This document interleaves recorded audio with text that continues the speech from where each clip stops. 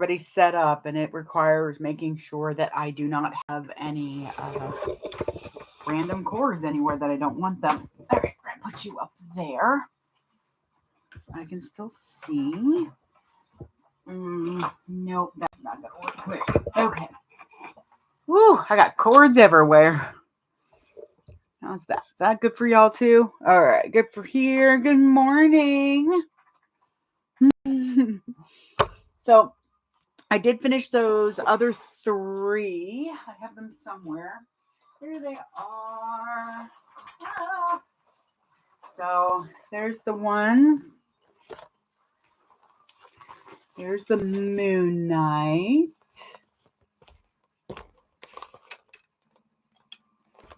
And then Chip and Dale. Yes.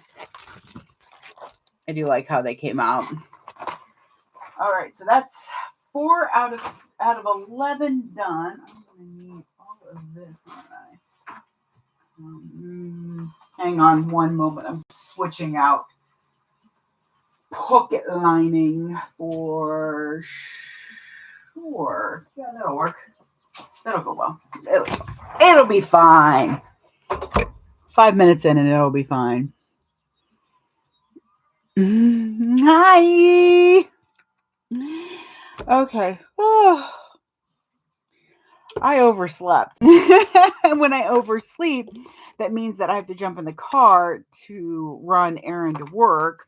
And that means I don't get as much of my wake up time as I normally do. So I'm going to be a little off kilter, but I've got my coffee, I've got my trail mix, I've got everything set up, I hope, so that nothing falls over. So I did go ahead and start a couple more yesterday when I finished those other ones. So I've got the Scout one. I've already got that overlay set up on this. Same with here. So little Pocky monsters. They're so cute. All right. I've got the insides done for both of them. I just need to add that, and I've got that cut out and ready to go. Let's sit you here. So I just need to sew on my tag, my vinyl tag, and then come here, you. And then once I do that, why does that look like that's shredded? Hang on. Oh, because for some reason you got caught weird. Come on.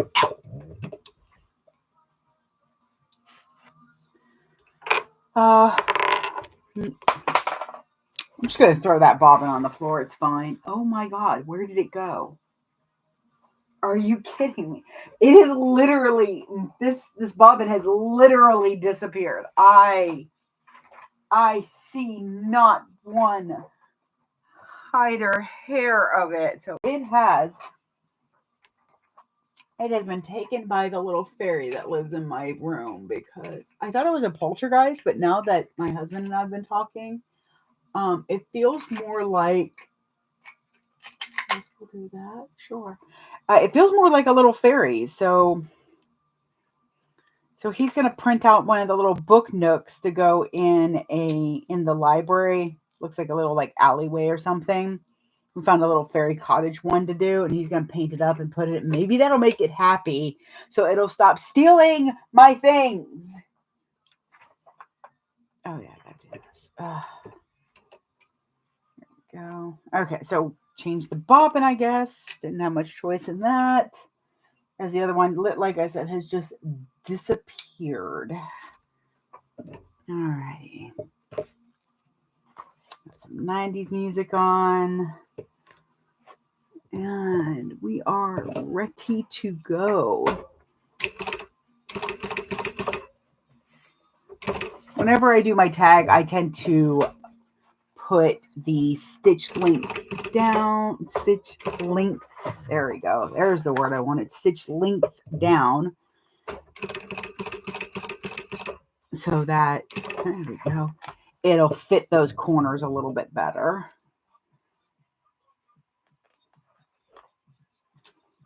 Oh, I don't know. It might be too early for Tootsie Roll, y'all. I don't know if I can do that this early.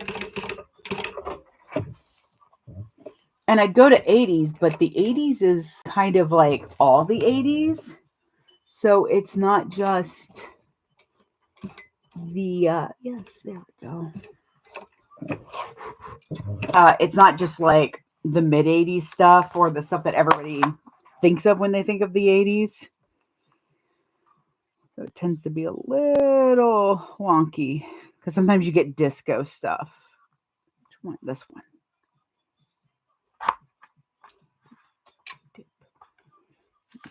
Okay.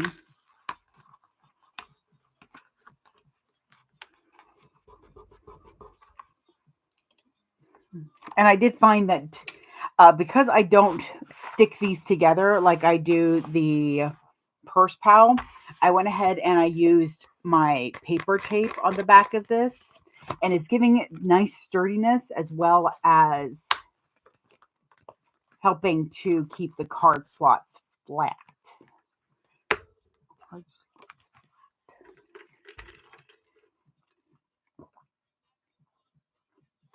So how are y'all doing this morning? It's very foggy here, so it has this very like low light setting going on outside, and I actually don't mind when it's overcast because I like it in spring. If it's overcast in spring, then you have all of the flowers and the flowering trees that are blooming. It tends to really push the light out on them. It makes the colors kind of pop in a different way. But we're still kind of right at the edge of winter. So with that, we're kind of looking at not having as bright of colors. Sometimes when I draw these boxes in, or it might just be that I'm paranoid, I like to make sure that they're even.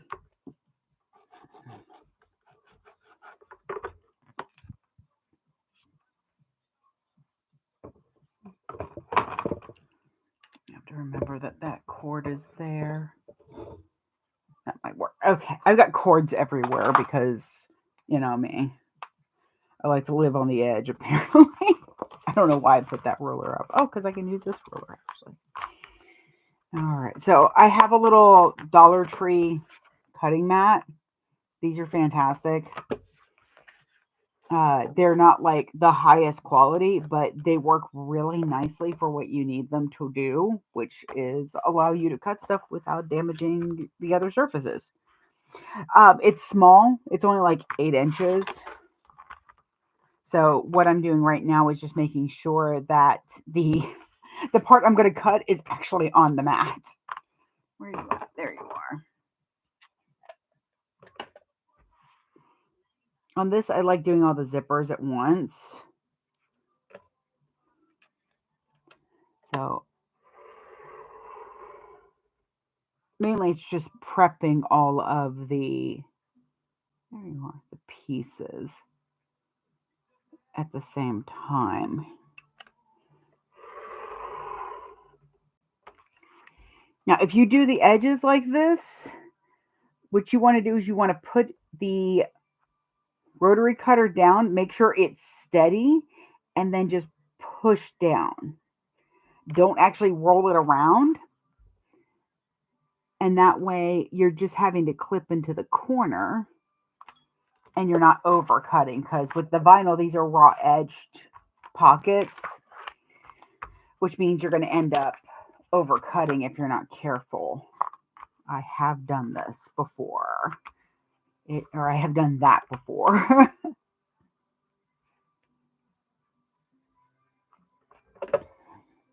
It eases all your pain, let it go. Here we go. This vinyl's from MoreMeKnow, and it has this very soft suede back. So I find myself sometimes spacing out and just kind of rubbing on the back of this vinyl. It's so soft. Oh, texture.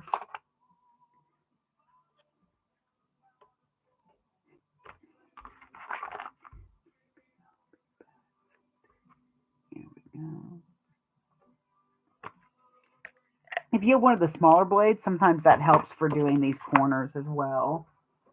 Also, having a pair of scissors with a good sharp point helps a lot too. That I can go down there.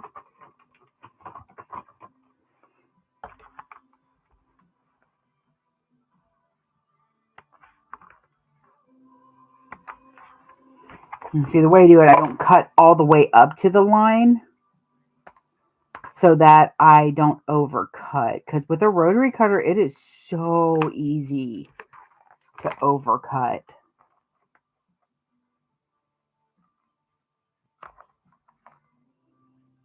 And a nice sharp point helps you really get to the edge without going over.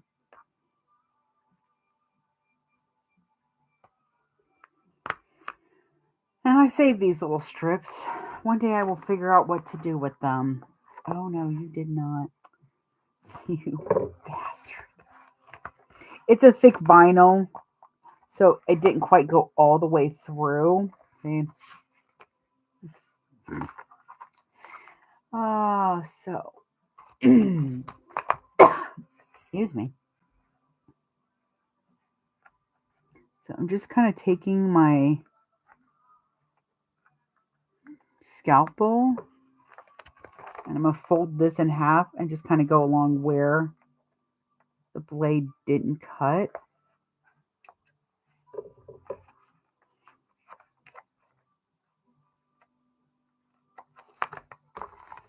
And I know I had some folks last time asking how I do my coffee, what I do for drink, because it is very important that you stay hydrated. And when you're at the sewing machine, it is so easy to just forget to drink anything. So whenever I do lives, I make sure I have 2 drinks ready. The first is my iced coffee, which I use almond milk and sugar-free chocolate syrup and sugar-free, right now it's pumpkin caramel.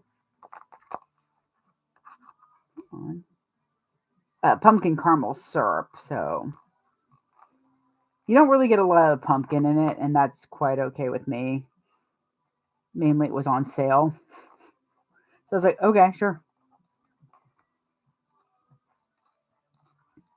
But you'll see that I use a lot of almond milk in it. It's pretty much, if I were to say it was half coffee, half milk, I'd be generous to myself and be lying at the same time, because it's probably closer to 60-40 where the milk is the dominance. Don't know who you are. Sorry. Okay, so I have these little strips. I don't know. I've got a bunch of these. I don't know what I'm going to do with them. It just hurts me to throw them away. So probably use them as interfacing pieces. All right, I've got that done. I've got that set up. Trying to keep my thought processes. I've already gone ahead and punched the holes for my magnets because I'm going to be using rivet magnets. The way I do mine is I fold in half and then I use one of the markings and punch it. That way I know that they're going to line up. They should line up really well without any problems. All right, now comes the fun and kind of drolly part of this. Is putting the zippers on. Really doesn't take me long. It's just because this is thin fabric and I don't have it interfaced, the machine can be a little persnickety about it. It's just like, okay, 1, 2, 3, and 4. I'm just dividing them up so it's easier to grab. I don't put my zipper pulls on until after I've got everything sewn on almost. That way I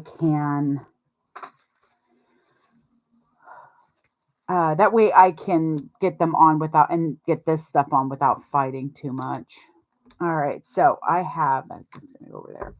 I have zipper tape from a D stash. It's got, for the Pokemon one, it's got cute little Pikachus and Pokeballs. So adorable. And I want my shorter one. Those are all, I need to get more. I need to get more of these. With the thin fabric, I usually like using the hair clip ones. No, I don't want this. Oh, my mom's awake or bored at work. Okay, so that's the short pocket. So these are the outside pockets. So I am grabbing my shorter zipper tape. I do tend to cut it a little long so it's easier to put on. This is from Fat Rabbit Supplies, and there is matching webbing with it. I am, however, mixing my webbing and my zipper tape a little bit. Yep. So the webbing for this one will have the wands on it, and then this will have the front bows on the zipper tape. So I thought that would be kind of cute.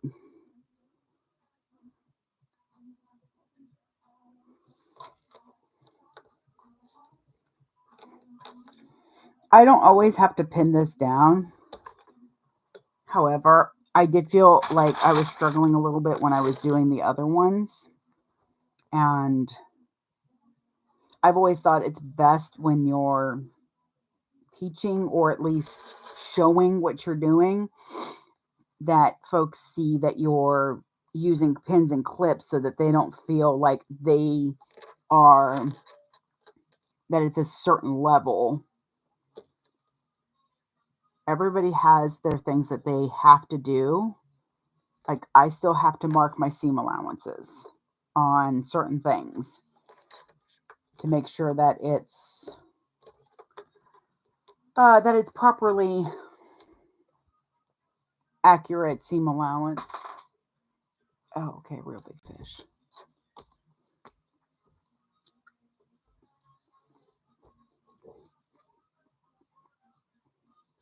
I'm just making sure. So my fabric is right side up. My zipper is right side up.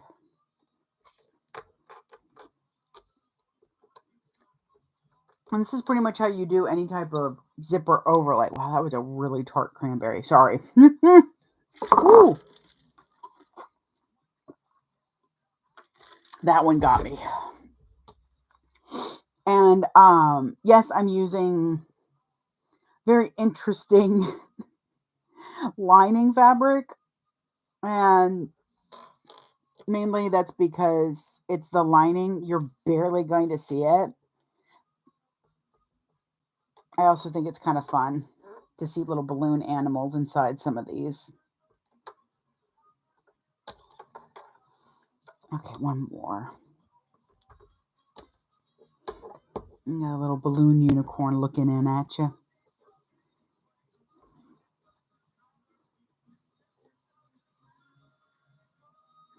A couple more of these. All right.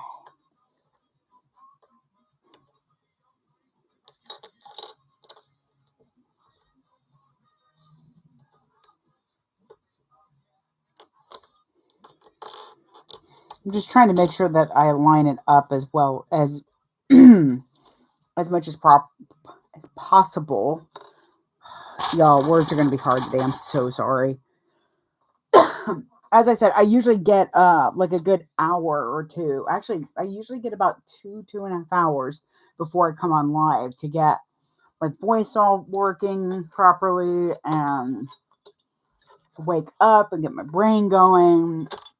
That didn't happen today. I woke up like 5 minutes after we should have left. So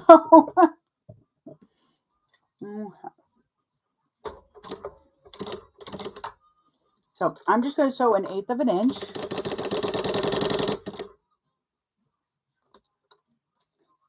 Actually, I'm going to keep my stitch length small because with the thin material, it tends to help.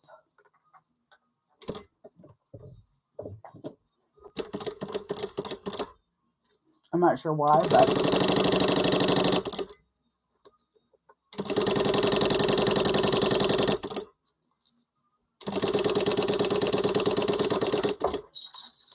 I find that this fabric is a little slippery. Slippery is the wrong word, but it's also the right word. It's a little slidey. That's why I went ahead and put the clips on. Because normally I just kind of hold it and go.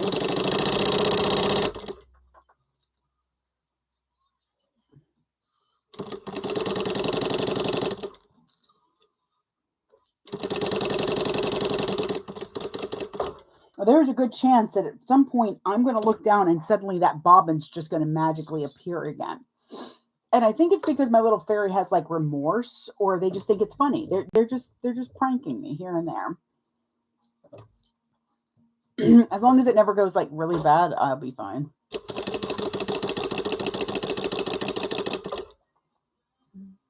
Shouldn't miss any questions. Good morning, everybody. And I hope Saturday is finding you well. I have a very wet Saturday out there. Oh, there we go.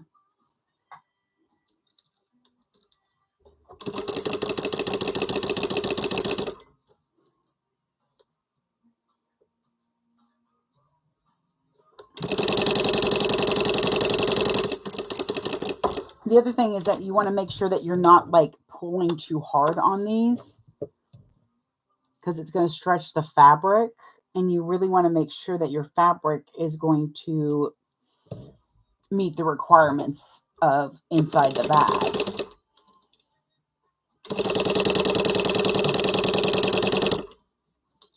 I actually even cut my fabric about 1/2 inch wider for the inside to make sure that it's going to cover, because it's supposed to be caught in the seams of the side so that the whole inside of the bag is the inside of the pocket.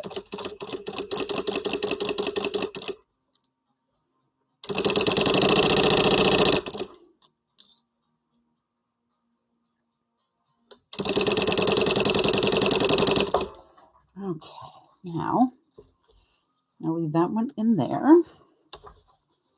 Go through and cut my threads in between so that I can separate these. Sometimes it's fun. I have like a whole banner of them.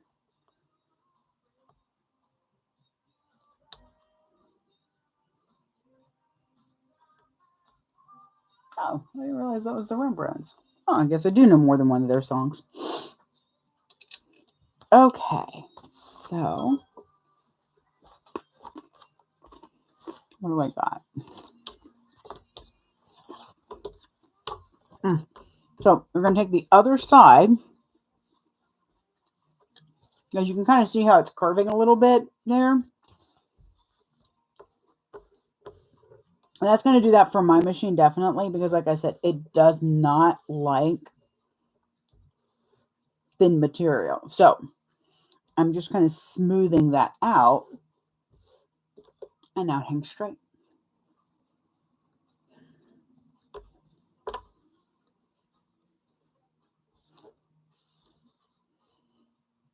Mainly I want my sides to line up really nicely too. And you want your zipper to line up that way, because then you're not going to get a wavy zipper that way.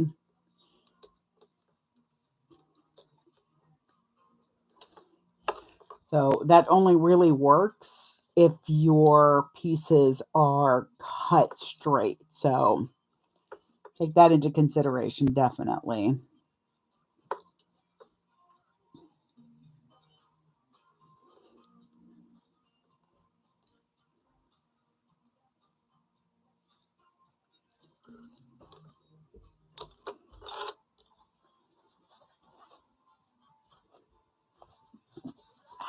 Sorry.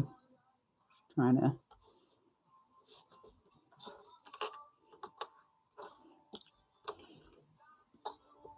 I just finished a book and I'm trying to decide if I like it or not. And it's not that it was bad, and it was really well written. It's just it was, I guess the only way to say it was weird. And I saw somebody's good read review about it, and they called it Lovecraftian, very Cthulhu-esque. And I was like, that actually helps me decide, helps me figure this out a lot easier, because yes, it very much was. Like, I read something like that by T.K. Fisher. T King Fisher? T King Fisher, I want to say is. That kind of had that aspect of going to another world type thing. And not like fairy type world. This was very off.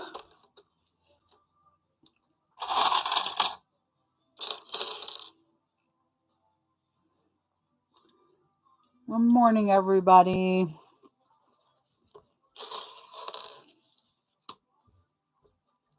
This is kind of the tedious part. I was making sure that my zippers are set properly and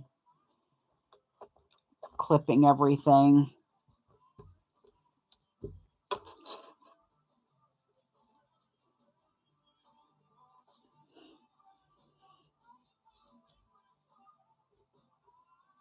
And it's also made a little bit more tedious, mainly because of the fact that you have to do it so many times when you're batch sewing.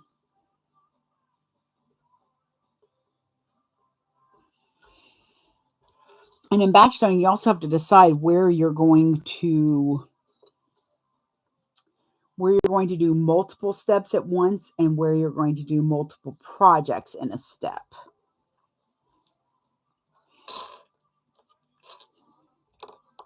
Like, I did pretty much all of the inside for each of them, instead of doing card slots on one and then doing card slots on the other. Go. And I will, on these, have to make sure that on the outside the bows are sitting properly. Otherwise, they won't look right.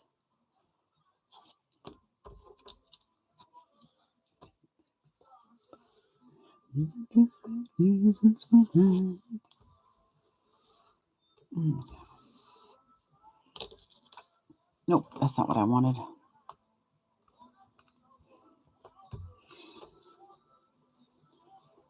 I might have to change the music too. It's not giving me that energy I was kind of hoping for. Either that or I just need to drink more of my coffee.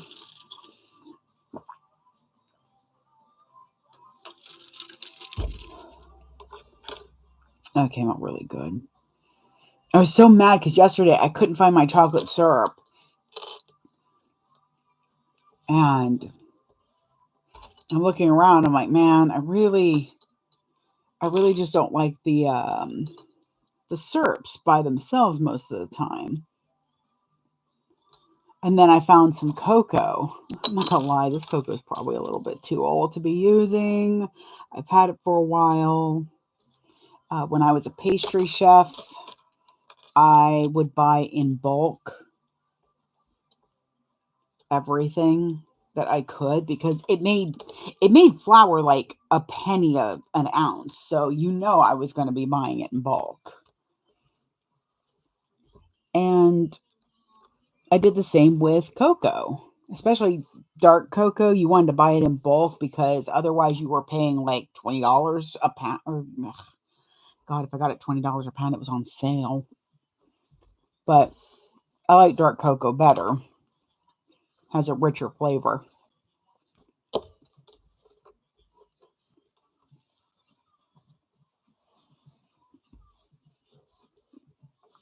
So, so I have a lot of cocoa still. And of course, I'm trying to figure out how to use it up. So I just dumped a bunch in my coffee, thankfully in a shaker. So that's not a tin, that's a piece of trail mix. So so that I could shake it up because otherwise it's not going to blend very well. So I actually thinking of just using a bunch of it to make a no sugar syrup. Because if I'm adding sugar-free stuff anyways, I don't have to add, it doesn't have to be sweet. One more.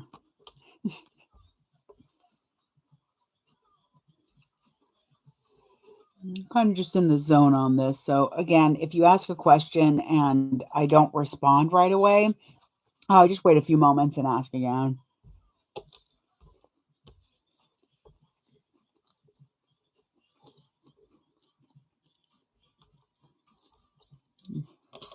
I'm super glad I found a trail mix that isn't like all chocolate pieces.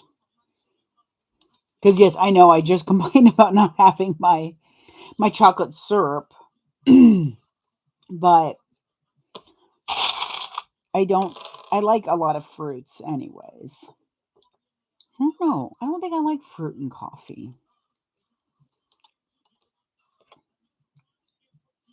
Okay. I'm trying really hard not to. Cause see, this is my my trail mix bowl, and right next to it are my clips. So I keep going to reach in to get clips. I'm gonna end up eating a clip. I just know it. And I shouldn't say, but I'm going to end up eating a clip again. I didn't swallow it. I realized when I crunched down it was the wrong thing. It just wasn't a great time in my life at that moment. Okay, so now I've got them clipped again, face up. So right side up, right side of the zipper up, and now we just sew them at, I sew them at 1/8. You can sew them at 1/4 of an inch. I sewed at 1/8 so that I can assure myself that these stitches will not be seen.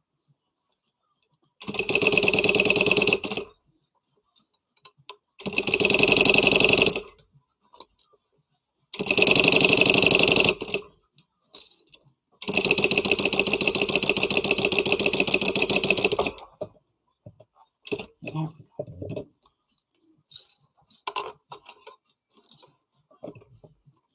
Just shake your rump.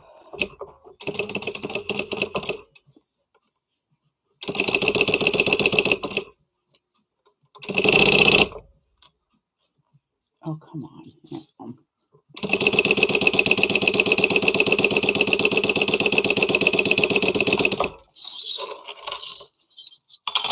Like cleaning up the clips, otherwise they get everywhere.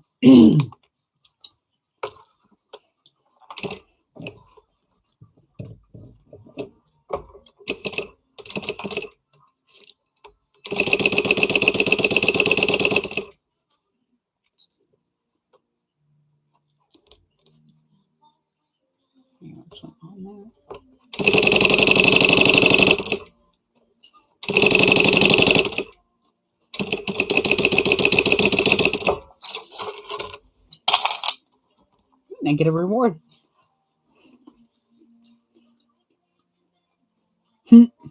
No, thank you.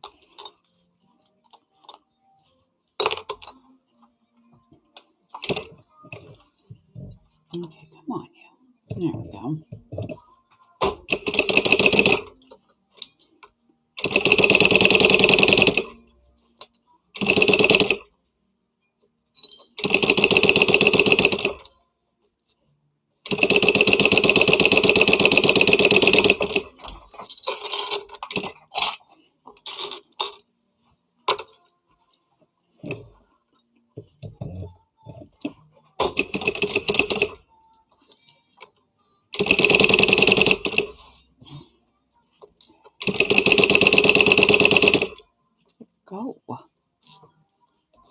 clips are being sassy today.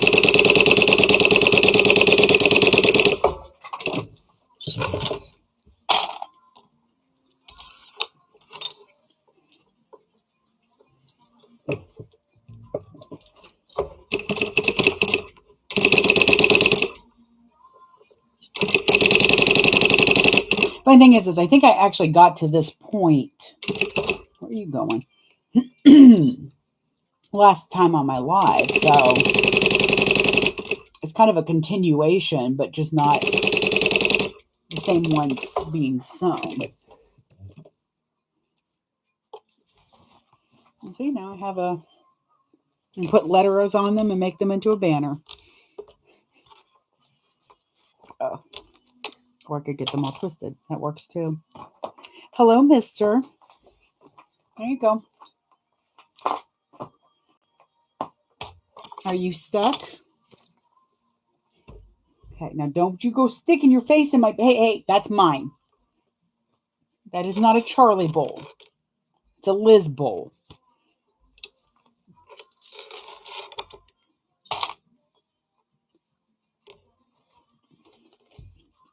I don't think anything in there is really good for you. So guess what?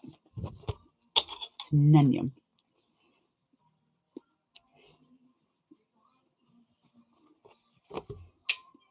Okay, I'm going to go ahead and do the front ones just so that they're done and out of the way. Because after we do the zippers, then all we have to do is put zipper pulls on before I forget. After we do the zippers, it's magnets and then final assembly. So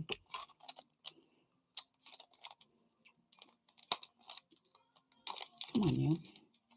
Okay, so I'm doing rose gold hardware for the Senshi Scout one.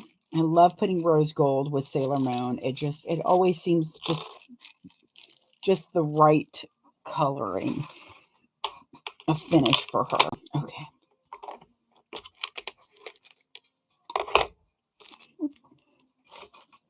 So I've got that one for the Pokemon. There we go. Now YouTube can see. And then that's for the outside one. And then I've got rings for the inside.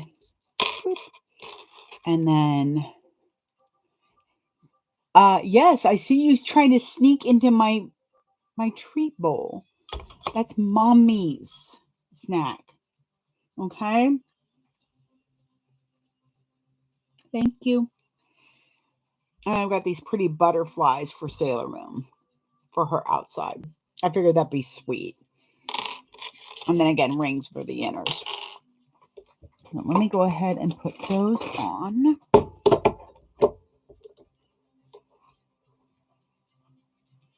Yeah, we'll put them all on because that'll get them out of the way.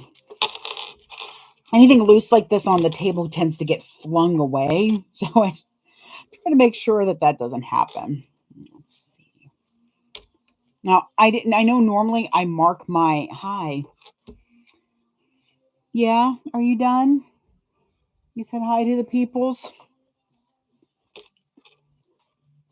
Normally I mark it out. I don't really have to because I didn't pull this apart. So it should be fine. But I'm going to put it on at the very bottom. There we go. Come on.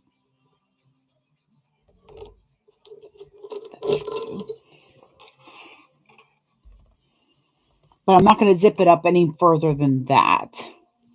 And when I put my zippers on, you'll see why I do that. It's a little like how Lauren MoreMeKnow does hers, where she pushes it all the way out so it's out of the way. I do that, except I don't like pushing it out to where the teeth are open when I sew over them. I'd rather they be closed.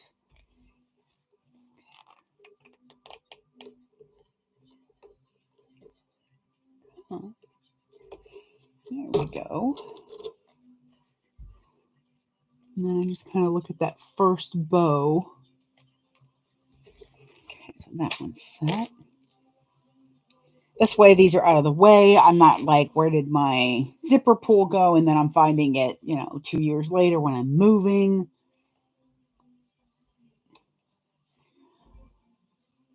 Okay, here we go.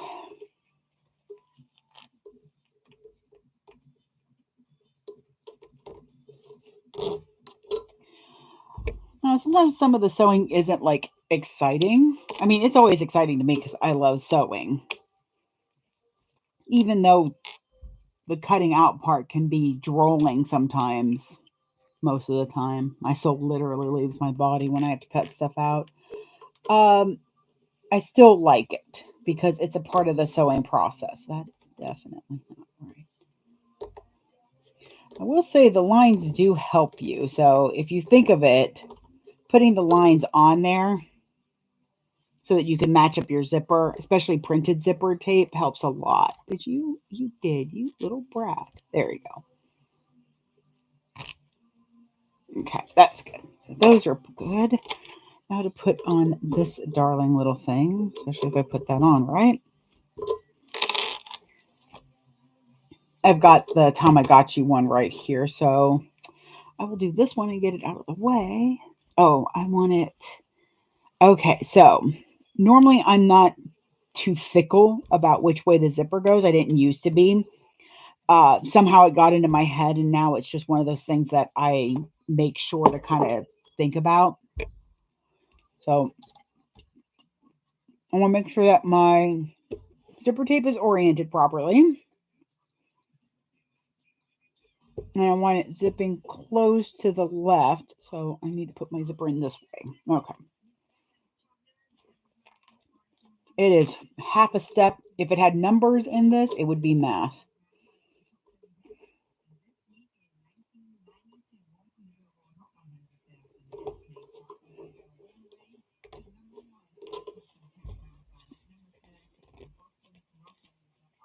We're doing the top 100 or the top 90 on 1992. Nice. Good year. Good year. Okay. So see, this way it'll close this way and I can orient my zipper the way I want it.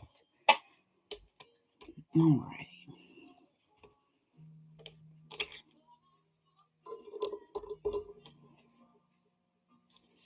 This one doesn't matter. It doesn't have like a direction on the zipper.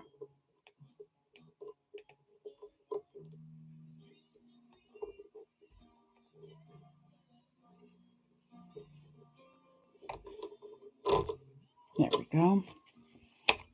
Okay, so that's all of those. Again, one of the challenging parts of batch sewing is having to do everything that many times. When you're like, God, this usually only takes me like a minute. Oops, Nikes. Doggone it. One of my rolls of 1/8 inch kind of came in a little weird, it looks like. We're just going to kind of do that for now and hope that doesn't get messed up. Because apparently I already put tape on here. Okay, so I've double-sided tape in here. Taking the paper off. Sometimes it's rough getting the chair. Okay, so you can iron this if you want, or like if I'm using waterproof canvas, I will put a piece of tape and then press it down. I'll also use my seam roller sometimes as well. So I have my zipper pull in the very end. You do want to be careful when you do that. Mainly, there's two things you have to consider when you're putting an overlay zipper on. Is you want to make sure that your zipper all lines up with the hole and your zipper overlay so that it's not going too far outside or not inside too weirdly. And then you want to make sure that your zipper's straight. You can take off one side of your tape. I have found with smaller zippers like this that it is a little bit easier.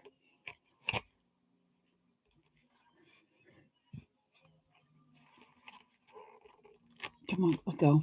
It's a little bit easier for me just to use with the tape off all the way. And then I press nicely and I put my fingers in the middle of my zipper teeth and I push them out. And that's going to help keep it from bubbling back up. So again, I still have my zipper pull right here. And I'm going to start. I'm going to start about here. And I'm going to make sure that it might not be 1/8 exactly. It's going to be a little bit more most of the time, but I'm going to use my foot to kind of keep my zipper tape straight as I'm sewing. So it's going to run along yet. I do a little back stitch. Nope, stupid bowl. And then I'm going to make sure that my zipper is holding in place when I get to the end of it.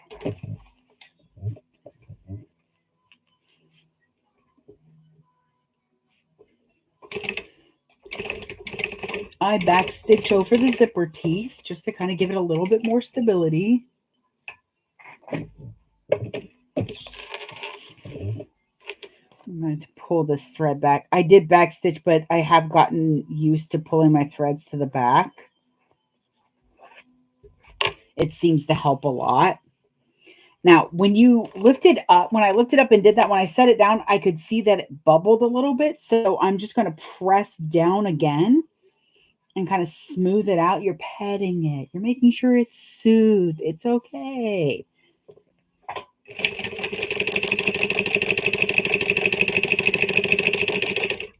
Actually, it's kind of soothing for me too. Okay, so before you get too far, you want to make sure now that you're going to push in your zipper pull and that you left a hole wide enough for said zipper pull to come through. I'm just going to push that all the way back. I'm going to smooth everything out again. Tug it. There we go. Just a little bit further. There we are. Why are my snacks and drinks in the way all the time? I guess it's to remind me it's there.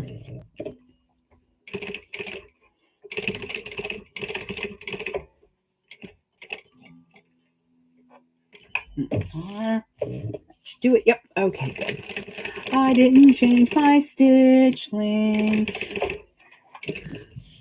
That's fantastic. I mean, it looks really good, so it's not too huge of a deal, but I don't like a super short stitch length on the vinyl. It concerns me.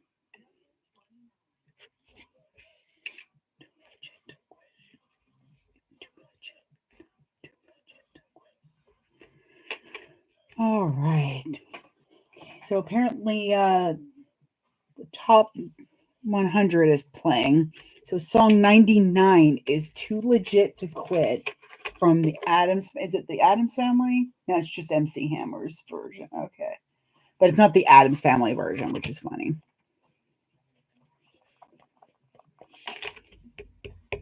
So in 1992, number 99 was MC Hammer.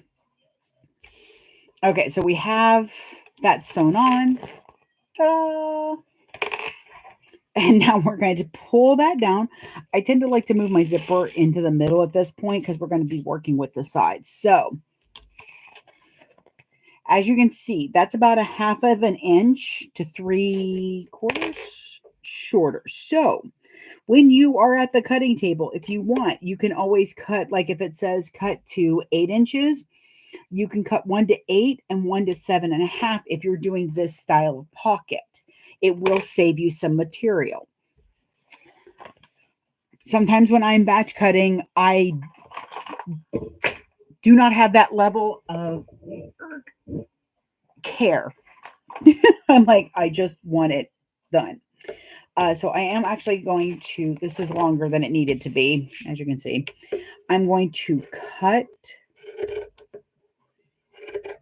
long, making sure not to tug at my fabric too much, because anytime you do not interface your cotton, it stretches and it stays stretched.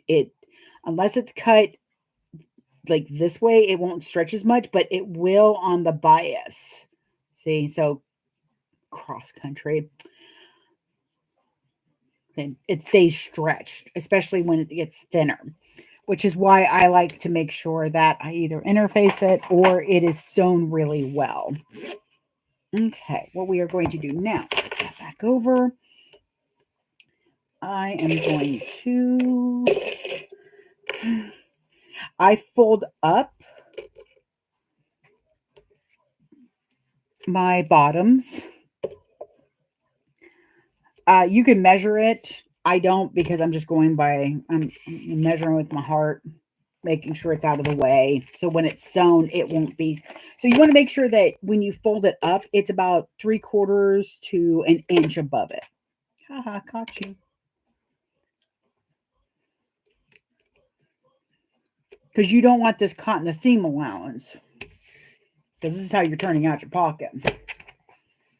Okay. Now, because it's how I'm turning out my pocket, or turning out, I'm going to go at 1/4 inch on the corner. There we go. Now you can see right here. I'm going to start there and then kind of migrate my way up to be 1/4 inch away from where, I'll show you, where the zipper is sewn into the overlay. So, oh, it's easier on this side. Nice. So I started here at this very tip and then went all the way up to here. So I increased my seam allowance when I got closer to the zipper. The reason I do that is because I want a lot of space to turn these out. In fact, I even think I know where the heat gun is. That is going to be used because my hands hurt yesterday. All right, so. Oh, okay. I saw this little cut. I was like, excuse me, but it's on the inside, so it's fine. It was just a moment. So 1/4 inch away. I'm going to do that 1/4 inch all the way across the zipper, and then I'm going to shift to decrease down to that bottom.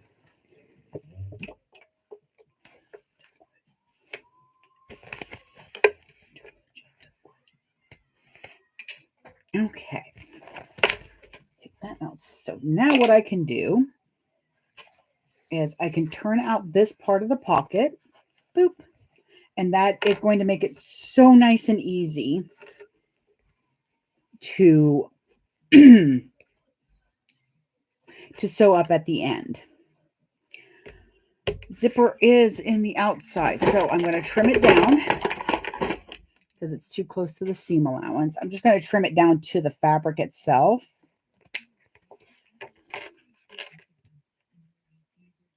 So on the other side, I'm going to trim a little bit more because I want to make sure it's really out of that seam. And then I'm going to go through and, of course, melt my zipper ends.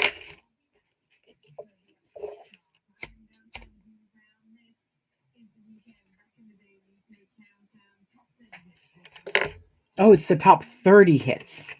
My apologies. Which means that Too Legit was number 29 in the country in 1992. If you want to know. So I'm going to leave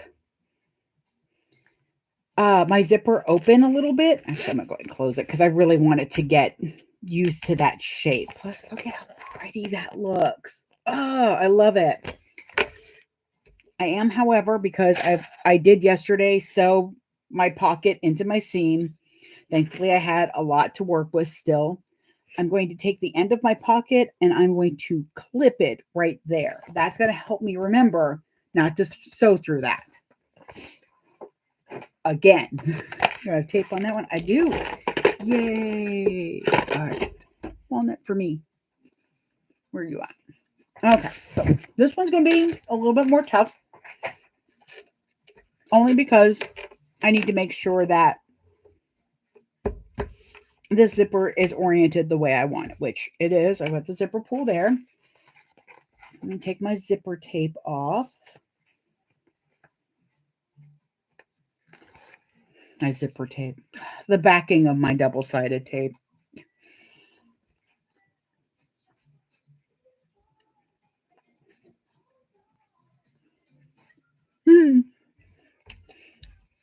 Okay. Now we're going to, I've got my zipper pull on the very end. Got everything lined up nicely. I see you.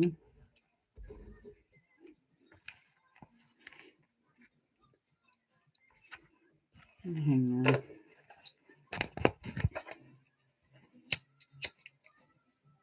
That is my nail. I don't want to set fire to my nail.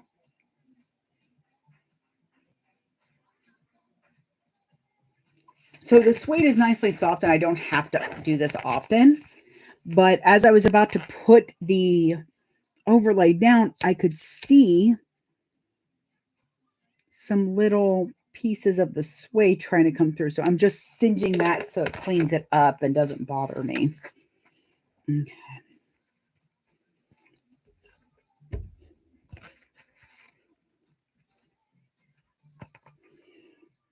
Trim in the middle. It's all the factors of making sure everything is sitting properly. That's why I use my nails to kind of... I think what I'm going to start doing too is interfacing at least the edge where this zipper gets installed on the cotton, if I'm just using cotton, because it just doesn't want to not stretch. And I am very particular about that. Okay.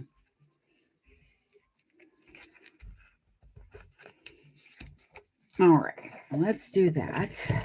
I've got that positioned. I've got the right stitch length. All right, here we go. And now we go.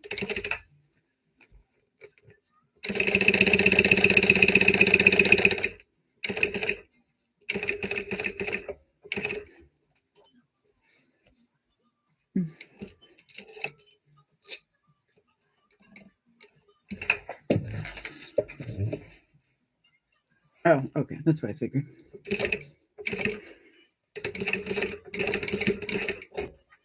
I don't know if I could ever mistake any other artist for Mariah Carey. Like, she has a very distinctive voice.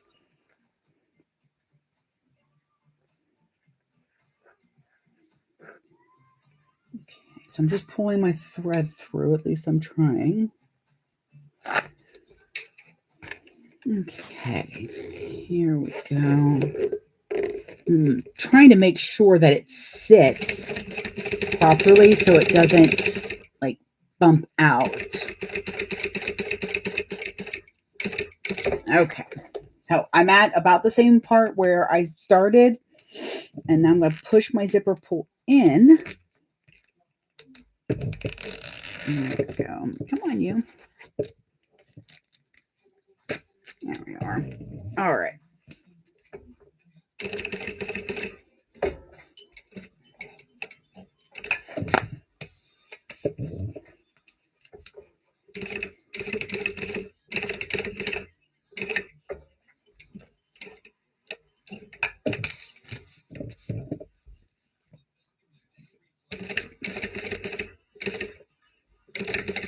All right.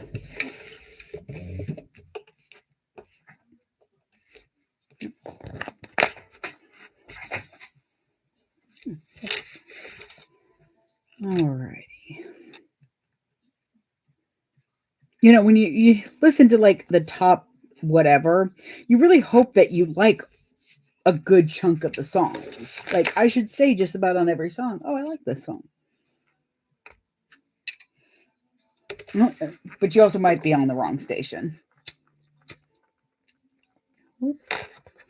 Trying not to set fire to the fabric or the zipper tape, just the threads. Oh, that's going to bother me. So it's going to have a little bit of a poof. Let's see how pretty that looks. Love it. Put my zipper in the middle, pull down, flip over. And I'm going to have to adjust my cutting list definitely for this because this does not need to be this long.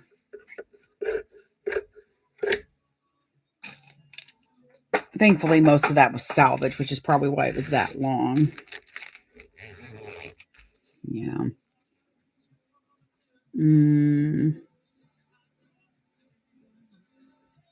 Okay. That's okay.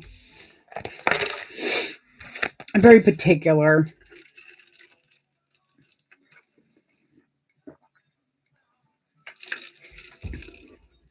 But there comes a time when your pickiness or your quality can become a problem because then you're not really moving.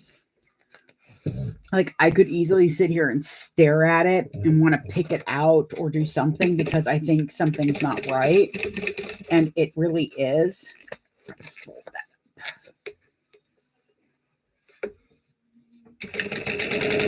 on. There you go. Okay.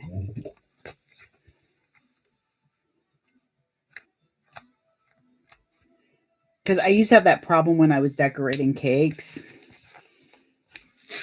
Oh, I get stuck on a cake for an extra hour just because there was a part that wasn't going properly or the cake in my eyes seemed lopsided in a way. And it wasn't, or it was in just enough that it was like maybe a 16th of an inch off an angle, and I'd become obsessed with trying to fix it.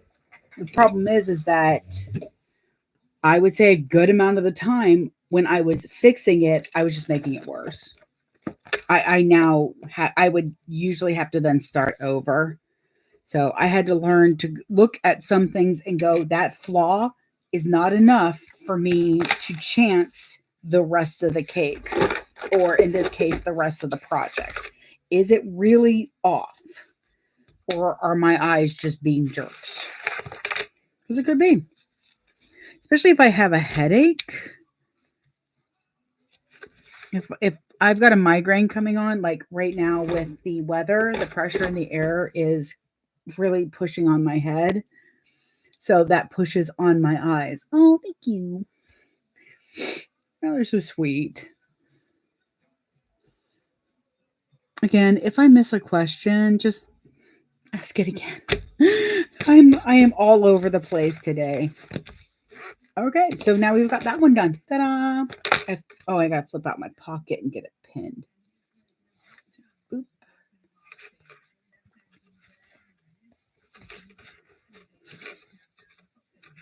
Come on, man.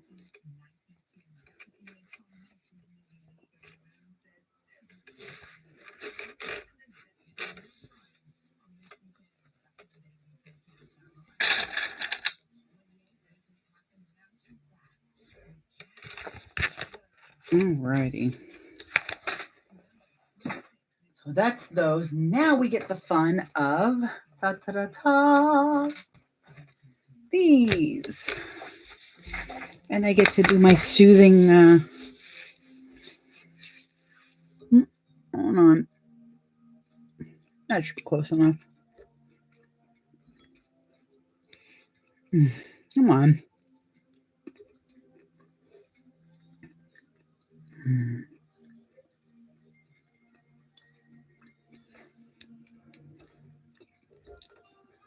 It does that at least once live on TikTok. Okay. Now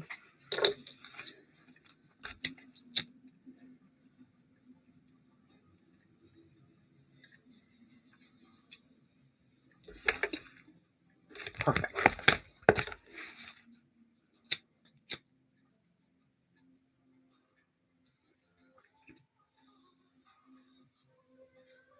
Okay, there we go.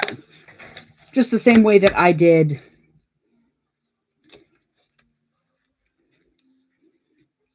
did the opening on the outside. I wanted to make sure that that was sealed as well. All right, so I need one of these. Now I need my tape.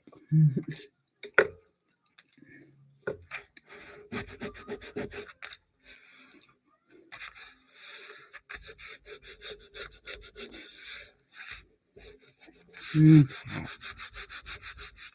There we go. This is going to be fun.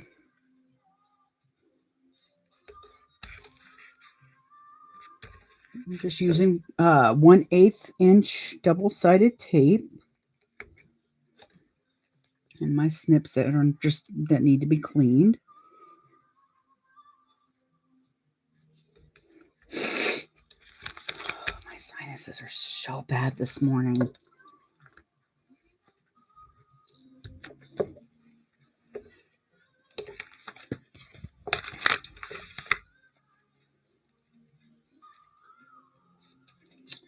Let's see, the middle pulled out for some reason. Here we go. That might work. So I'm just trying to kind of get that to sit in there. I'm trying to go outside of where I'm going to be stitching. So I'm trying to go about 1/8 of an inch away from the opening and put the tape there.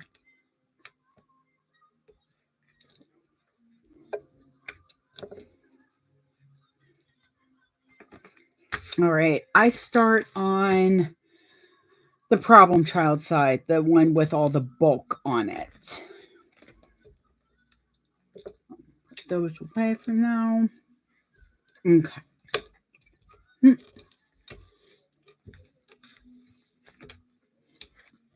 And with this, I want the zipper going towards the top. And the top is where my tag is. So I'm going to want it to go that way. Come on. You lay flat zipper.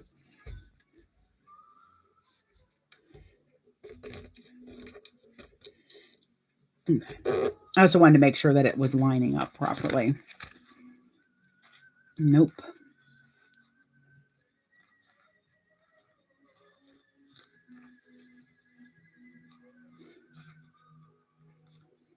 Come on, you.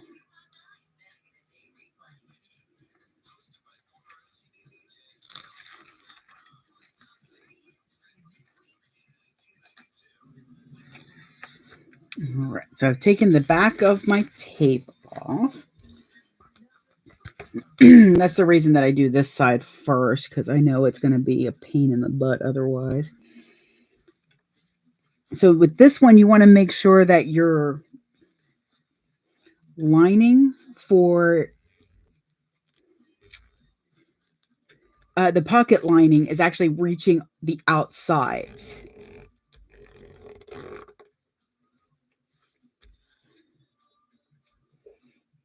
Dang, all I need is Venus, and that would have been perfect.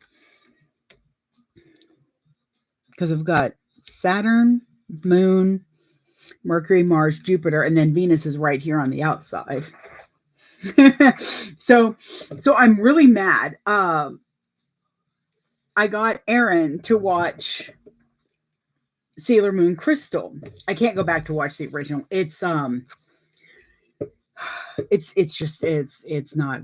was. I watched an episode. Was like, what was wrong with my small mind? But I remember watching it because it came on right after Bananas in Pajamas. So I would get up early, bloody in the morning, just to start the tape so I could go back to bed. Because yes, I am that old that I was recording these on VHS, just so you know. But I would talk about Sailor Moon all the time, and I have these really cute Senshi cupcakes.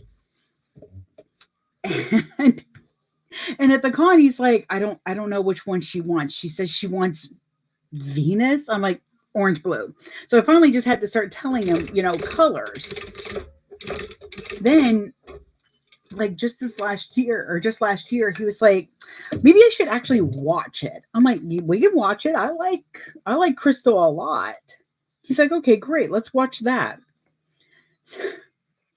So come to find out, he really identifies with Usagi.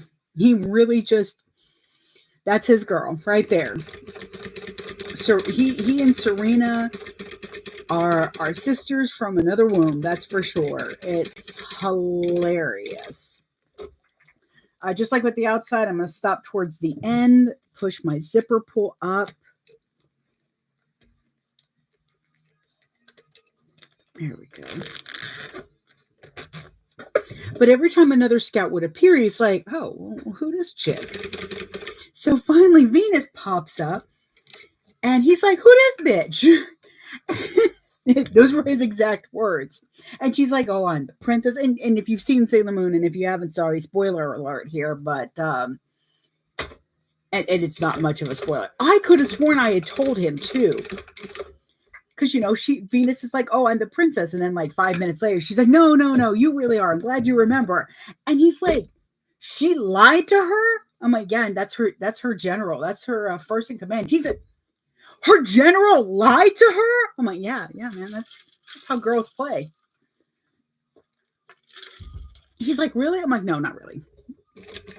But it was so hilarious watching it. And I'm mad that I didn't get his reaction on tape, because it really was, he was just so confused. And then when Chibiusa comes in, and he gets mad like through that whole season, because he's like, what? Why is everybody doting on her? She put a pistol in her face. He's like, I'd be mad too. I'm like, you got some Usagi rage going on here. What's going on? You okay there, baby? But it was just a lot of craziness watching him identify with Usagi so much. Shucks to eat, shucks to chill. My scissors right there. Okay, so this one you want to do a little bit differently when trimming off your pocket. I'm going to match my pocket to the bottom of my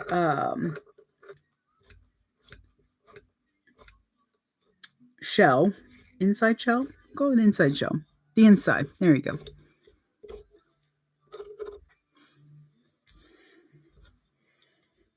Come on.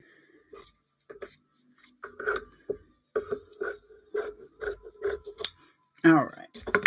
Now, the other thing is that's different for me is the fact that I drew on the corner here, so I didn't have to cut it out. So I was just cutting out rectangles. I need that corner though. So I'm going to go right inside and cut that real quick, because this doesn't have to be perfect. Oh yeah, that was Selena and Pablo. So that's fine, because I use the inside. I use this outer edge for my seam allowance.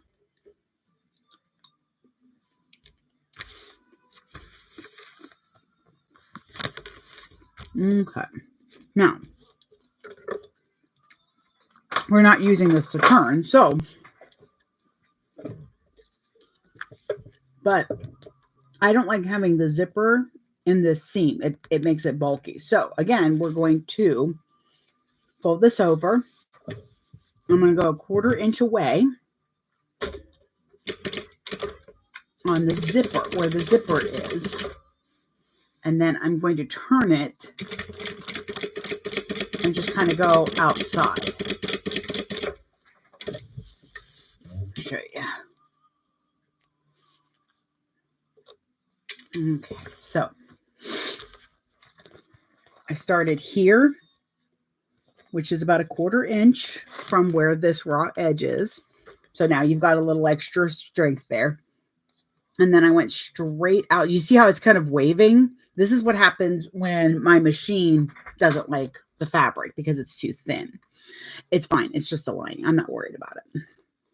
But what I'm going to do is I'm going to cut right here so that that zipper is out of my seam allowance, but to where this is still going to get caught and it's still sealed. So it's still a sealed pocket. Do that on the other side real quick. The other side's always interesting to do. I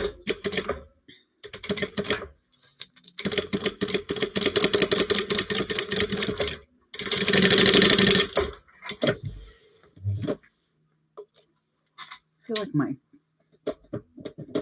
like sometimes my knee lift moves a little bit. So it'll slowly shift over time.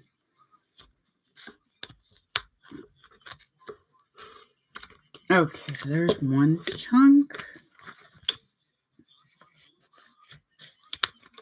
See, I don't mind the fabric being in the seam allowance because it needs to be. And I'm just melting the edges and sealing my zipper tape. Okay, there we go. And that's one side done. Huzzah! Okay, so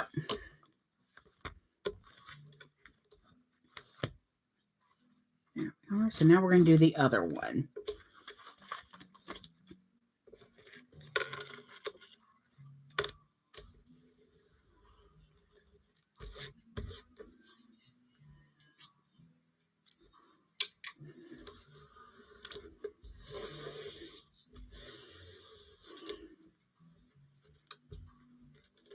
It's the fabric because it's so thin. Yeah, that's what I'm gonna start doing after this set. I've got 4 more after this. I'm going to put a little piece of interfacing just along the top, just like a scrap of like some thin interfacing, and that'll also strengthen that too.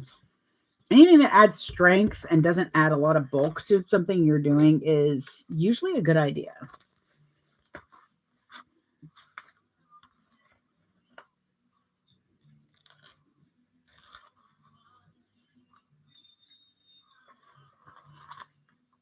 Color me bad. Nice.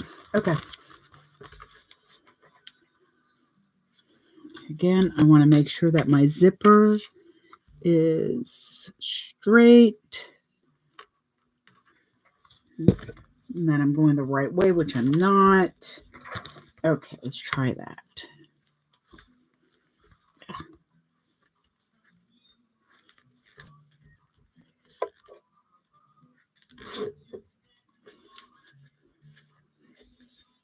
This side's the inside's a little bit more challenging because you're having to make sure that your zipper's straight and that your lining is meeting both sides, which is why I do cut it a little bit bigger. It just gives you a little bit more room. So I cut it about an extra 1/2 inch.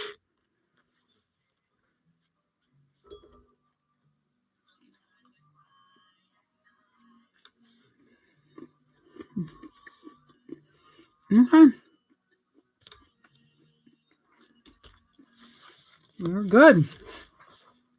Okay.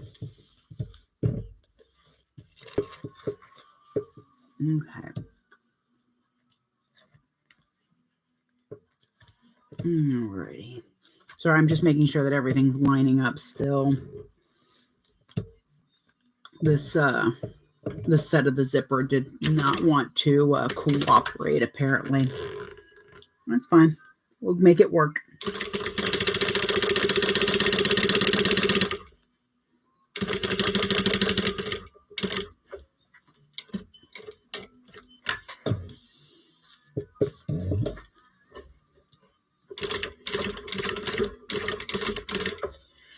Again, I make sure to backstitch over the zipper teeth.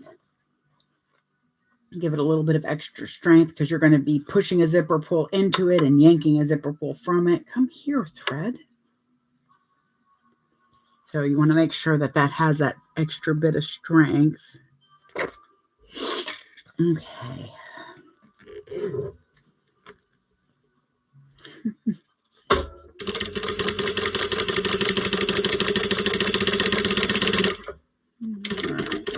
Right about there. Slip the zipper pull in. Come on.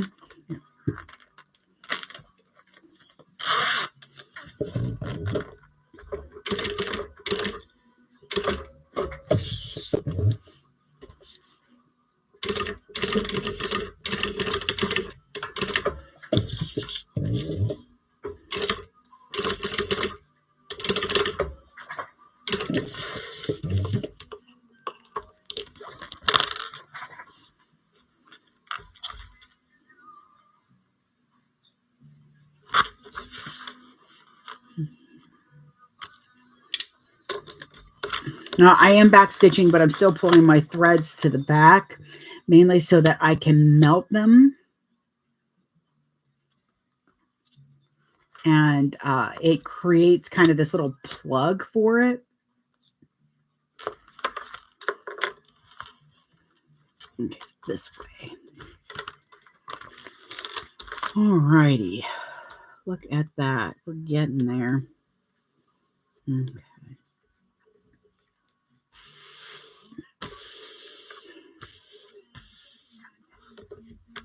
I'm just going to clip this a little bit because I want to make sure that I cut this nicely.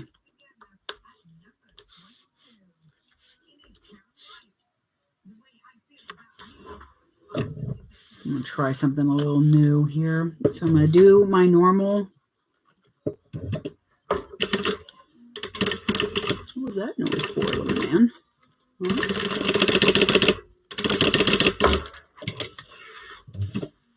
It made a little noise. Yep, because it nested, which is fine. It's on the inside. I'm not worried about it.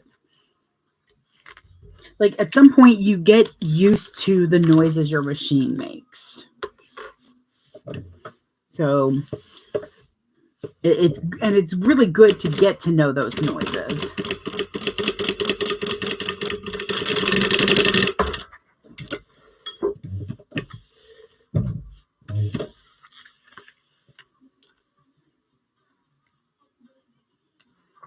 I'm only doing 2 at a time this time because of the fact that the other ones, the rainbow thread that I'm using didn't seem like it would match. So I didn't want to do that. I've got 4 left, so I have to decide if I'm going to do all 4 of those at once or if I'm going to pick 2 different colors of thread. It'll probably be the latter. This is what I need.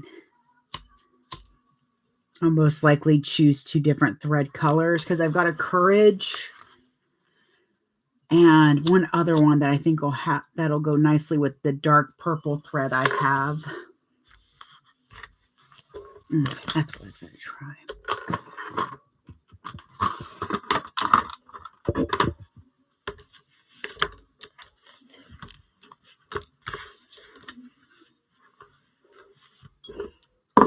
Why is my snack bowl always in the way?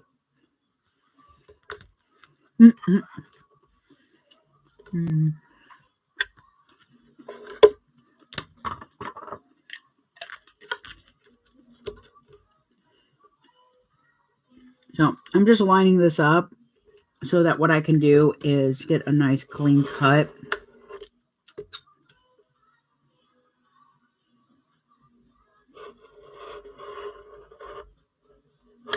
There we go. Not cut my nail. I haven't done that before. But this way I get a nice clean cut.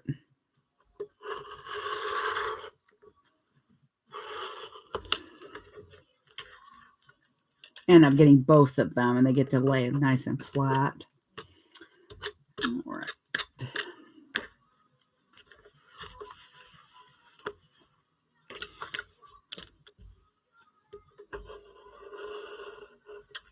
It's also less like fighting the material,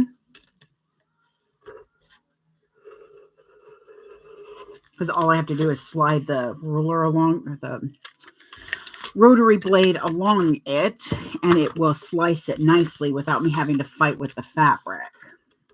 All right, so this one is ready. Except for one more thing. I need to cut along here.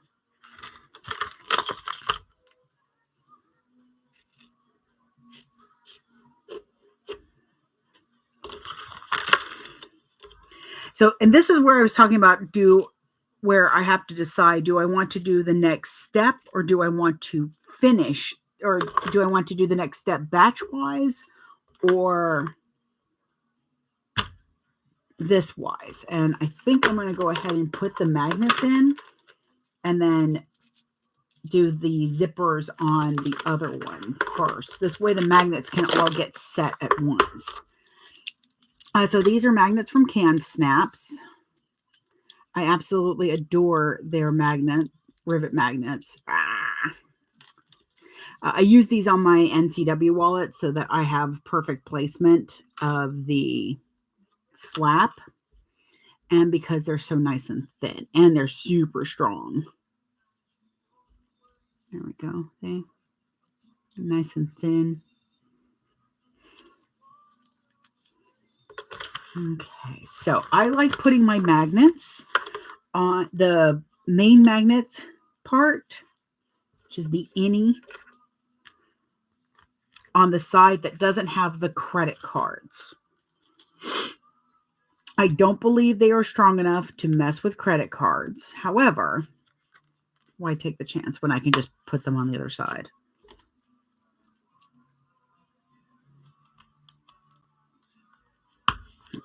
All right, those are in.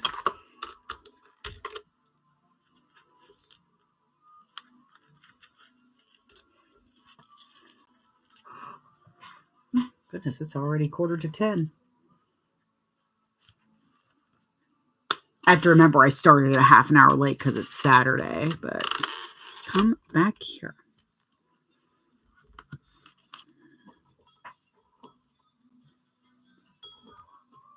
There we go. All right. Magnets are in. But they're not set, so I'm going to make sure that I fold it this way, because I'm not getting where I say these magnets are strong. Set that over there. Put tape on here.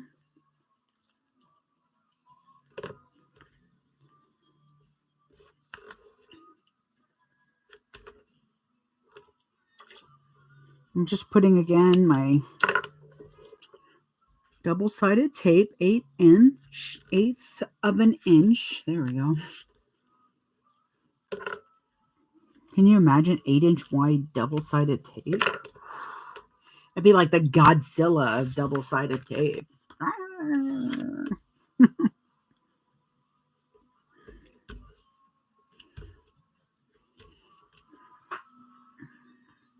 I thought I saw you down there. I was like, speaking of roaring, I've got my little...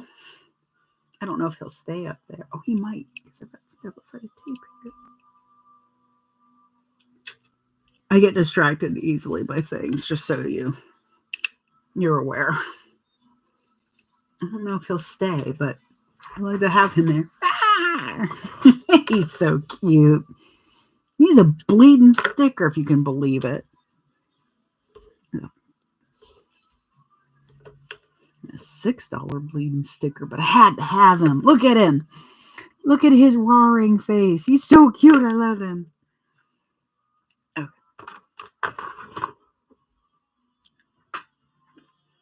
All right. So,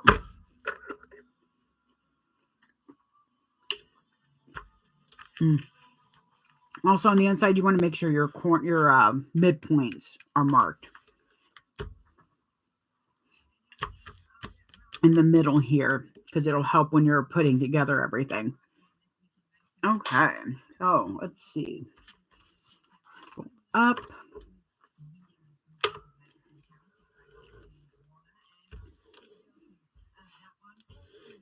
Alrighty, I'm gonna put you there.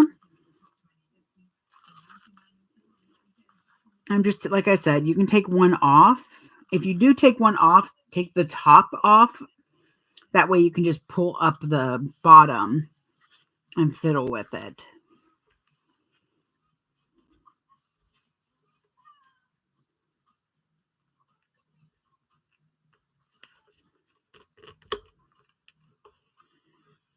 There we go.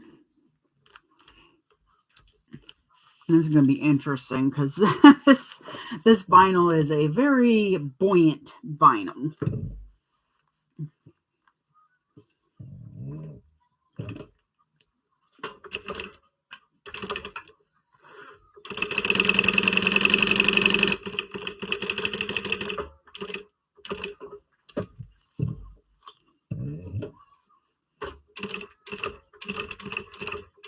In fact, I remember now I did do a ASMR sewing live on YouTube, working on the other two that I had started on the live Wednesday. So if you're like you just want some background weird noises, maybe me once in a while muttering about the book I was reading, I was listening to, because I always have opinions.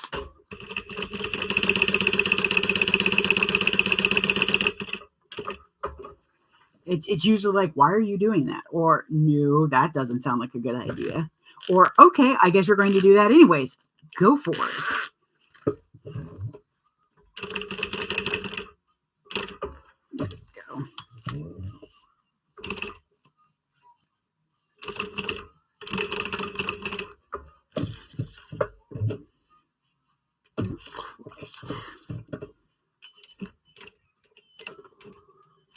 There we go.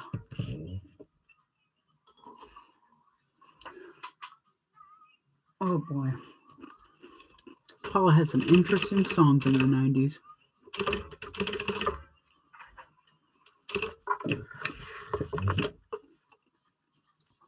Okay. There you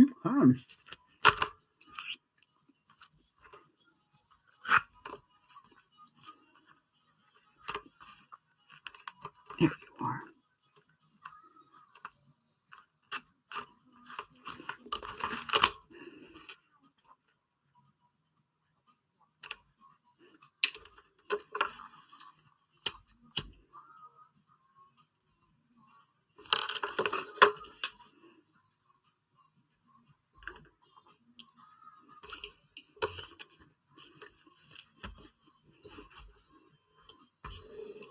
Okay, there we go. So far, so good. Get those sewn and then we'll trim.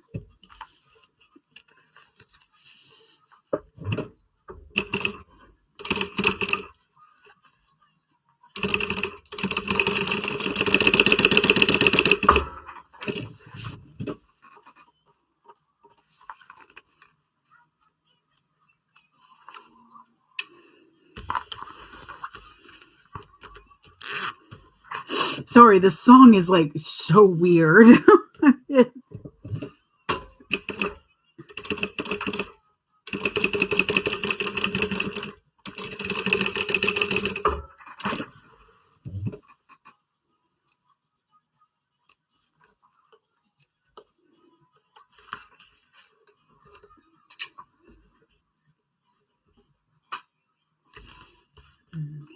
I'll get those all at once.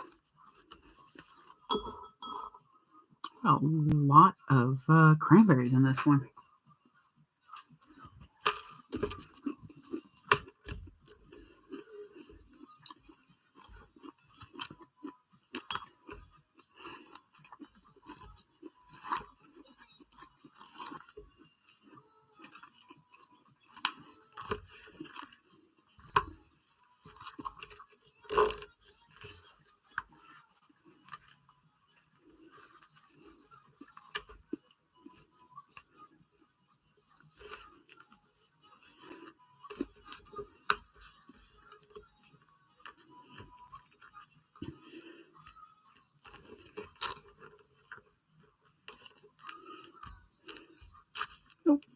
Almost. There we go. Now, the reason I'm able to place these so quickly is mainly because of the fact that I have done so many of them in the last few days. The other thing is that the sewing gods are being kind to me today. That may not last. But I guess sacrificing a bobbin to the floor might have been the right thing to do. I don't know.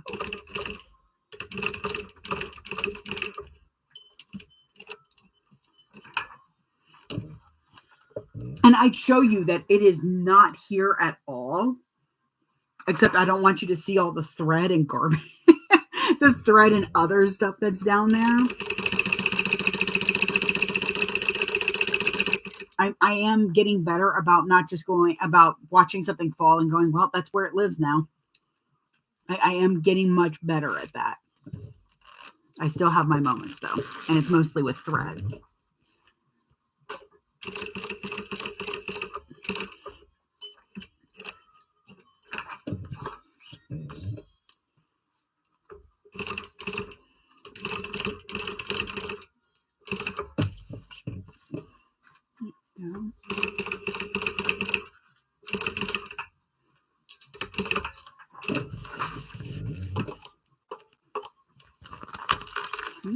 Okay. Perfect. Oh, I might be able to get both threads at once. Or not. Come on, I see you trying to come out.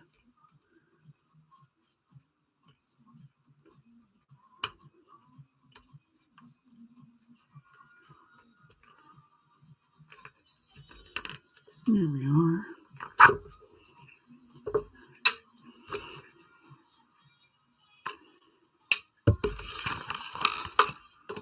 I'm almost at my normal sewing speed, the way I'm doing these right now.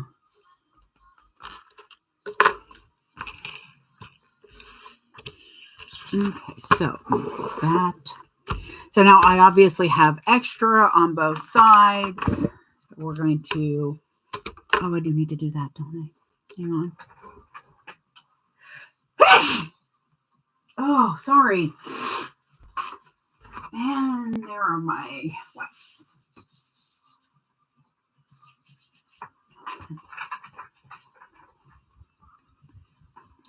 Try a little bit. Okay. All right. Now I feel human again.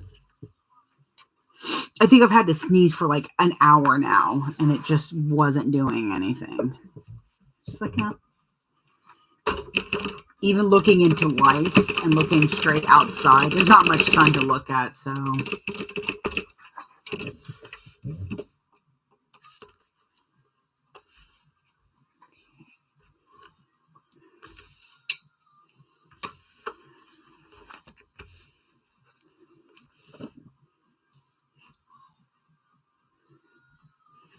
So once I get the magnet set, I'm going to put them together and turn them and finish them.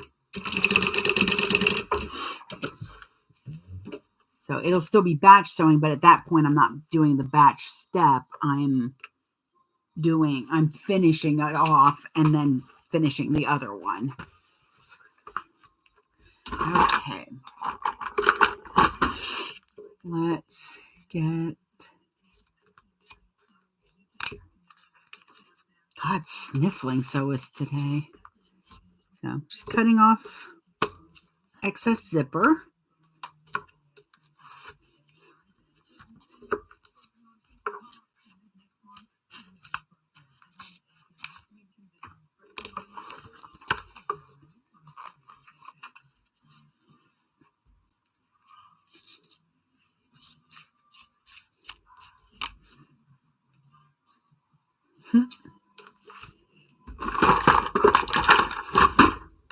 Okay.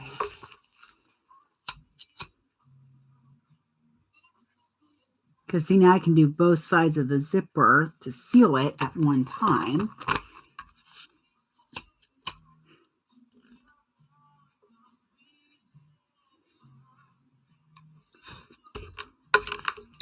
All right.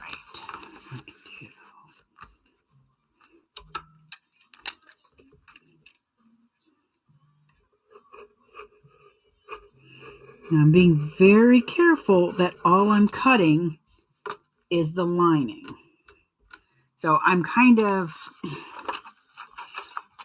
so what I do is I press down. Turn this around though. Here we go. So I press down and then I kind of pull my hand back a little bit so that the outside fabric that I don't want to cut pulls up. And this way what I can do is just kind of run my rotary cutter along that line and have it as a border. So clip that. So it's, there we go. So it's running like along it, not next to, it's next to it, but not like right beside the edge itself. I'm not sure if that made any sense. Sorry if it didn't. I'm trying.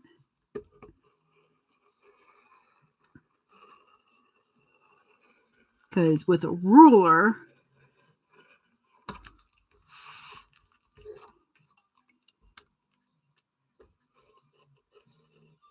you can end up not cutting enough or cutting too much. The too much is what I get concerned with.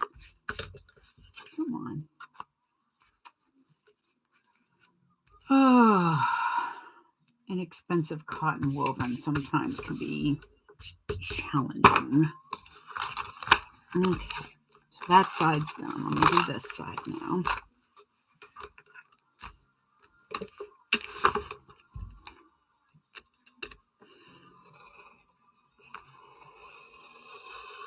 I am so excited, by the way. I got my email that said my space is all set for Dragon Con, and I am so happy because, so I did pay for my space last year. I pay for it every year.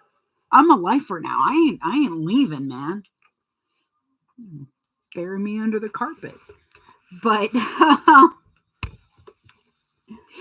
now, however, they do not guarantee that you're going to get back in, though.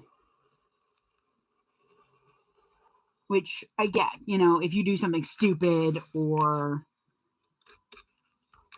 you know, just something stupid, you don't want to do that. They'll refund you your money and you're not in. So I always make sure not to do so stupid stuff, but I'm a middle child. I always assume I'm going to do something or get blamed for something. Mostly the latter. I always assume I'm going to get blamed for something. So getting that email is always such a huge relief because that's my big convention. And right now, this year, it's my only convention because of everything that's going on. You know, with Fat Rabbit, I'm trying to get that going. I've had other expenses that just put me out for being able to do other conventions. The other one that I normally do, Indie Pop in Indianapolis, I'm very sad I'm not going to be there this year. And that's mainly just because it's going to be the same weekend as C2E2. And that's a pretty big convention on top of the fact that we didn't do well at it last year. And I wanted to go again this year. It's just not in the cards money-wise. So, I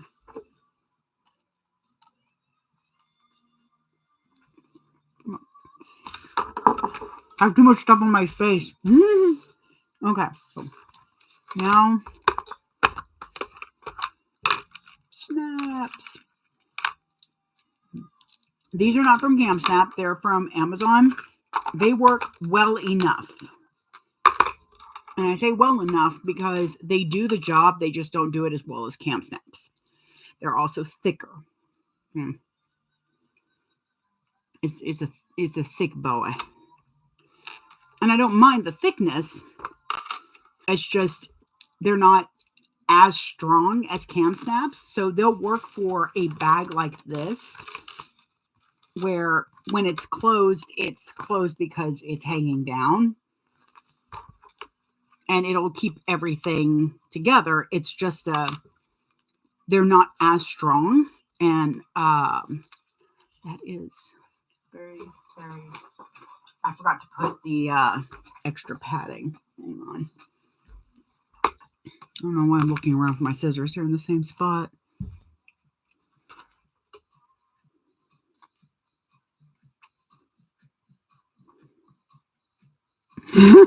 Okay, so someone was saying that they used to make sure their thread hit the trash can, and mine's right next to me.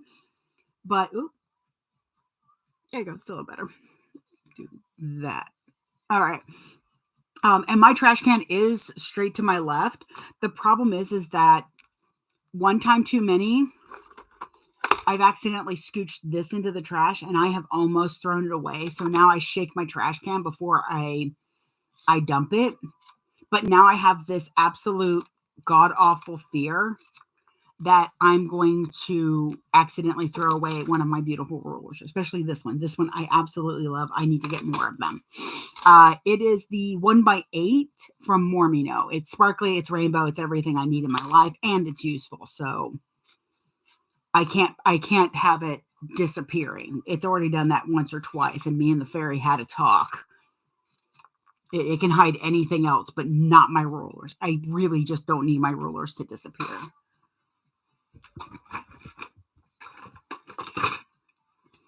It's going to make me set out some milk and honey. So I've got these little scraps of interfacing that I'm just punching a hole in. I'm going to put behind the magnet on the inside of it, of course, so that it will kind of give it a little bit of extra strength.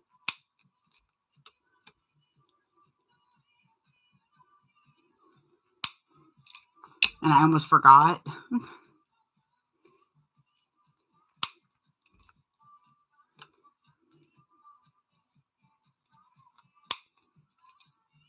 Okay, there we go. It's probably why my hands hurt. I'm doing a lot of hole punching, really. Okay, pick that up.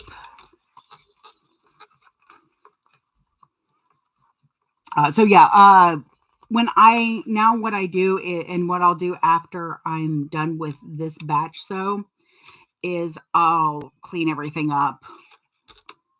I'll put a bunch of stuff away. I'll get out the little dirt devil, and I will then vacuum up all the little stuff. And that's usually when the fairy lets everything come back.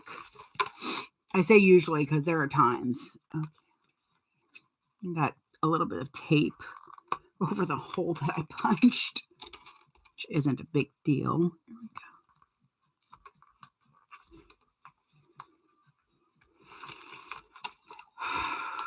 It got warm in the house too, so I need to turn on the fan.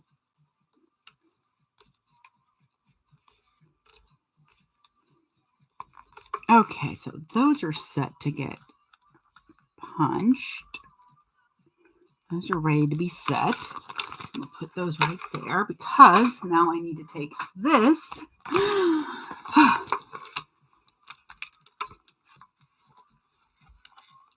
These do not like to come off even when you haven't set them yet. Come on.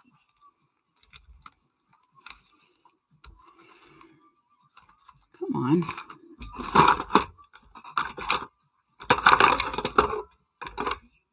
All right, let me see if I can. I don't want to fling the cap, but here we are. So this is just some scrap Peltex 70. You have three kinds of Pelon Peltex.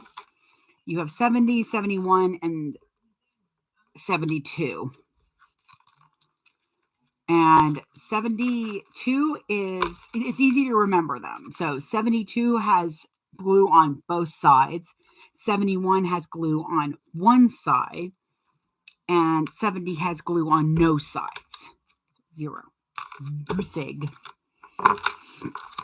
All right, you.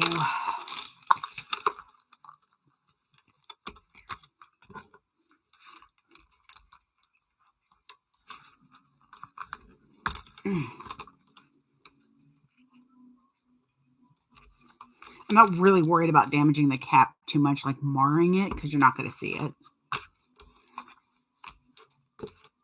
If you're using pronged magnets and you're using cotton woven, honestly, actually any kind of lining, just go ahead and put a piece of tape or something over it, because the prongs do have a way of rubbing and eventually causing a I know words. Okay. They'll rub through and eventually cause a hole to come through, even on waterproof canvas. Okay. Zippers in the middle.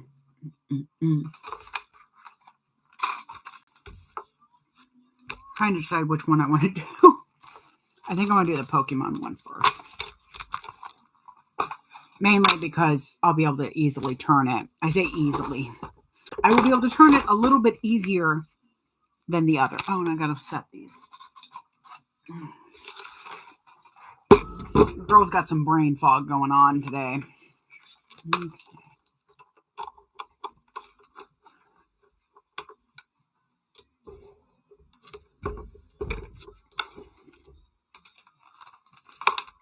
The piece of Peltex also helps not to go through it too much. Like, it's not going to push that post through the rivet, which is why I use these for, that's not going to work. I do use these for, not this style, of course. The Cam Snap ones I use for my wallets, because they're strong enough to hold the wallet together, but not so strong that it's going to ruin any credit cards. I have had no one complain. I just kind of like to clip it together. Make sure everything's lining up, that they actually do snap together. See? It'll be fine. Like I said, they're just not as strong as Cam Snaps. Excuse me for a moment. My cat has reminded me that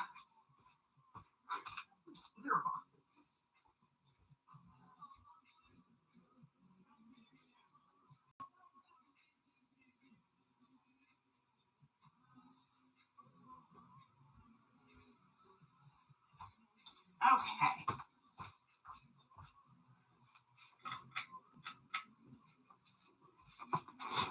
Now I have to remember which fan speed doesn't drive me up the wall.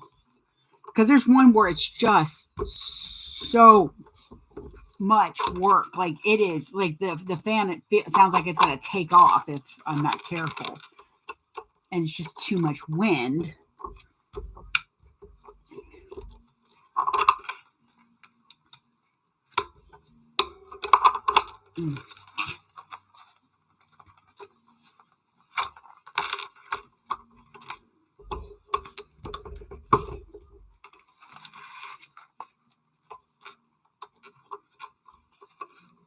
Now, I will also say, Cam Snaps, they are a little pricier, but they are a very good product.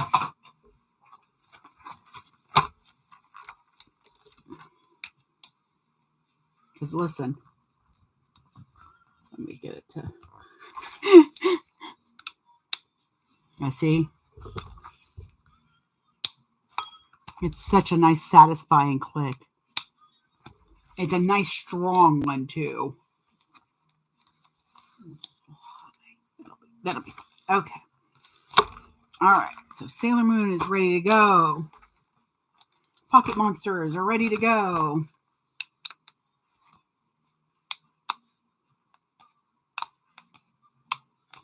Like I said, these are fine. I just like the thinner ones better.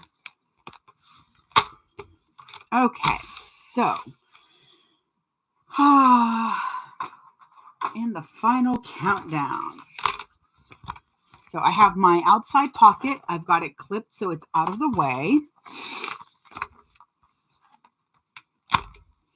I'm going to get a bunch of clips because I don't like it to shift. I'm going to match up my centers. I think I'm going to move you a little bit. Trying to move you two so they can see a little bit better, but not block the rest of y'all. Okay, so I've got that. I'm going to be sewing with my lining facing up. I'm also going to be putting my card slots on the opposite side of my zipper pocket because I'm trying to balance out some of the bulk.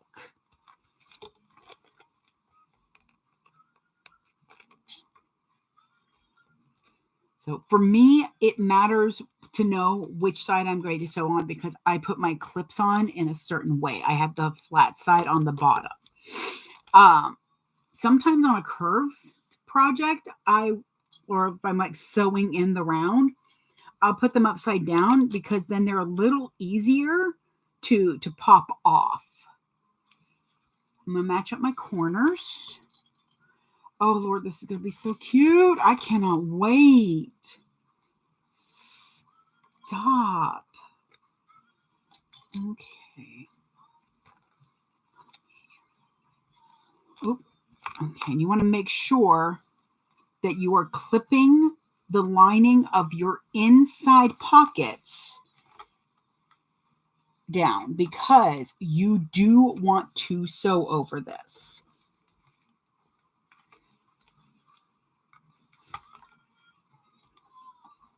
So see, this pocket you want to sew over. You want it to be in that seam allowance. Oh, on the inside, where'd you go? That's this side. Squishy. I can show you on this side. On this one. This is paper tape. I get mine mainly from U-Haul because my husband works there and I can just be like, hey, buy a roll of paper tape and bring it home. It's nice and strong. It has a waterproofness to it. It's very water resistant.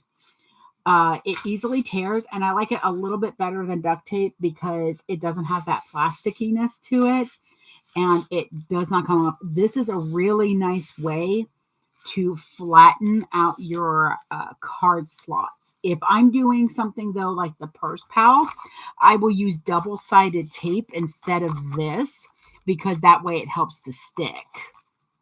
But in these, it's nice to have that, and it does help to flatten it out. There we go. Alrighty. Okay, so I've got a little bit of a seam issue here. So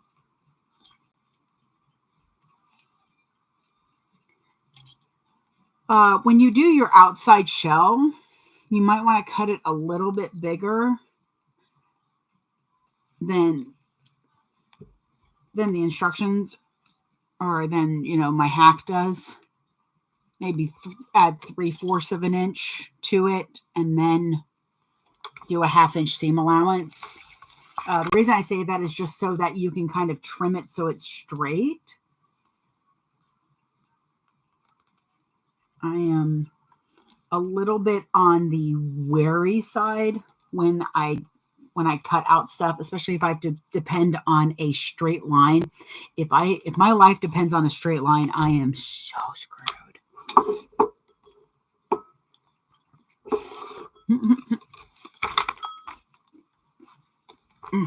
There we go. Okay, so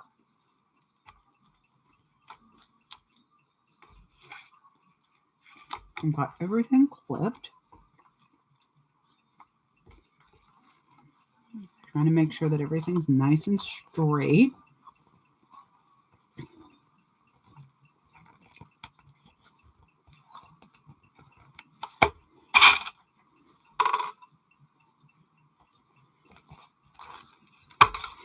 See, the way I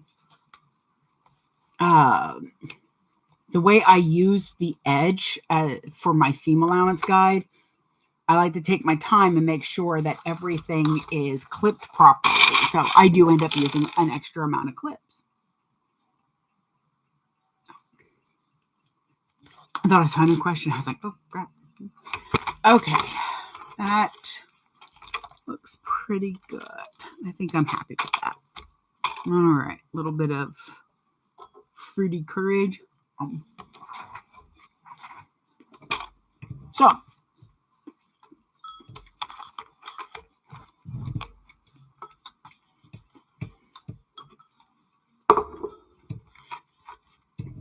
now I do this on this style of bag, no matter my materials, but with the vinyl, having 2 lines of stitches help for them not to show. Okay. So I'm going to start at 1/4 of an inch seam allowance. And I'm just going to go all the way around. I'm going to move my snack bowl because I know it's going to be in the way. Same with my drink. Put that over there. Okay. Now I feel like I'm not going to get interrupted.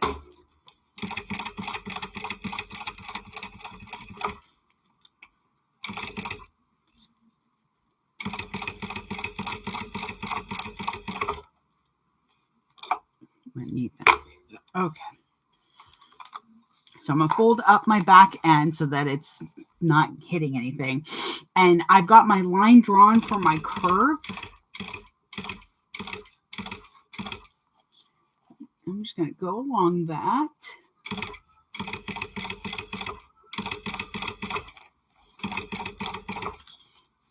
Now, though this is the inside seam,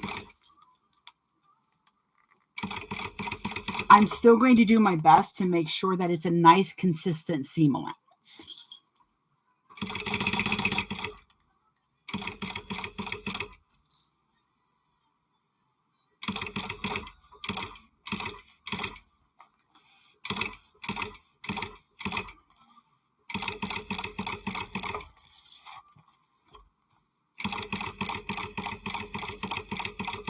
You'll see when I go around again why. Got it. I didn't move my zipper pulls. I mean, it's okay. I'm not using those. Where are you? I'm not using these to turn, but I do want them out of the way. So putting them in the middle is the best thing to do. Thankfully, I can push that out.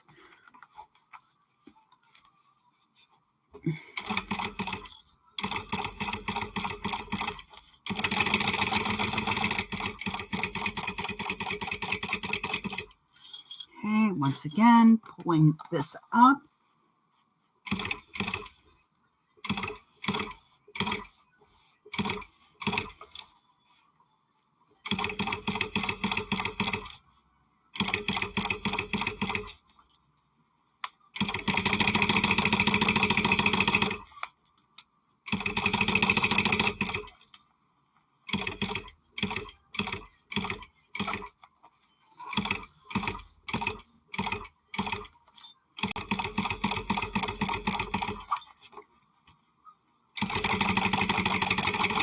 Okay, so the reason that I was making sure that I had a nice consistent line, even though this is not going to be the final, this is not the final seam, but I want a nice consistent line because now what I'm going to do, remember I said I mark anything over 1/4 inch, so 3/8 and 1/2 inch, I always mark.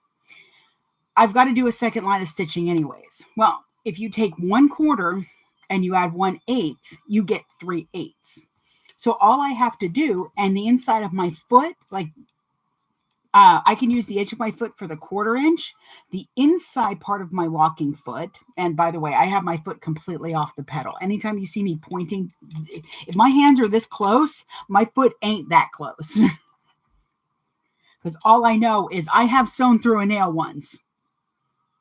And I really want it to only be once.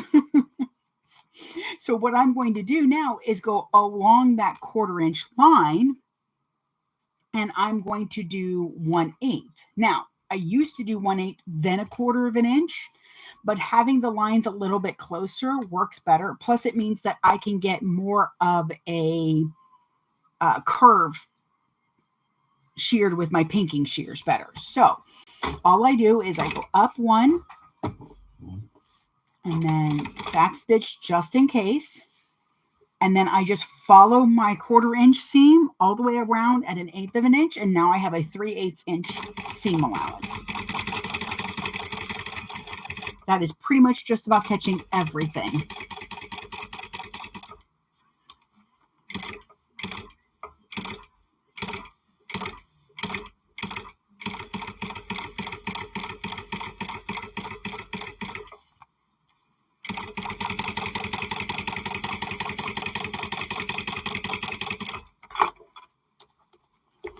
Yeah.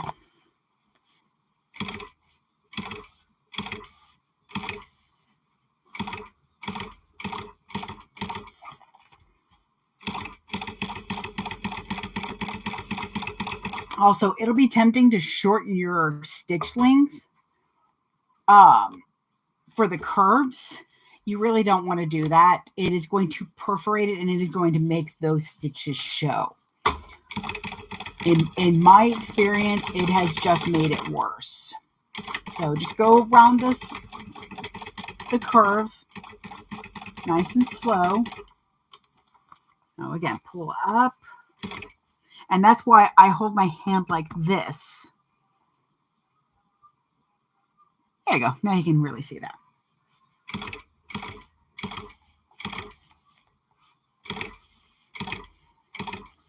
If it were an inside curve, I'd be holding it like this and crying a little because my shoulder already hurts from doing those.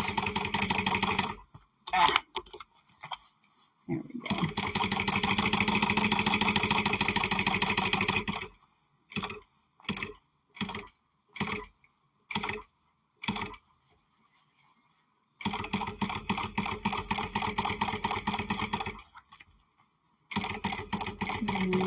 Right back to it.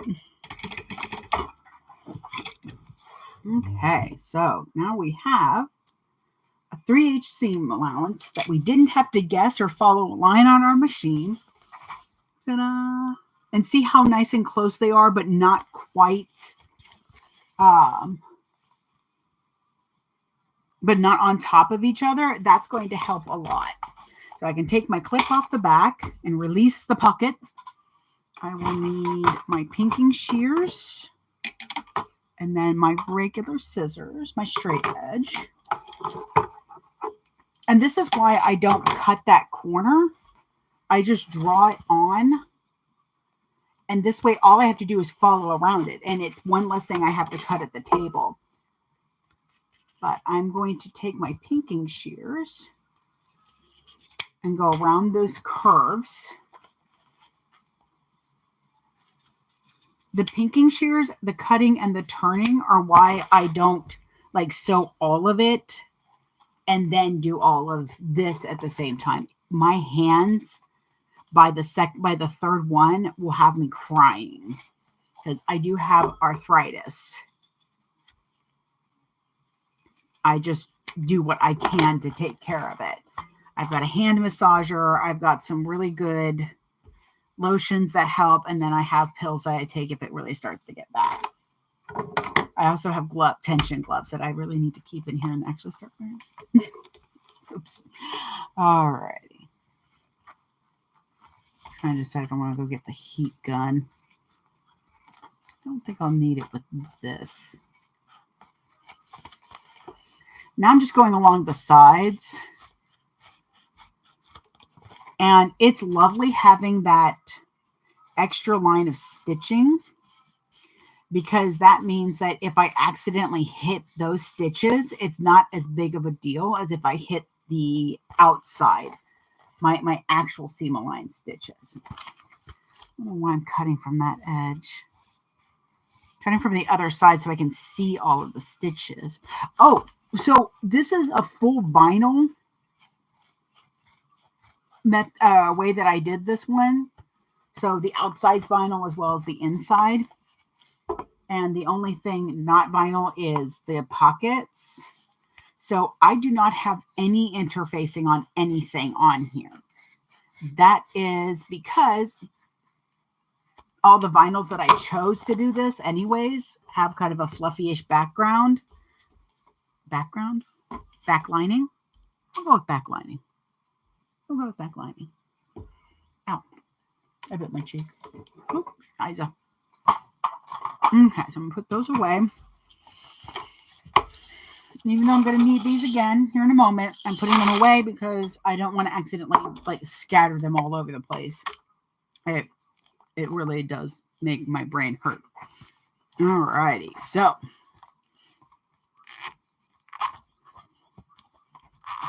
open up that pocket, which I should have already had open. Kind of testing to see, because the lining vinyl isn't thick, but the outside vinyl kind of is, because Night Till Dawn doesn't play. So I was trying to decide if I wanted to go get my heat gun or not to make it a little bit more malleable. I think it's doing okay. Decide to pull out because I'm starting on the very end, and I've just been, as you see, I've just been kind of working the corners in.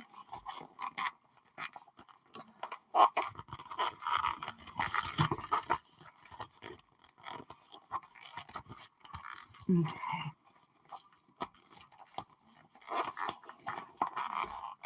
Because I don't like to stretch zippers, especially the opening zipper, until I absolutely have to.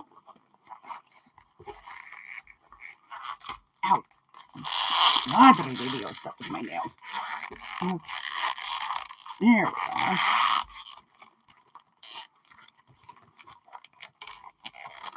Now, I know a lot of folks, and everybody hears this every time I turn out a bag. I'm not gentle about this process. Because if it's going to tear, I need it to tear now. I need to know that I didn't make a seam strong enough. That doesn't mean that when I pull it out, I'm not already kind of trying to, I try to make sure that the zipper end part is oriented and not stretched too long. So there we go. Ta-da! It's a bag. Okay, fine. That was not done. Oh.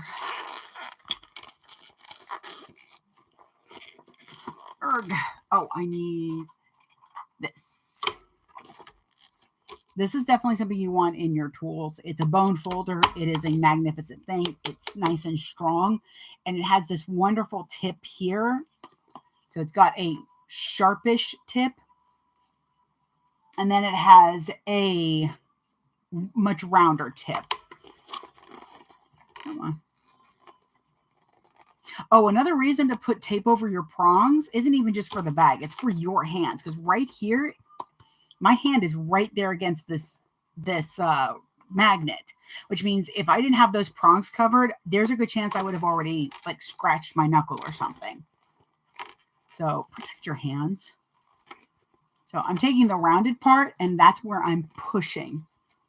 And because it's a nice, soft, round curve, it'll let me really push at these curves without feeling like I'm going to bust a seam. We don't bust seams, we bust moves. I apologize for that. It's the 90s music. I'm so sorry. Okay. So I kind of start it. Also, understanding your materials is good too.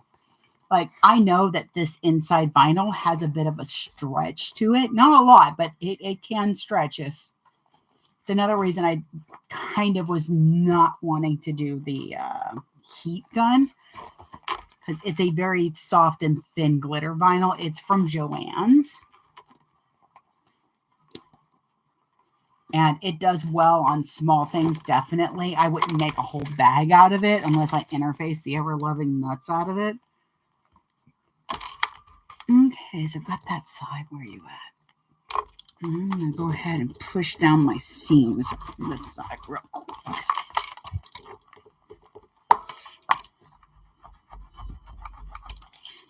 Okay, now we're going to move this side.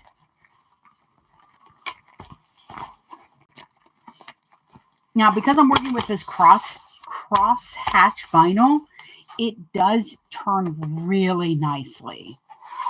Any of the textured vinyls should turn pretty nicely without any wrinkles. Smooth, which I like working with because I like how it looks a little bit better than the texture.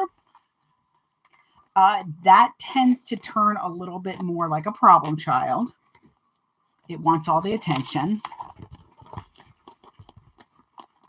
So you just have to kind of put a little bit of warmth on it and just smooth it out. It'll be fine. Come on, little Evie. There's just Eevees in the corner. That's so cute.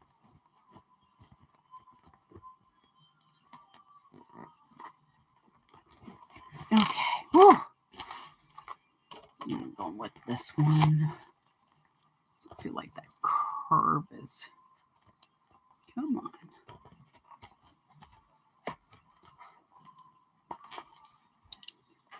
I'm so particular about curves. I want them to look an exact certain way, and that's another reason why I don't cut these out. I just sew around the line. I feel like I get a better curve that way. All right. This is a fluffy bag. Like, if you turn it and you're like, God, why won't it sit? It's because it is a very fluffy bag. It's meant to be a fluffy bag, just so you know. Did I not trim that zipper?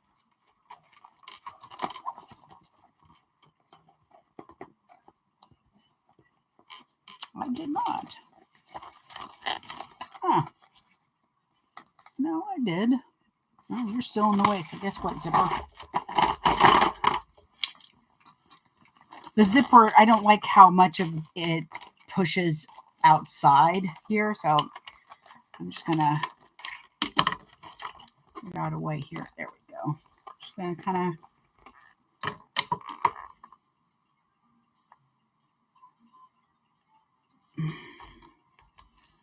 Just wanted to trim you off just a little bit more. There we go. All right.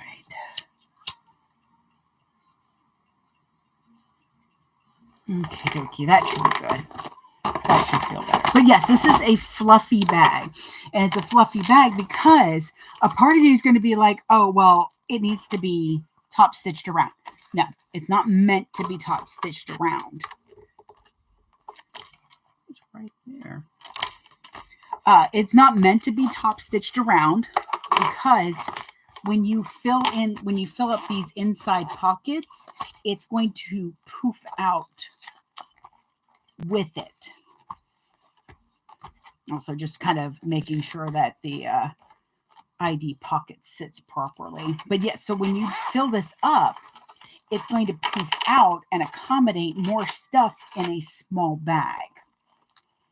I made one for my mom, and I was so close to just top stitching around. And I looked over the instructions, and she's like, don't do it. And I said, And then a little voice in my head said, don't do it. Listen to her. I'm like, okay. Don't do it. And I am very glad because, again, it just works so much better when it's not top stitched. So I am pushing down my seams. I know this bag can be very domestic friendly. You're still doing the inside vinyl, but if you do the outside with fabric, it works really nicely, especially having the fleece outside of there within the seam allowance. That also helps a lot. Even with an industrial machine, I do think of bulk. Because just because my machine can sew it doesn't mean it's going to look good. Because that bulk can add a bump to it. That's why I make sure my zippers are trimmed down and they're not here, because this would have been pushing out right there, and I don't want that. So I'm going to top stitch the hole closed, my zipper lining, zipper pocket. There we go. Oh, my Lord. I promise you, I am taking my vitamins for brain fog, and most of the time it's been a little bit better. I will definitely say that I've noticed a bit of a difference. I haven't had like as many paralyzing moments where I can't think of the word and I'm paralyzed so hard that I can't move. It's just, I'm stuck. So I did sew that together because I'm very happy with how everything looks on the inside.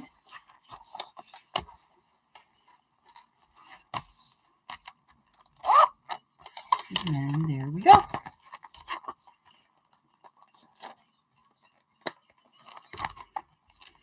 So, the other thing is that if you do a directional fabric, you don't have to. If you put the overlay on the upside down part of your fabric and then your tag or something here, it's not going to show. Nobody's going to really be able to tell. I'm just, difficult like that for myself. But with that seam, I will say it does help to fold it kind of nicely in half. Let's see. So there's one more step that needs to be done. 20 to 11. We're doing real good. All right, where are you at? There. Nope, wrong one. This one. This one? Yes, this one. Okay, so I need my handle. So normally in the pattern, she has you sew the handle into everything's sewn on top. I can't attest to all the instructions because, to be very honest, I have not looked at these instructions in a while when it comes to the handle because I do it the way I've modified it. So I have a 12-inch piece of webbing, and then part of the inside that you cut out from the ID wallet, I use those and I round the corners, and that gives me little strap ends. And it uses up vinyl. So I need those. And yes, those. Stomach, I have been doing nonstop snacking on this. I don't need you to get mad at me. Or one sandwich and a fries. I know what it wants. This is what I want.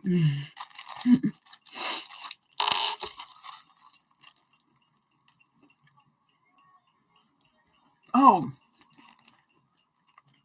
I'm trying to figure out what ticking noise was going on.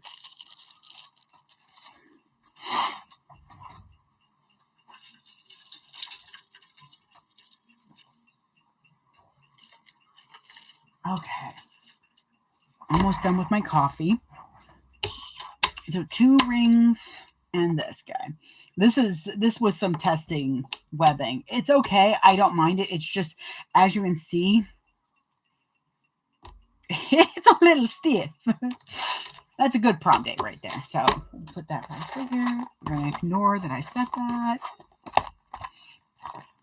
Okay. And then I need my tape. Okay. And then I need my tape, which I only need like 2 tiny pieces. Boy, I might need a nap here soon today.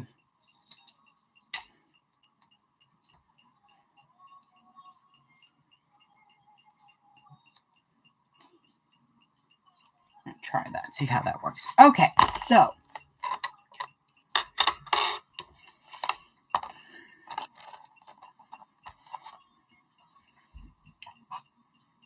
if I'd had these in rainbow, I probably would have done rainbow hardware just to give it a little bit more of a contrast, but there's so many colors that I really wanted to make sure that they were being shown off. So you take one end, you line it up to the edge, and then you pull back about, sorry, this is bothering me. There we go. Okay.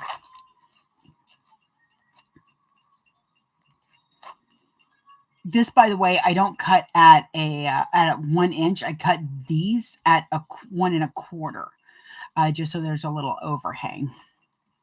So about 1/8 of an inch from the edge, set in the middle, and then we're going to stitch a little box right on it. Now we're stitching through all the layers. I feel like that gives it a little bit more stability. She also has you put a rivet. I'm not going to put a rivet. Okay, I'm just going to make sure that that's actually in the middle. Oh, okay, yeah.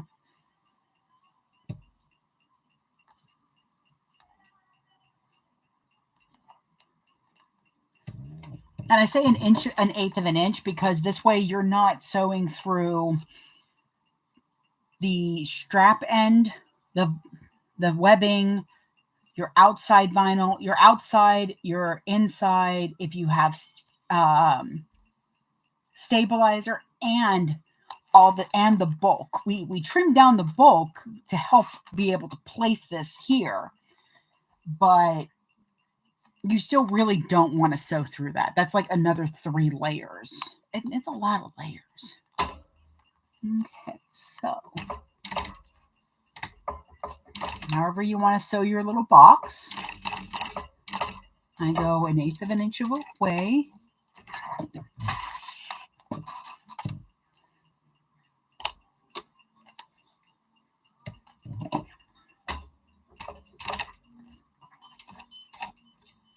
Ooh, no, we're gonna put you right there.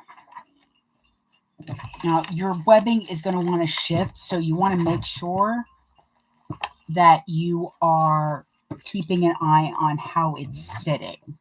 The more in the center it stays, the better it's going to look.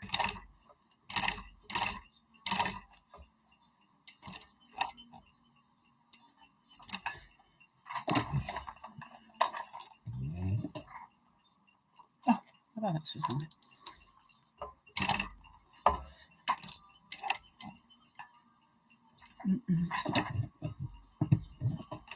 There we go. I didn't put tape on this part because I knew I was going to be able to just hold it.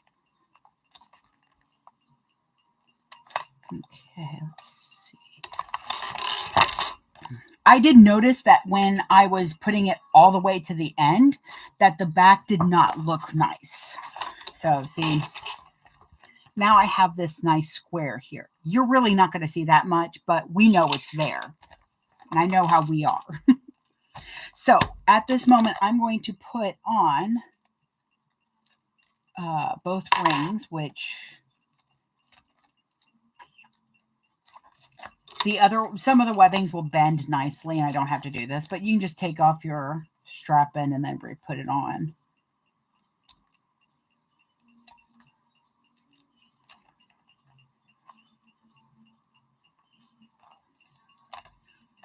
Okay, so we have one end. We've got a couple of D-rings on there. I push mine all the way to the end, nice and tight. I take a piece of the tape.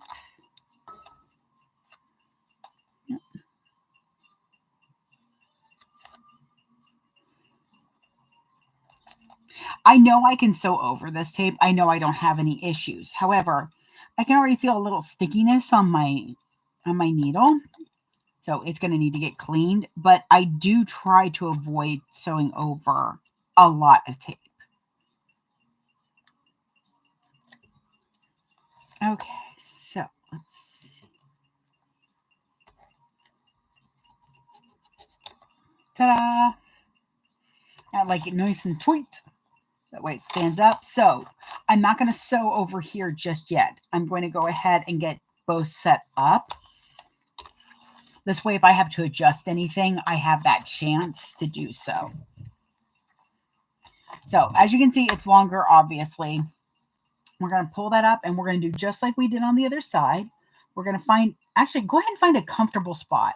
As long as you trimmed down your seam allowance here on the sides, you should be fine for being about a 1/8 inch away. Because again, you don't want to sew over or sew into all of that bulk.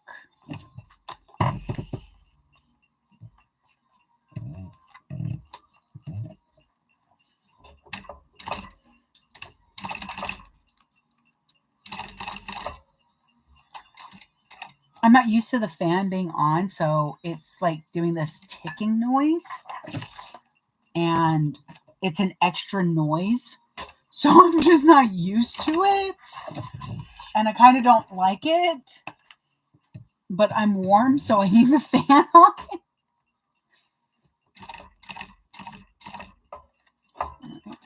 Just sewing right across that.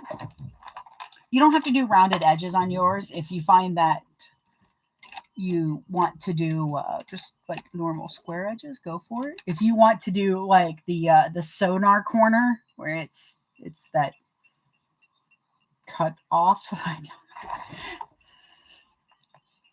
you know, where she cuts off this corner here. Boop. I do like that corner as well. I just also like round ones. Alrighty. So now those are both done.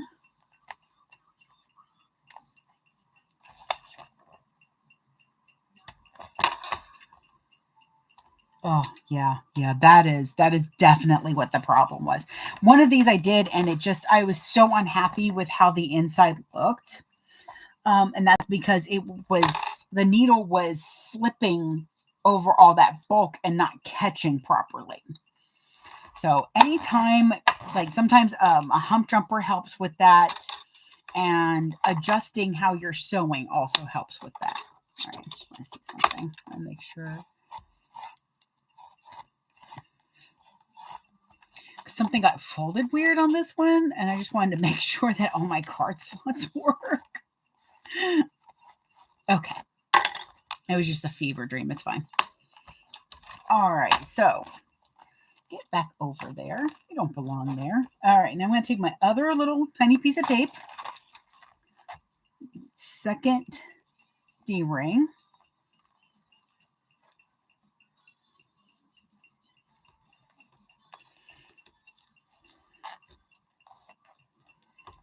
And what I'm doing is when I take the tape off, I'm pulling at my D-ring.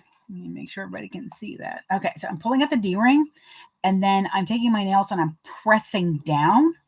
That's how I'm getting that nice tight. My tape would stay down. Okay, so see, and that's what it'll do. So what I'm going to do is, that was interesting. I might have to use washi tape, and I'm going to have to use washi tape because this webbing is useful, but not my favorite. Okay, I think that's an inch. Where's my roller? Ooh, reward myself. Yep, so an inch from the strap connector. So 1 3/4 from the edge, pretty much. I'm going to put a piece of tape there, and I'm going to sew a little box here. That is where you can put a rivet. You want to put a rivet? Put a rivet. I think that's a grand idea to put a rivet there. I'm not going to because I don't want to go through the webbing. Make sure everything is straight. If you're using the washi tape, make sure that that is nice and straight. Honestly, like I said, washi tape and a bone folder, these are two things that you should have in your sewing room. They're just magical in that matter. I'm gonna get myself prepared.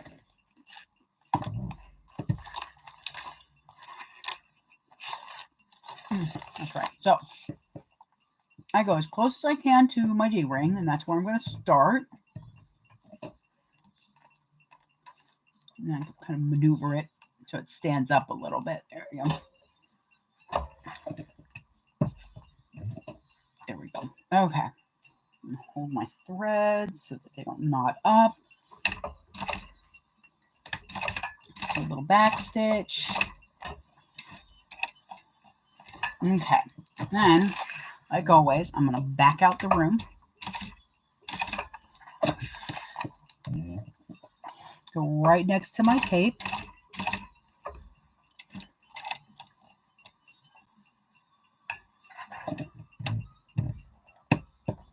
Come on, you. There we go. And then just sew, like I said, just sew a little box. Just a wee little box.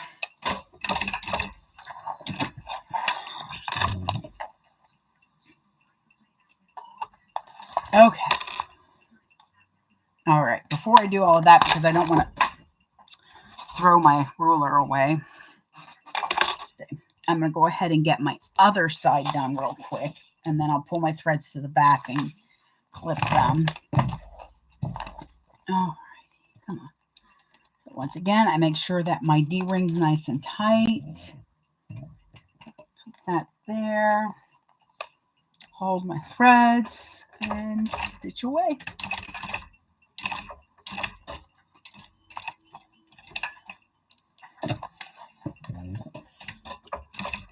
The reason I back out of the room is so that I'm not having to fight against my hardware. I don't have to use a hump jumper. I don't have to use a scrap piece of anything. I just back out. I know that 2 stitches gets me where I need to go to be able to move.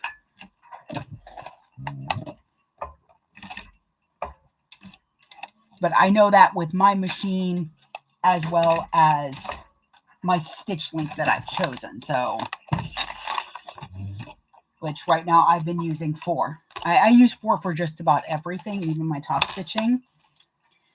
Mainly because it looks good top stitched and it's a good length for the vinyl.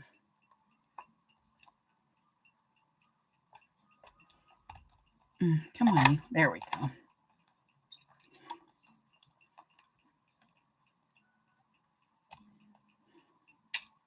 I'm pulling my threads to the back. Everything looks pretty good.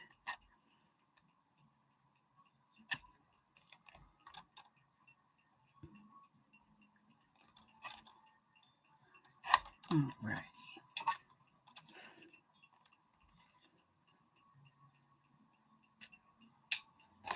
And then now I'm just going to singe these so that they melt.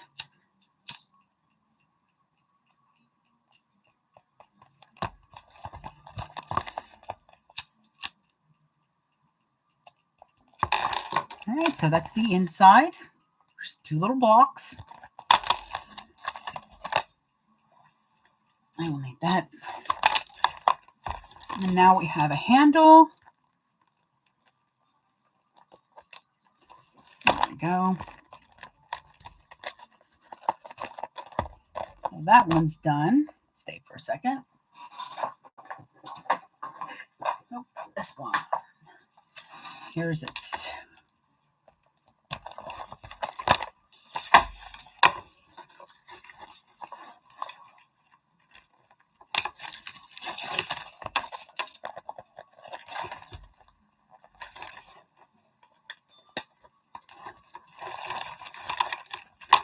Get it to sit where I want it to, and ta-da! Isn't that adorable? I love these. They're so cute, and they're really not a lot of work to make. I have added a little work by doing the 2 pieces and a couple of other things. The way I do the handle is definitely an extra step, but I like the way it's done. So that one's all set. That is number 4, 5, 5. Number 5.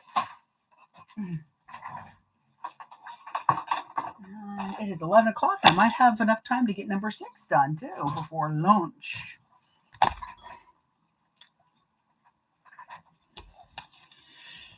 Okay, so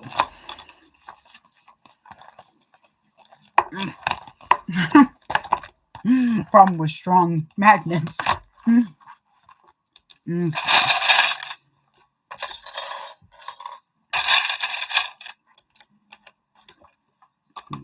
I think I'm out of coffee, which means we switch to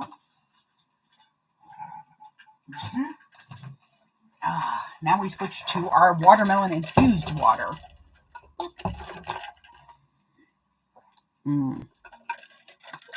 Oh, that is really good. I need to get more of those. My mom got me these things, and I thought they were tea bags, but they're just water infusers. Just water infusers. They're magical miracle makers of water. I'm okay with plain water because I know I need to drink it. But if I can put something in my water so that it has a flavor, then even better. I also, for some reason, like lukewarm water better than I like cold.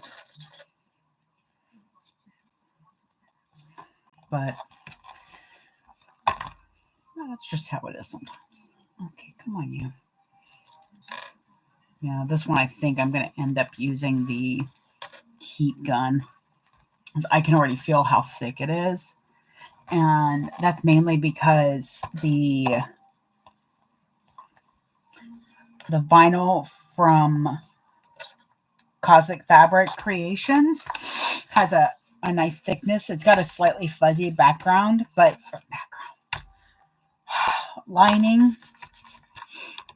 but it isn't like fleeced, so it's not super thick. It's just a little fluffy. Like you can actually see the difference. So this one is the MoreMeKnow glitter, which has that really soft suede backing that, you know, after a few minutes, I probably should buy it a drink at least. And here's the Cosmic Fabric Creation one. Like I said, it has a bit of a thickness, but you can see that it bends back nicely. So it does have a really good recovery. The thing is what it feels like it has a canvas backing with a thin fleece overlay, which I like because it gives it a little squishiness, not a lot, just a smidge, a touch of squish. Sounds like I don't know. No, we're just not going to go there. I have already been going there all the afternoon. Oh, I thought I heard one of the cats. Because a certain little lady needs her claws clipped. I can tell she needs her claws clipped because I hear her clicking around all the time when she's walking across the floors. It's freaking clicking. Stop with the clicking. Yep.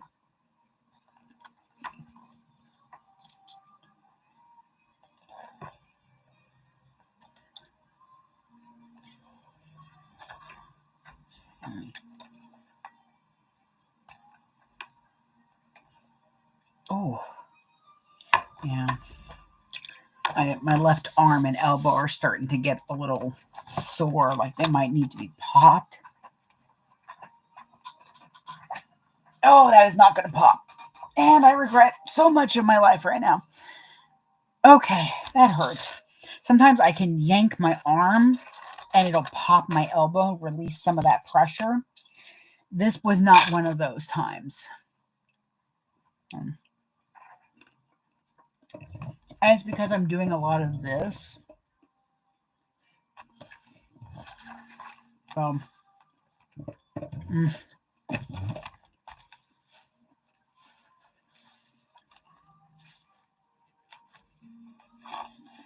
where are you at? Okay, so there's one zipper pull, and there's the other. Okay, good.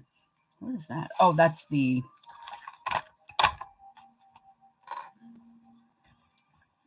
Yep. Just needed to move the zipper pull from the outside pocket in. Okay, so we're going to once again... I'll let that sit there for a second. So see, you can see with that double, by the way the double stitching does, you can't see any of those stitches, even on the round parts. So that extra set of stitching, I promise you, is... Oh, wow, that was many. Is worth it. You'll have to forgive all the popping and snapping and the oof. It's just my body. All right. Oh, that is good. Okay. So let's see. 4. Yep.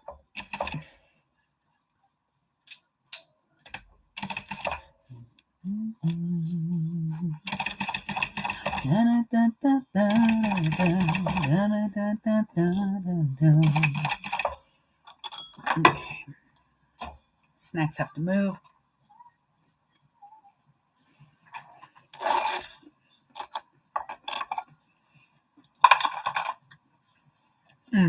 Cup needs to move.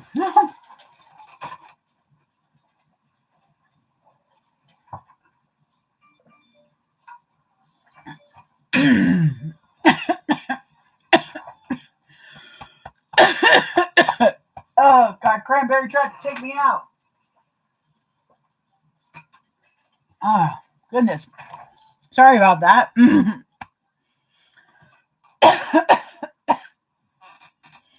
That was not fun.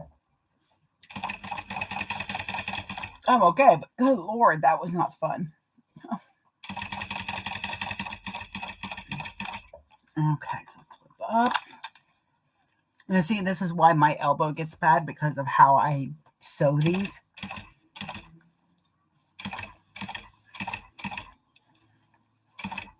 Which is one of the reasons why when I do batch sew, I take note of how the repetition works on my body. Is it something that I really shouldn't be doing, more than a certain amount of? Should I be making sure that I take an extra break at some point? Should I let the cranberry take me out? God, I wanted its friends to watch too. Okay, so I have part of my lining is a little bit over the edge. So I'm just kind of running my fingers along the edge that I'm using to do my seam allowance at. Telling you, man. Did you open your? I did. Thank you so much, Carol. I did open it up. I opened it halfway, so it's sitting in the middle and not really in the way.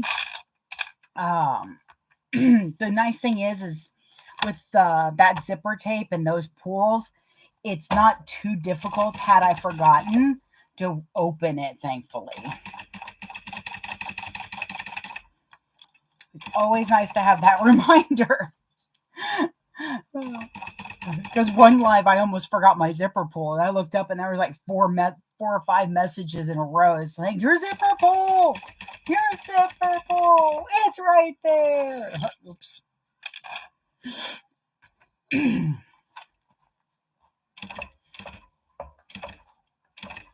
You try to eat healthier, and then nature decides that it didn't like that, so it sends a cranberry assassin at you.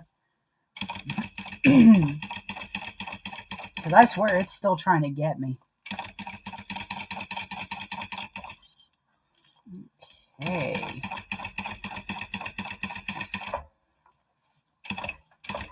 I think the next set of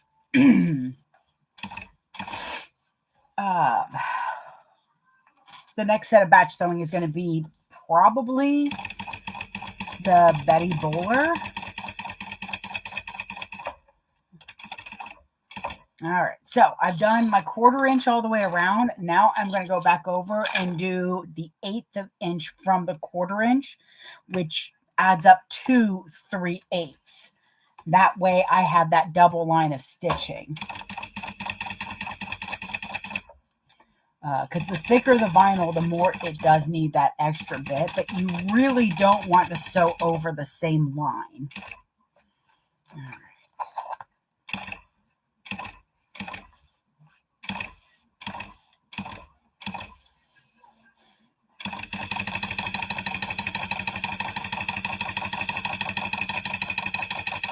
I will say on the curve, if I don't like how that 1/4 inch looks, then I use it as a guide and do a slightly better curve.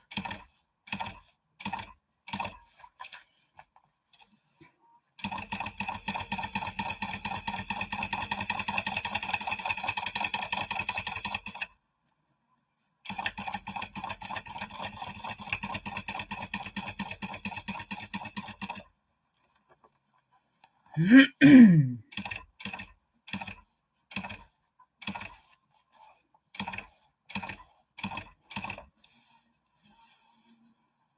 fell in love. Do you remember the time we first met?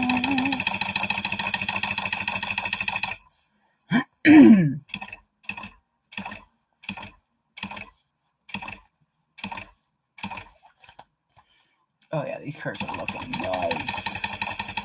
So the other advantage to batch sewing is by the time you're done, you will be really good at them because the first one is not going to look the same as the very last one. And I wish that wasn't true. I wish I could say that, you're going to want consistency, but no matter what, every time you do something again and again, every time you repeat that skill, you increase that skill. So if you were to document all the hours that you put into your purse making, it's said that I think it's like 10,000 or 100,000 hours is when you've mastered something. So just think on that. Think on the fact that the more you do it, the more you're going to get better. And that's what you always want to look for too, is to exceed in the skill that you just did.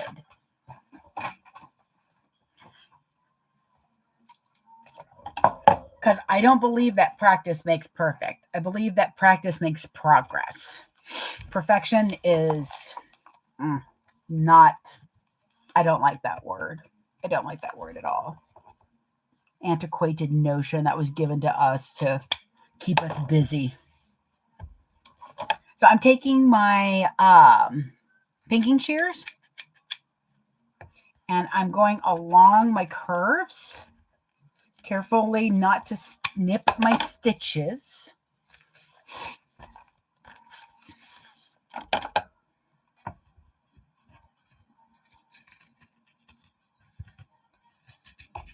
That's going to help that curve to kind of move a little bit more. Now, I only do the corners. I only do the corners because, one, it's not really needed along the rest of it, and two, my wrists would have me assassinated. They're probably the ones that sent the cranberry after me. Speaking of.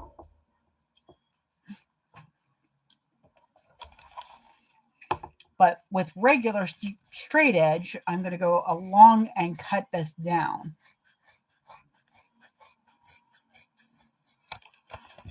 I'm cutting on the other side because, as you can see, it's a lot easier to see what I'm doing.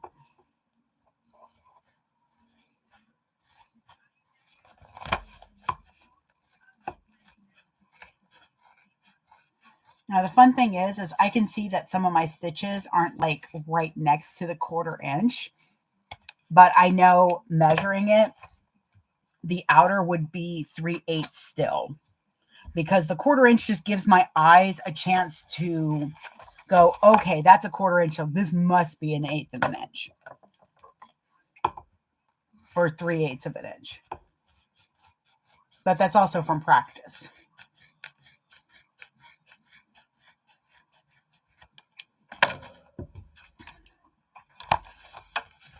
If you don't cut your bottom edges, at least cut your sides, because that's going to help you when you put the handle on.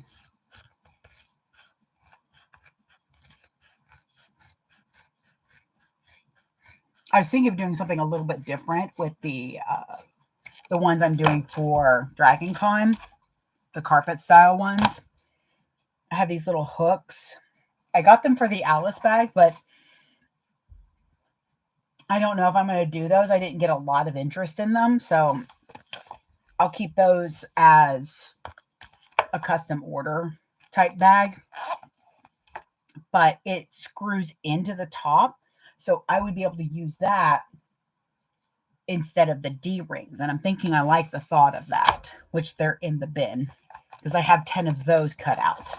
I cut out a total of 21 of these. Hey, little man, do you want to entertain everybody for a hot second?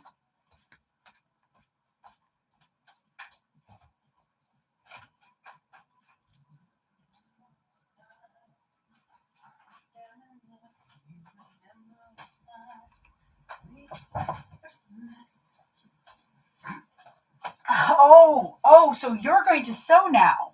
See, everybody, now he's the sewist. Go ahead. Show everybody your skills. Laying down is not the skill I'm talking about. You know, I just went to go get this. And now I gotta figure out where I can plug this in. We'll plug this for a moment.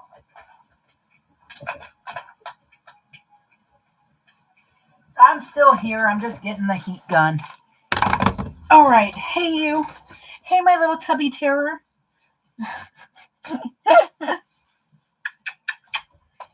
Oh, yes. There we go.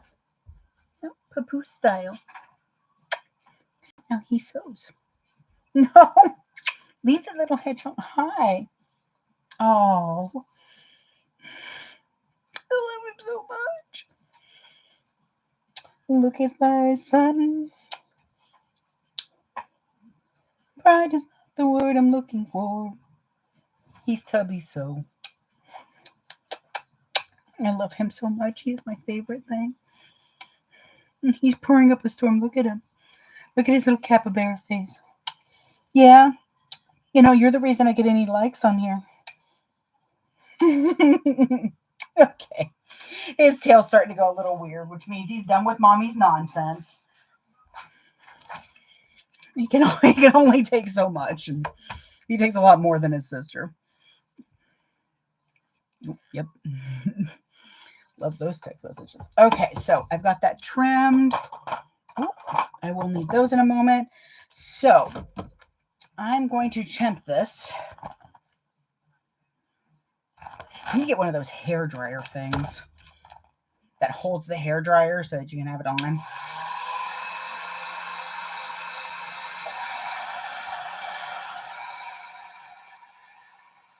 Now I've got it on low setting. And I'm being very careful. I'm waiting to feel the heat through my fingers. Once I feel that, then I know that everything's nice and soft. Yeah, see? Sorry, you didn't. Okay,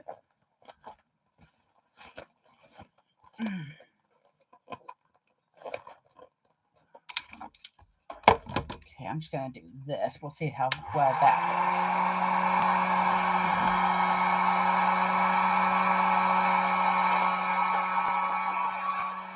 Because if I put it on too high, it's going to melt. And I don't want it to melt anything.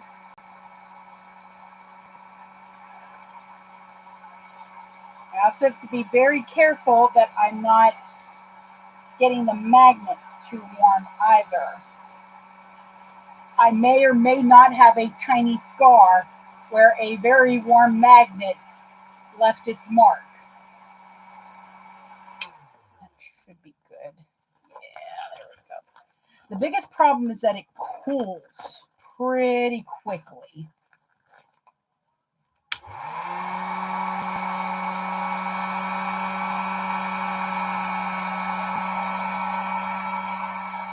Now, if you get a hairdryer, it'll work pretty good. I just like to have a heat gun more than a hairdryer because the heat's better and it's actually hotter.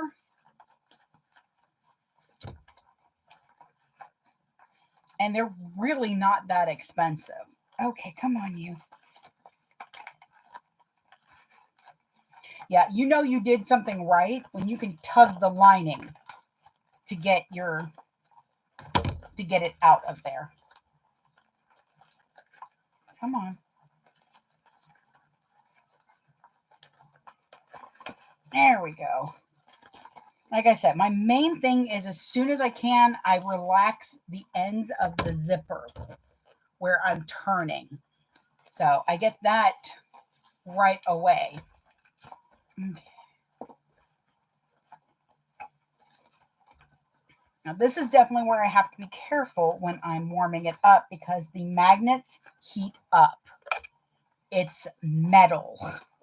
It's going to warm up. Please be careful when you use a heat gun or any type of heating apparatus. If you have plastic on your magnets, take it off before you apply that heat gun. It will melt it to your magnet and never ever come off without a chisel. These are things I know.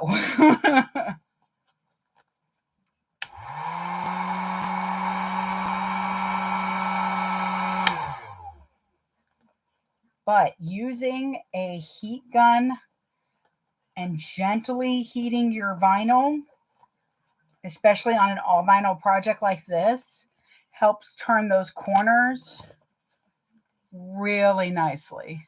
Yeah.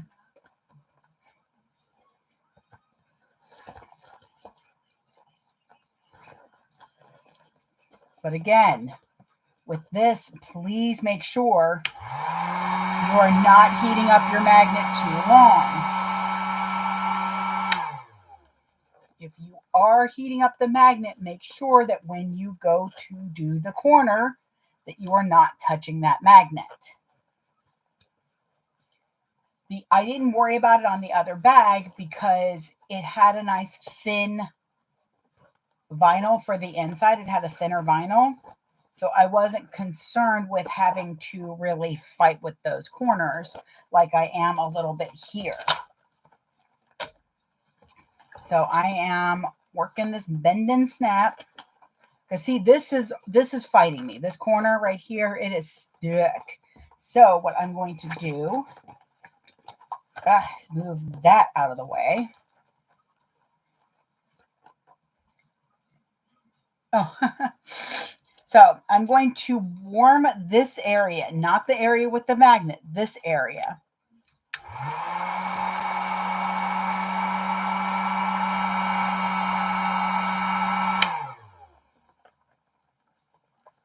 Let me take my little bone. Okay, there we go. And again, with the 2 lines of stitching, you don't have to have as much fear that you're going to poke through it. This way you can really work those corners out. Really get a nice smooth corner, a nice smooth curve.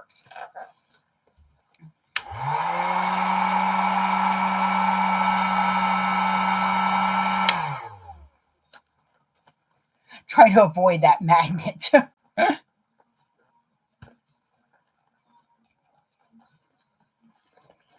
let me get the poking part here.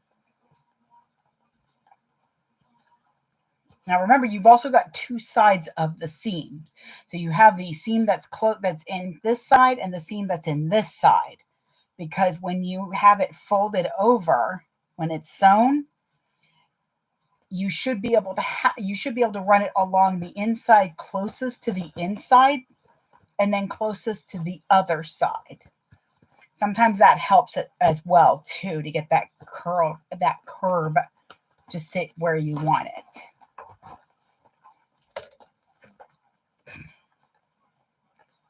Okay, so I should not need that for a little bit. Sorry, I just got thrown out of my chair. All right. So now I'm going to kind of flatten some sides of it. I love how this looks. All right, where are you at?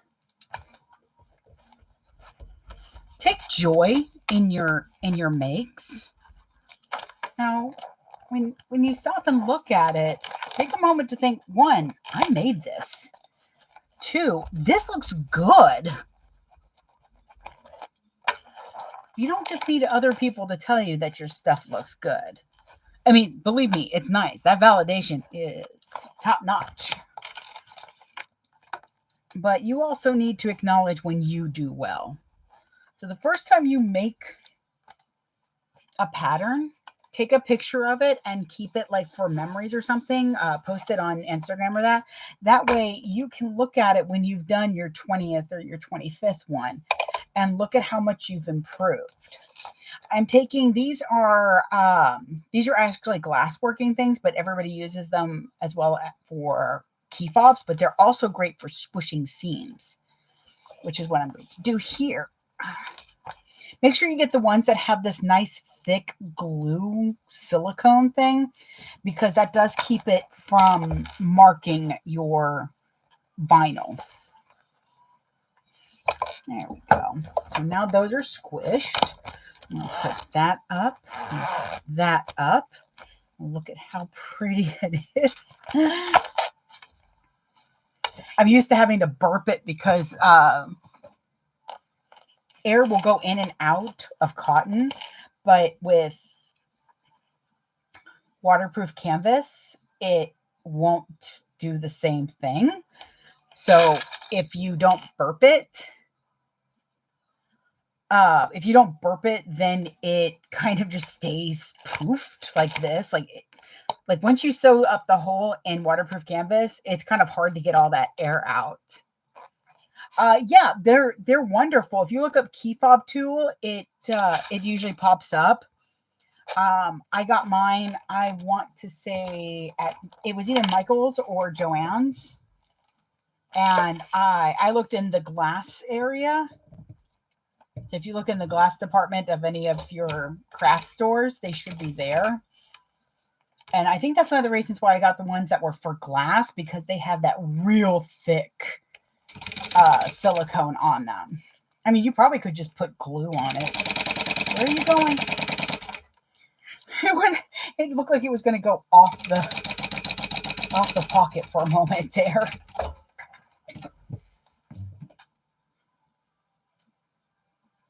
There we go. Put these.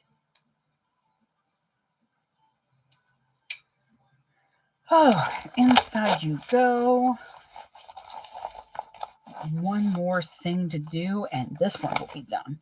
And see, I really like the little butterflies. That just reads Sailor Moon to me so much.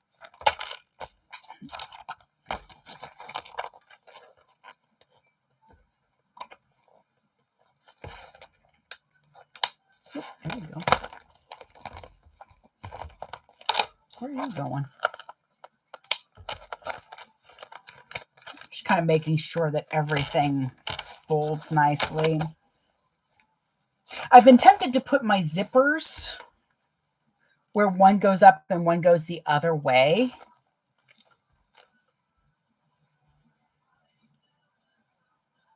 Yeah, I've got a lot of key fob stuff. I need to really just do some key fobs, but then I'm like, but I could do this purse pattern instead. Or I could work on my cardigan. Oh, love how this looks. It is so pretty. Where are my snacks? My stomach is really like, this is not doing it. It really wants a sandwich. And some fries. Okay. We're almost there. Hooray.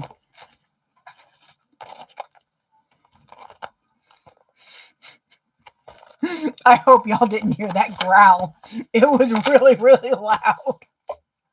That was rude, stomach. You're rude sometimes. Oh, fun thing too. The cam snaps are so strong they try to attach to my machine. So sometimes it's a bit of a pain in the butt to do things with them, but I love them so much. Ooh, we got an empty box.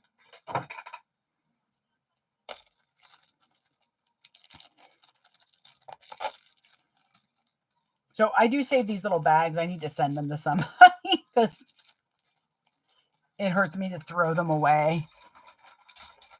And I know there are vendors who use them. So, okay. So these I definitely have to, I definitely have to pull one of the ends off to be able to get them on, but I will do that in a moment. So, yep. So I've got the wands once again, and yeah, it really does help with the seams to squish them down. Boop. Is that good? You good there? I think we're good there. Okay.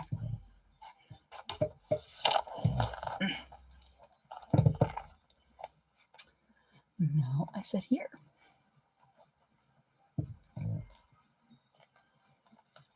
Making sure that's in the middle. Yep. Maybe switch up that way. Yep. Okay. I do not know where my threads are. There you are.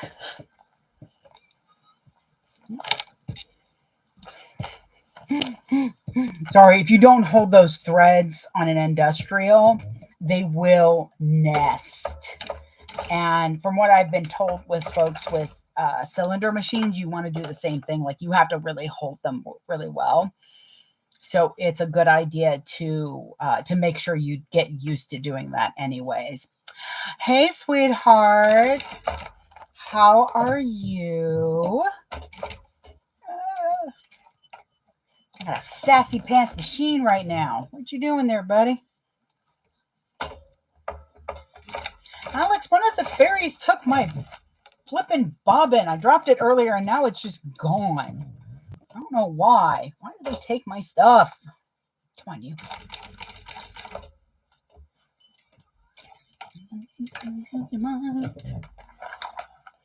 Got some 90s music in the background. They really are just getting up. Well, it is Saturday, so I kind of understand that. I can't help but be up early because hubby needs me to take him to work. And sometimes I'm like, I'll just give him the car. But then he's late.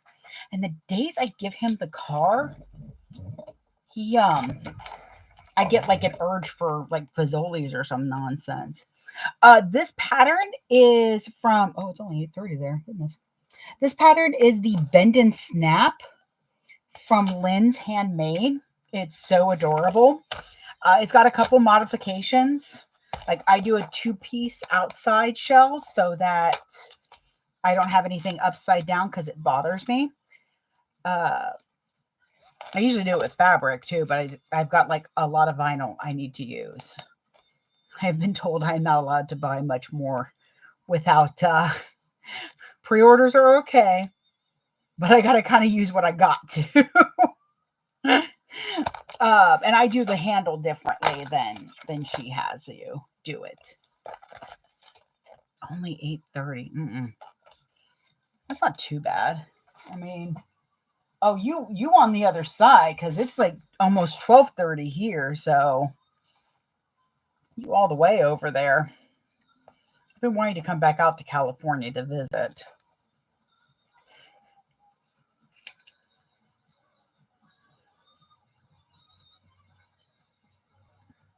Buying over, right? I think everybody is,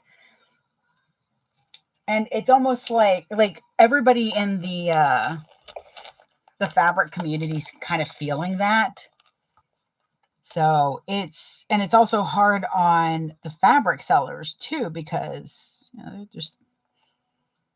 they got all these great ones. Ooh, East Coast. You moving out to the East Coast? Where are you moving to?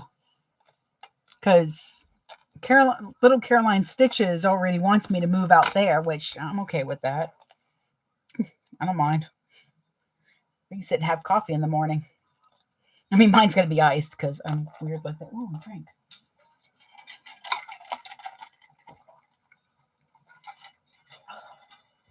Gotta get them liquids in.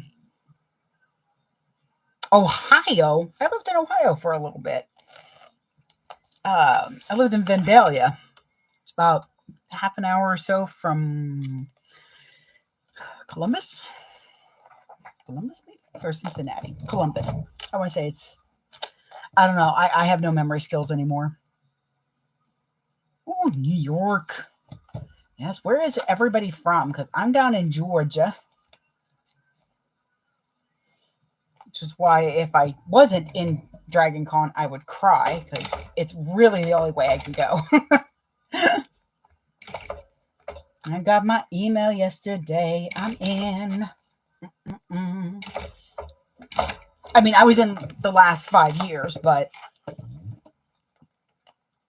I always have anxiety that they're going to be like, no. I'm just gonna get an email that says nope.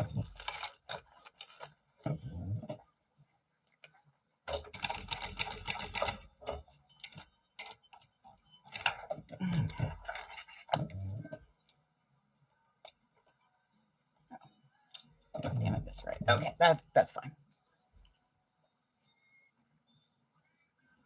Oh, Augusta. That's not too far from here. So I have what my husband calls geography blindness, or just lack of skill in geography. In fact, I had a geography teacher that I made cry and drink Pepto because I was so bad at knowing where states are and things like that. I mean, I can read a map, I can get us there, but for the longest time, a friend of mine who lived in South Carolina would always go up to visit, and this was when we lived in Florida. And I'm like, oh, okay, that's cool. Well, it's a bit of a trip, but okay. So he asked me, he's like, hey, do you and Aaron want to, come out to South Carolina and kind of chill out and have a little vacation? I was like, I don't know if I want that long of a drive. And he kind of gave me a weird look. And then later on, I found out that I was very mistaken in where I thought South Carolina was. I thought South Carolina was above Oklahoma, where North Dakota and them are. Not where South Carolina really is. And I have yet to not get teased about that. They're like, are you kidding me?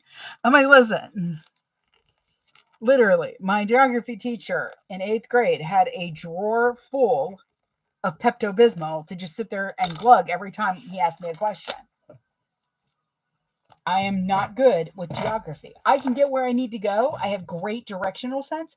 I can't point things out on a map. And I've even lived in some of these states too that I wasn't sure about. So it's just, I mean, I know where Texas is. Isn't that enough? I know where Texas, Florida, and California are. And Aaron really wants to go to Washington State. And I'm like, baby, I don't know about the Pacific Northwest. Yeah, he was just like, did you really think that's where South Carolina was? I'm like, yes. He's like, baby. I'm like, no. I was like, no, you married me in sickness and health, in stupidity of geography, in collections of fabric. You said yes. You in it now. Okay. So for the handle, I stitch about 1/8 away so I don't have to fight with the stitches. And then when I put the ring on, I stitch right up next to it, just a little bar, about 1 inch away from where the ring is. I think it's about 1 3/4 from the edge.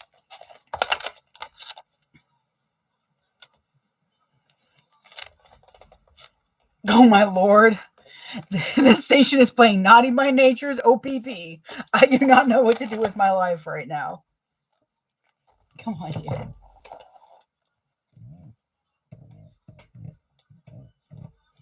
Yeah, I think Amber's got a live too planned. I love how Amber, Crafty Reporter, has her lives planned for Saturday as well.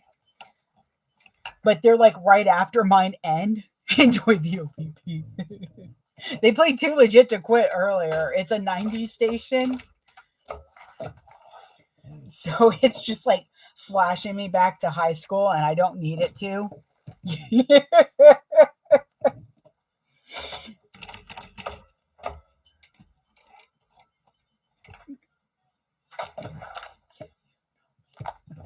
I'm done. I'm sorry. Anytime I have the 90s on, it goes wrong. I show my true Caucasian nature, apparently. All right. In fact, I know those tapes aren't going to work anymore.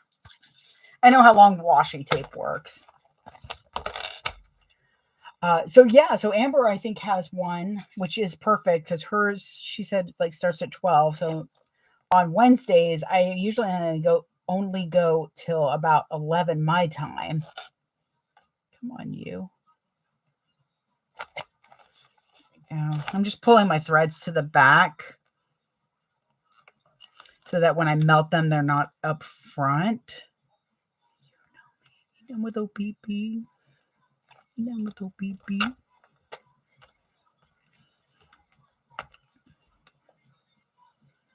Like, I love my Sirius radio. It cracks me up when I put on some of the older stations. Come on, you. There we go. Maybe this thread wants to come out. There it is. Oh, so I only have 4 more of the fandom bend and snaps that I still need to do. And if you want a replay of anything, I am streaming on YouTube as well. Because I know I had some folks who were like, I'm going to try to figure out how to do this screen recording thing. Oh my God, I feel you. I really do. Figuring out anything new on my phone or with social media. I'm not saying it causes me anxiety, but I will say that the Girl Scout cookies are usually gone after I've delved into the research.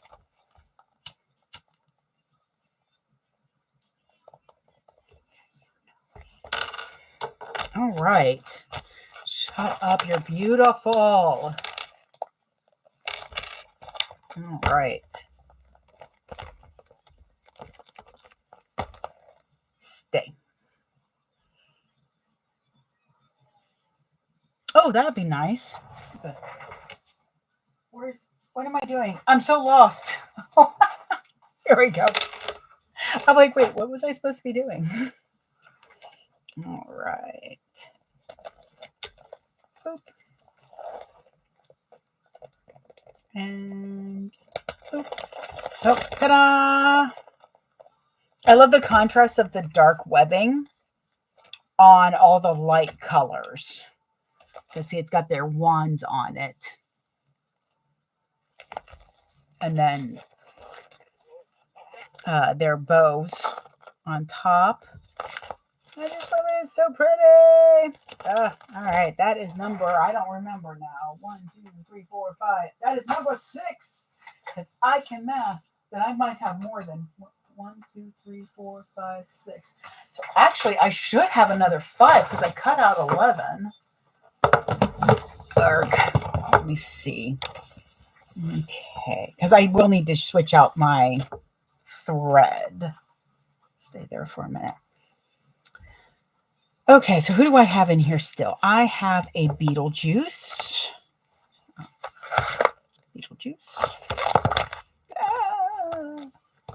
And I've tried to like prepare everything in their little, so like everything's got tape on it, sort of.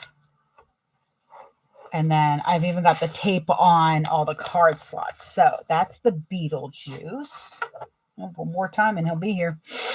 Let's see, because that's, so this probably is, set those aside. Here's my Courage the Cowardly Dog. 1.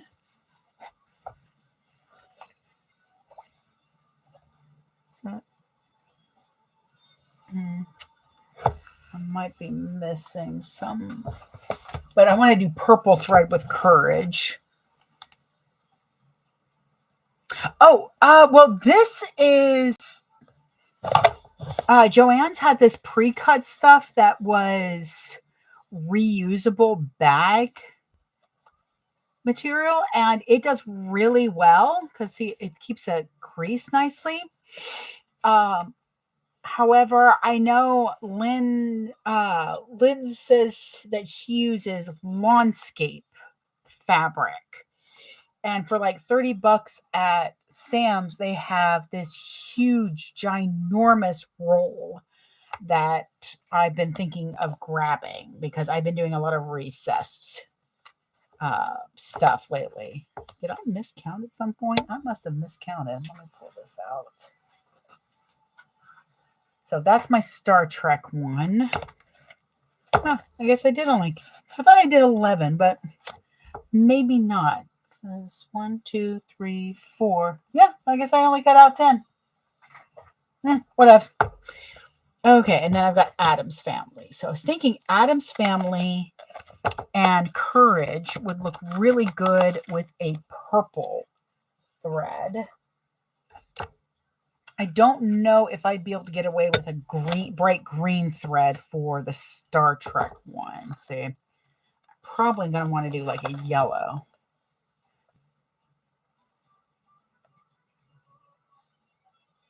Yes, gross grain ribbon. I've used that a lot as well. Something that is thin and non-fraying is always going to be a good idea. This is just something that I had that I was like, oh, I'm going to make reusable bags. And then I didn't. And then I needed it. I needed desperately for an order. And my Joann's was out of what I would have wanted to use. I also didn't want to, that's right. That was the time Erin had the car. I couldn't really go unless I wanted to walk 6 miles. And I'm not really a walker that much. I mean, I could have done it. I used to do it as a kid all the time. However, I did not want to do it this time. So one of my random Post-it notes for something. Yeah, I need to change that note anyways. But so I was like, I'll just cut this up real quick. I'll just use a little piece. And then I liked how it felt. It's got good strength. It's nice and thin. It doesn't fray. So I was like, okay, cool. I'm almost out of it, which means now I might be getting that landscape fabric.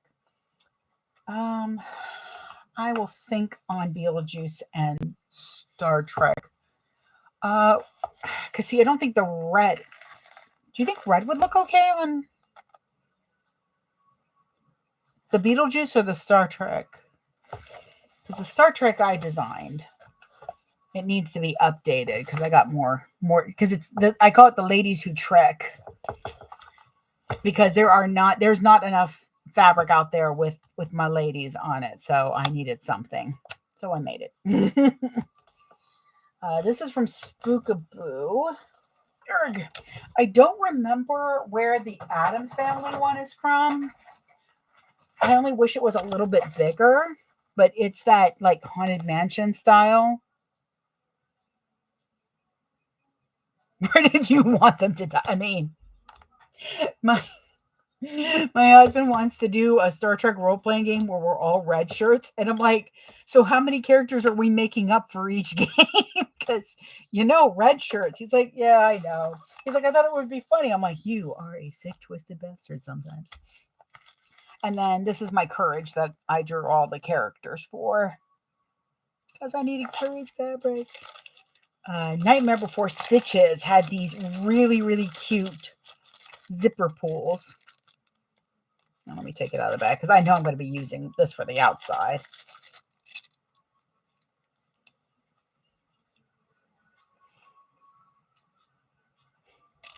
So that's going to be super cute for that. I guess I can start getting all of this nonsense together and switch over. Where's my deep purple? There it is. And now Saya, of course, has more variegated threads that I'm in hot need for. So I'm gonna need people to buy some stuff off the website so that I can have that. What actually works? This is how I feel about that. I don't want to use gold. Sorry, I'm trying to decide what I want to use for.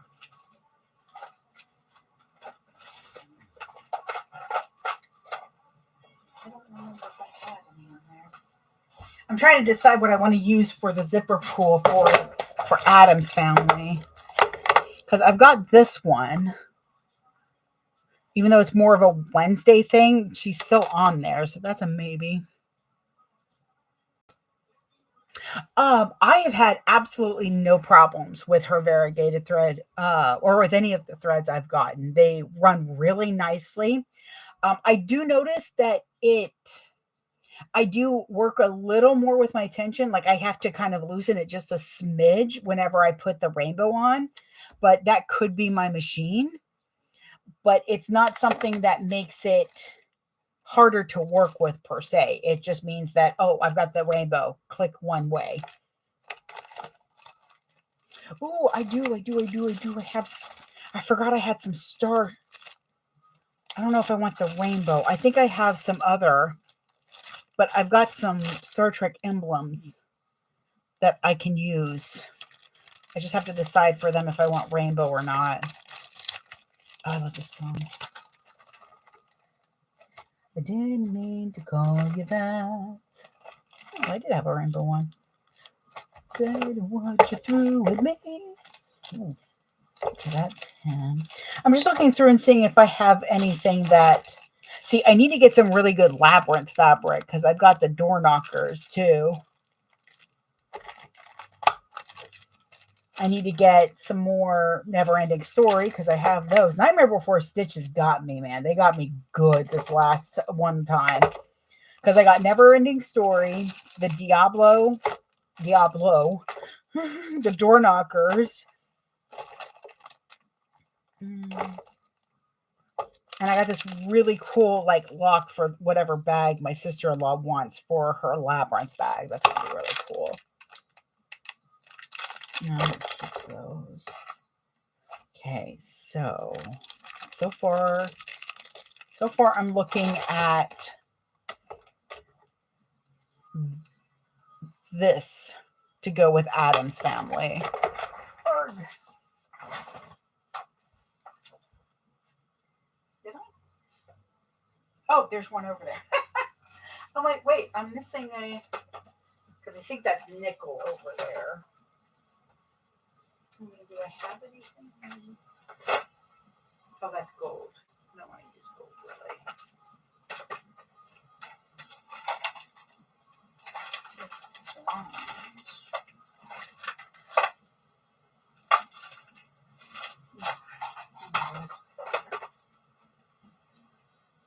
Sleeping with my clothes on.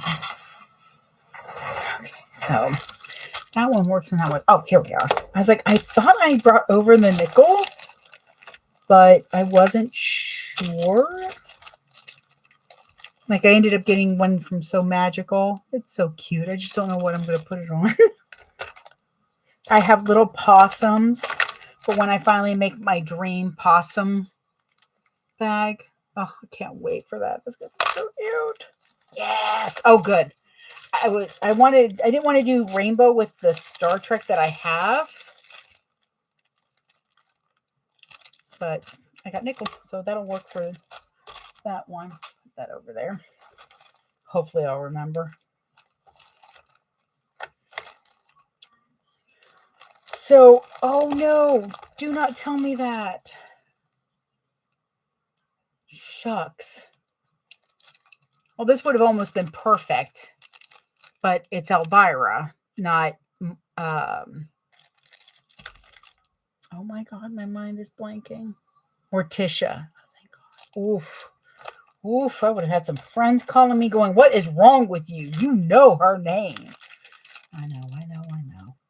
I guess I need to get some Sanrio fabric because I've got a lot of Sanrio pools, but that's what happens when Bedazzled has Sanrio pools. I can't help it. I have to have them. They are so stinking cute. Look at them.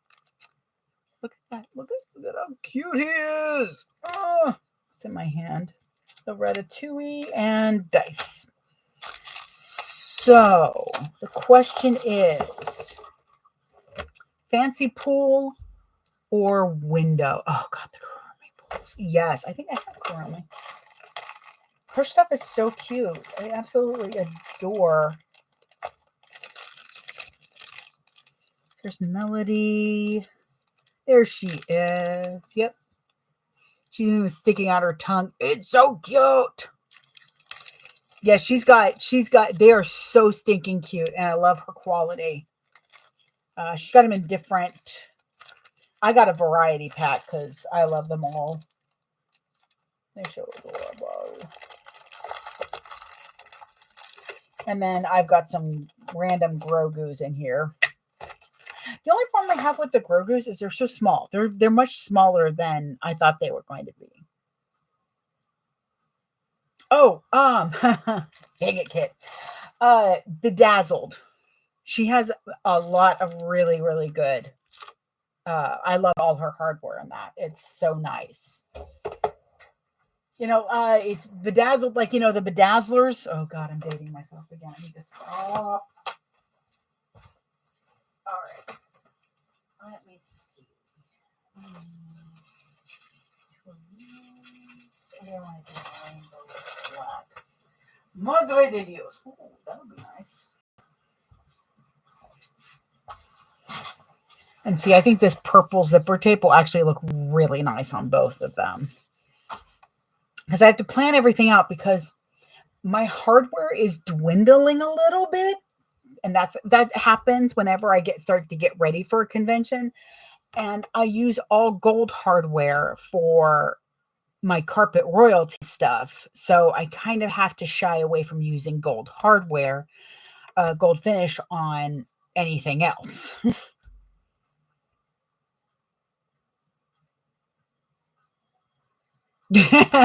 Listen, the day I turned 40, no one was more surprised that I was still around than me because I did dumb things as a kid. I know exactly how a taser feels more than once. We'll just start with that and go from there. 'Cause, yeah. Oh, thank you, Chihuahua Mama, for following. There's always lots of fun going on. Oh, I need to pick out my snaps too. So I'm going to use black finish gunmetal hardware because I love this purple tape. I want to say it was MoreMeKnow. Most of my beautiful colored, like regular, like solid color tape, I don't want to say basic tape because it sounds so mean, is from MoreMeKnow. I love her quality. And I don't want to buy 500 yards of one color. Yeah, I turned 44 this year, so I don't act it a lot. But until I start talking about certain songs or, bedazzlers, and then people are like, wait, how old are you? We don't talk about that. Actually, I am grateful even more for my age because I'm the age that camera phones weren't really that big of a thing until I was over 20, which means there's no proof on the internet of all that stupidity. See, these are my peoples. That's why y'all were down with OPP. Oh, that song. And now we got Hootie and the Blowfish again. Where are you going? All right. There's D-rings, and then I've got... Man, I just stocked up, and I'm already starting to get low again. 1, 2, 3, 4. I try to get all the hardware so that I'm not like running around. Nope.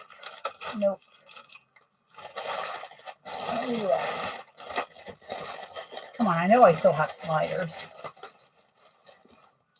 Yep, there they are. Boop. Okay. Oh, I need more than one. Nope, that's the wrong one. Come to me. What is going on?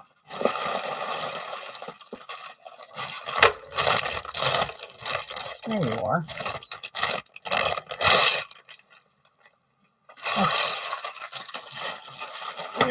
To let them know black for the next order. Okay, so I've got 2 sliders. What you need for this bag is 2 D-rings, 2 swivel clips, 1 slider, and 3 zipper pulls.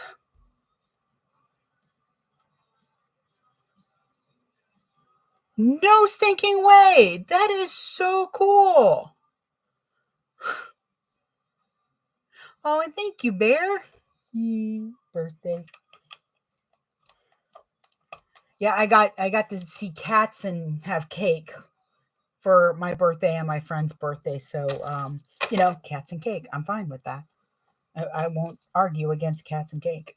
Cats and cake. Cats and cake. Cats and cake.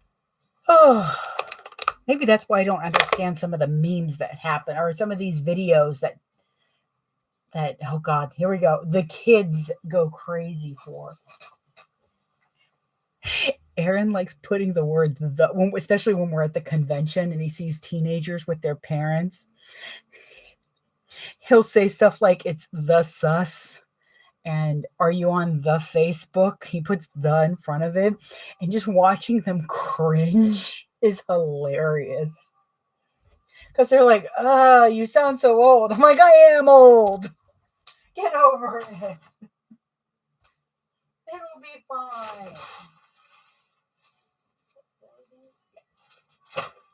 1, 2, 3, 4. Okay. What song is this? Oh, Pretenders. I like this song. Oh, what are you doing, Cord? Who are you and what do you want?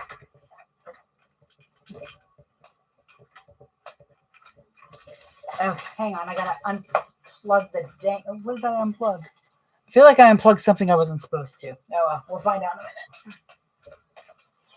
There we go.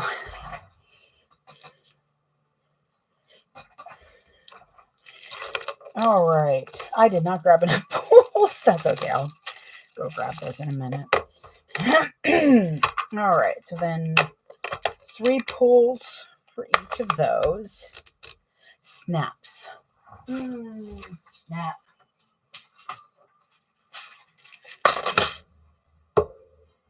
Do I have any? Yes. All righty. What I'm trying to decide is I've got these. Yeah, I'm just going to use these. These will be fine. And then you need 2 sets of magnets as well. I'm going to take out the swivel hooks in that because I always get my strap done first. All right, so 1, 2,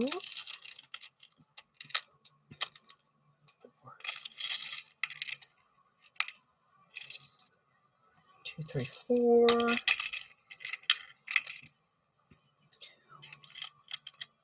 Okay, fine. 3. Okay, I think that should be all of it. The nice thing is the magnets just kind of like convolute into one group, so I don't lose anything. I feel like I have one extra that I didn't count, so let's do that. Boop. All right. Oh, good. Those are almost used up. Okay. Because I have these magnets that I got off of Amazon, rivet magnets, and they're okay. They get the job done, just not as much as I would. They're just not as good a quality as Cam Snaps. So if you're wanting magnet rivets, go to Cam Snaps, please. They're so good. All right, then I need a little Ziploc bag. And it's noon. Interesting. Usually at noon, there's a siren from the base. I might not have heard it because I was yammering. All right. Don't have any black. I think I'm going to use this purple.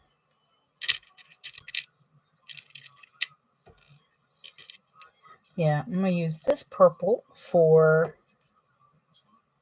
courage. And I think I do like this color for... Come on, you. Oh, no.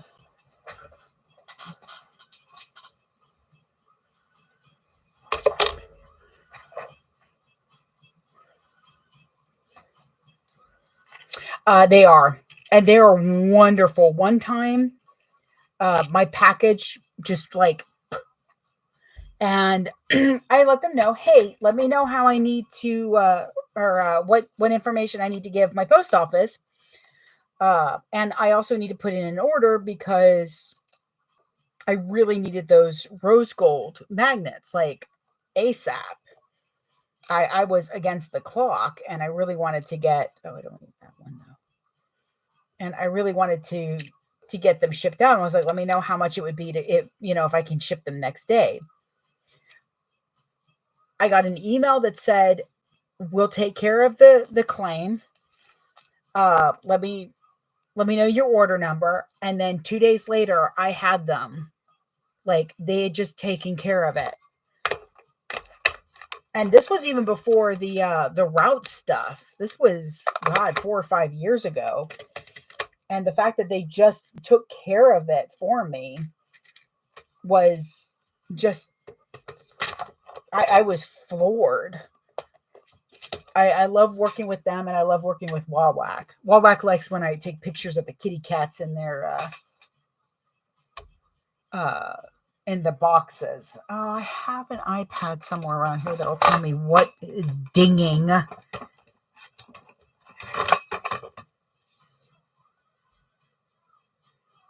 Oh, okay.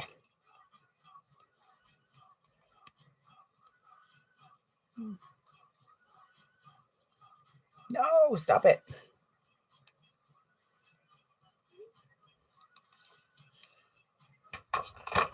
Just the hubby. He's getting better at communicating. Let me know when to pick him up and when not to. All right, so I've got my ID window. I have a really good video on my feed on TikTok showing how I do these so that they don't warp. I have the strap ends for my strap, or my adjustable strap. I have the strap ends for the handle. This is the overlay. It is different than the overlay in the pattern. Mine is 2.5 by 8. Hers is smaller and it's got a really pretty curve. It's lovely, believe me. I just like mine because it's easier to cut out. I can cut them out in my sleep. I have my strap,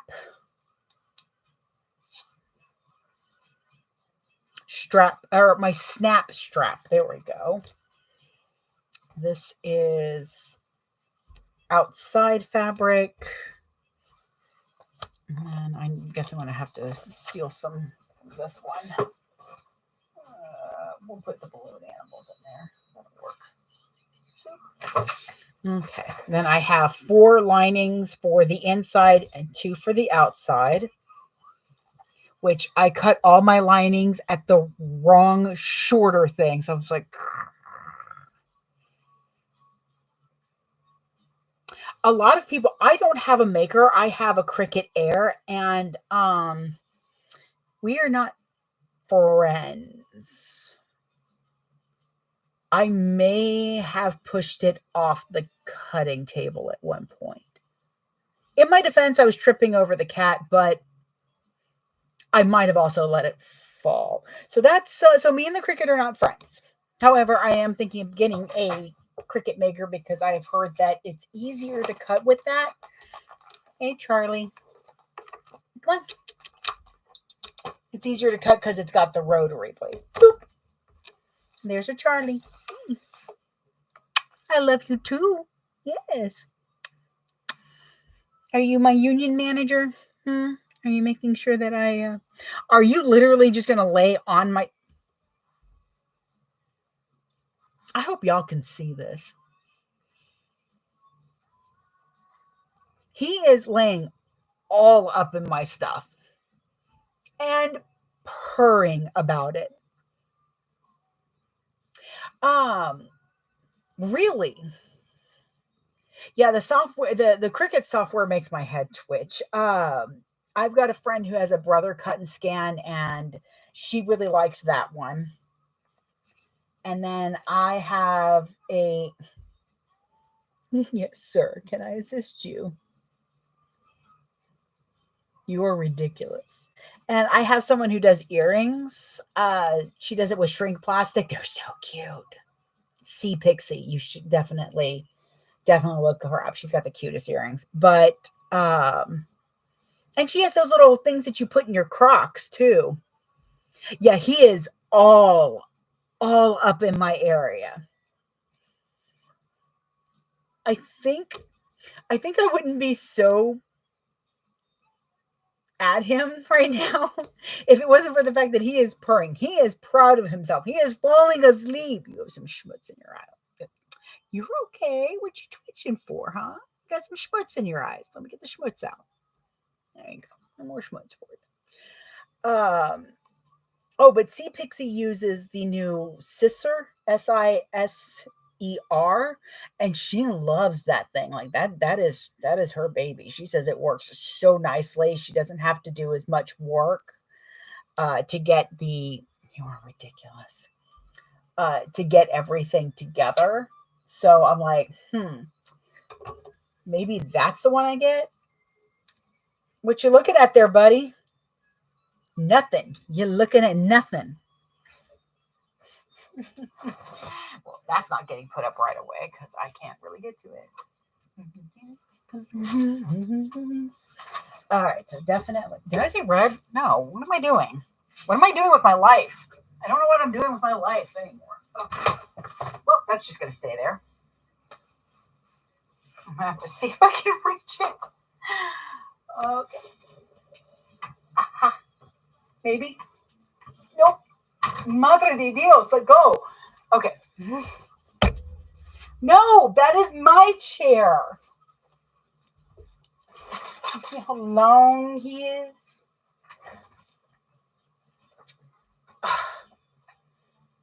Oh, my Lord. Caesar. Oh, okay. Then why didn't they just... Okay. Sure. We just make up words and how they're pronounced, so that works. God. Why? Ugh. Are you okay? Are you unhappy? Your tail's not letting me... Ow. Did you just bite Mommy? Did you just bite my cheek? Hey, why did you bite Mommy? He bit me. He's still purring and he bit me. Why did you bite me? No, we don't bite Mommy. We don't bite Mommy. If you hear an overdramatic ow, it's to stop him from clenching. Okay, well, your tail's going a little weird, which means I know you want down, but I'm going to squish your tushy anyways for a moment. He bit me. Oh, bugger bit me. Right here. He bit me right here. I swear, he is a pain in the butt, but he is my baby. He is my son. I have loved him from the moment that I was able to put him in a sock. And I still have those pictures. I'm looking at getting one of those kitty aprons so that when I'm cutting, he can sit right there and leave me the hell alone. He doesn't bite hard anymore, but like the first time, yes, purple, which I of course have none of. Oh, I've got one. Sweet. Do I want to do a bob and dump then? Yeah, let's just do a bob and dump with it. So he used to, when he would bite, he would clench and keep. So I now shout, like I'm overly dramatic about it. And it lets him know that he's hurting me. So he doesn't really do it anymore. He'll just kind of nip. No. I miss Burrito. She was our sweet, sweet baby girl. She did not like other animals, but she loved people for some reason. Anytime we took her into the vet for anything, everybody was like, we're sorry she's sick, but we're glad she's here. Everybody just absolutely adored her. Might have to change this 90s station. They're playing some stuff that I can't flash back to. But if I go to the 80s, I get some of that early stuff that is slow. I like it. It's just slow. We like to party. We like to party.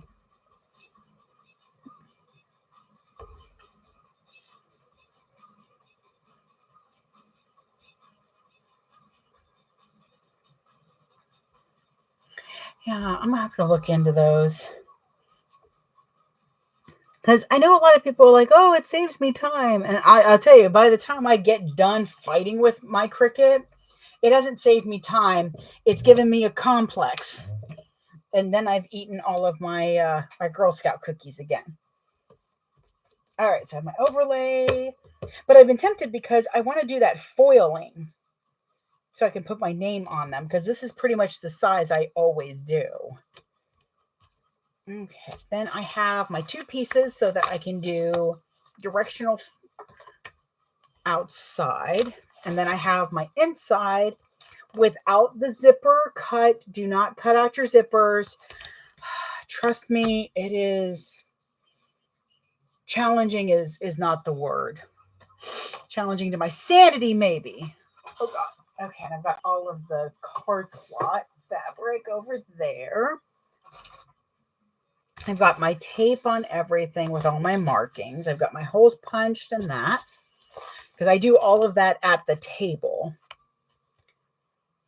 Let's see, my random lining fabric, inside and outside, 2 snap hooks. Those go over there. Those go over here.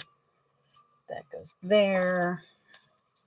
And this one's for the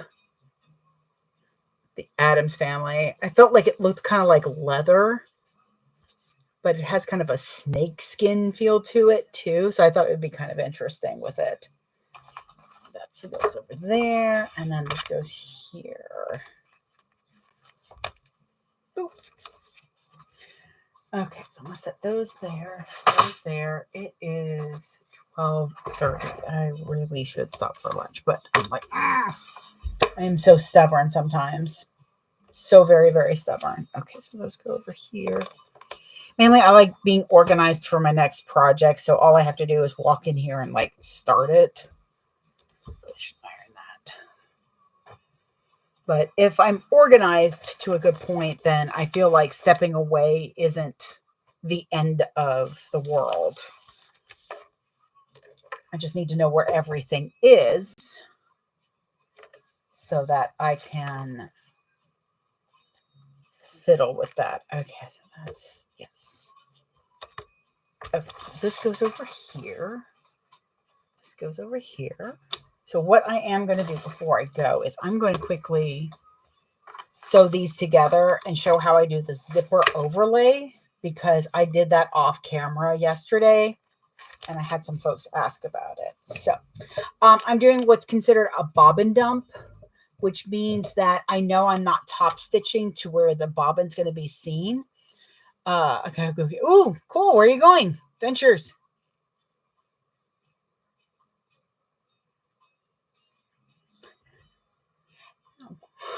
Gonna be good.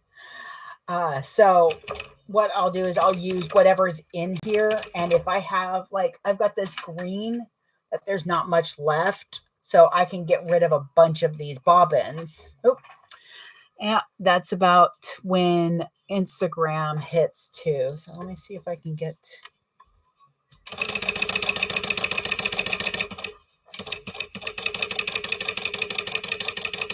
Because what I'll do when I come back to work on this later is I'll pick out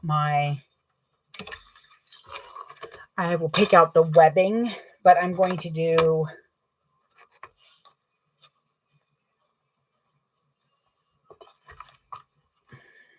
Sorry, I'm trying to make sure that this is even. I can even that out later. Okay. Yeah, I'll pick out the webbing. I like this purple zipper tape with the gunmetal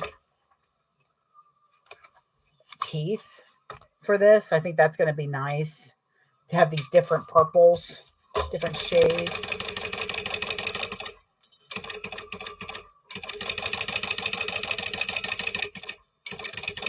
Yeah, I see. Even though, yeah, it's fine.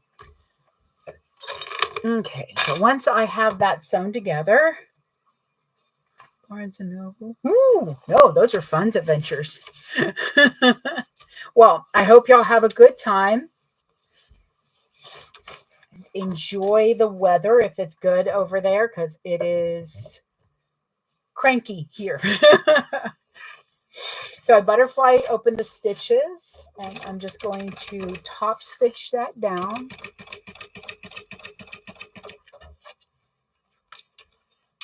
Move that out of the way.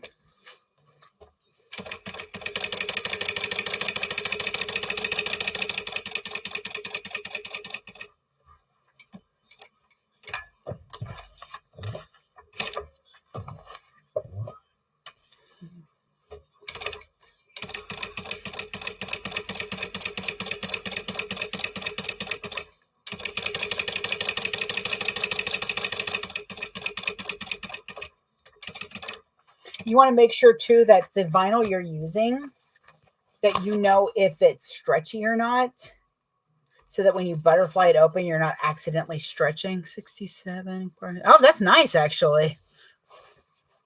I just don't like being warm. My brother would say that's way too cold, but he likes 75.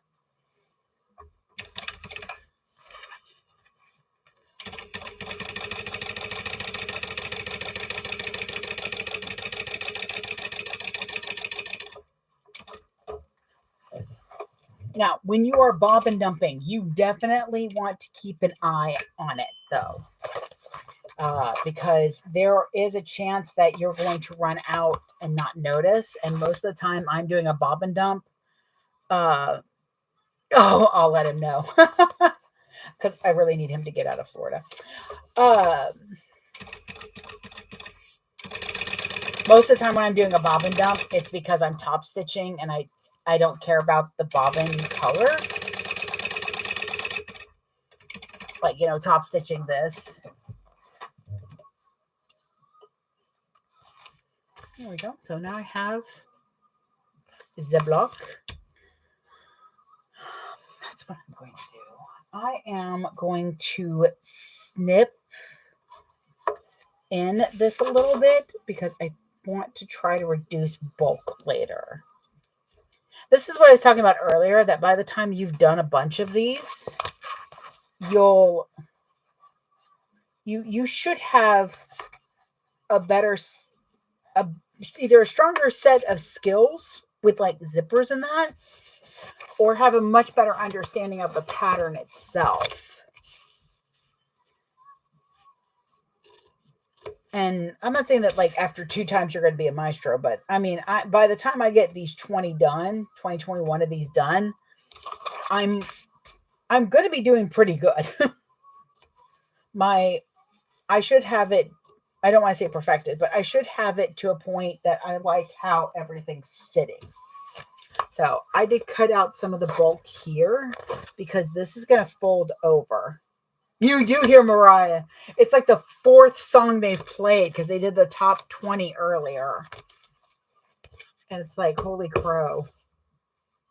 I never know how loud I can have it before people get like upset because they can't hear me, which is understandable. I'm going to put it on this side because I have a nice middle of him with the mask and Mr. Grinner.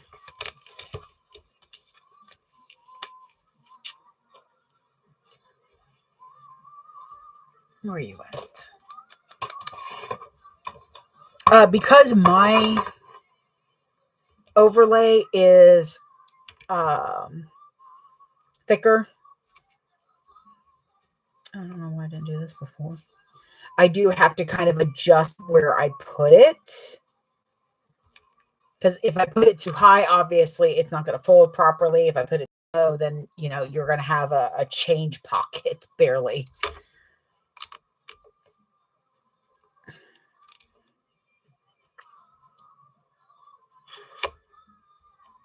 You and I will always be. Well, that's a thought process. I think I might have just solved that issue. Now I just got to find them. I've got some vinyl tags somewhere that I both love and dislike. I might have to actually cut some more. I got to figure out where I put that roll. Because I have an idea. I just can't find the bloody tags. Oh, hey, I still have snacks. You too. Enjoy your outing. Why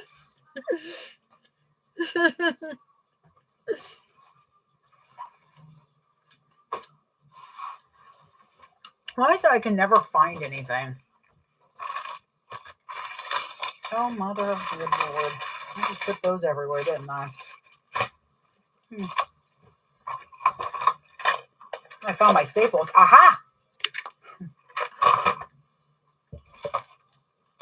And I found one of my acrylic charms. I put things in the most random spots sometimes. Okay, so what I did was I designed these, and they're going to be backwards, obviously. And then had it printed on this glitter vinyl.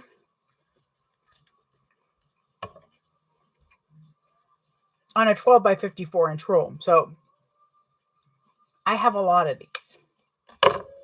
The problem with these, and it's nobody's fault but mine. Hold on. Where are you at? There you are. Drink. The problem is, and it is on me, is that I designed it all the way to the thing and I didn't really give a bleed or sewing, a way to sew them on without sewing over my name. So that's on me. So mainly what I'm doing is just trying to find different ways to use them. Because like on these, I don't want to put a nameplate. It'll add to the cost. And I'm trying to keep these at a cost that isn't too much, but isn't, taking away my money.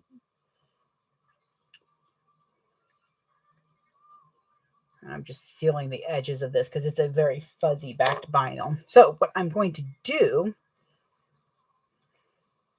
is I think I'm going to put, where are you going? So I've been sewing them on the inside, but I'm thinking I can kind of put it just like right here. Maybe right there on the overlay. Or on the side where it's covering up a little bit of Chubby Bunny, but not, or covering up Studios, but not Chubby Bunny. Like I said, this was definitely on me. Yeah, I think I like that best. Okay, so. Oh, I need two of them, don't I?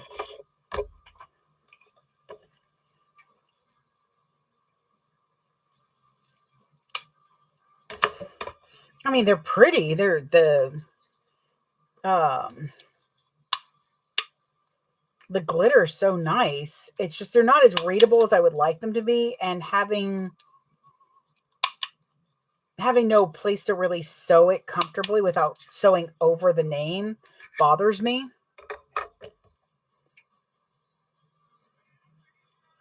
So I don't want to, I don't want to throw them away, and there's nothing I can really use them for except for, my name on something.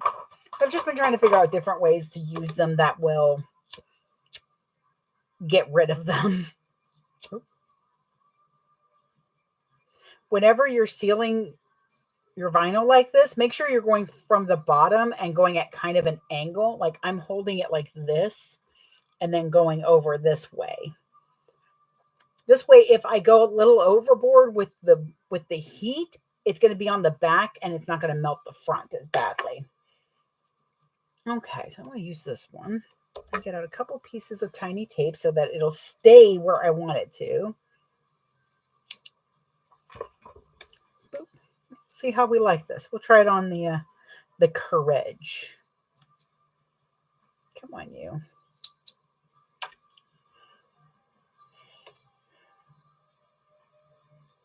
I'm putting a piece on the back and the front. This way it'll stay. So I'm going to turn this over.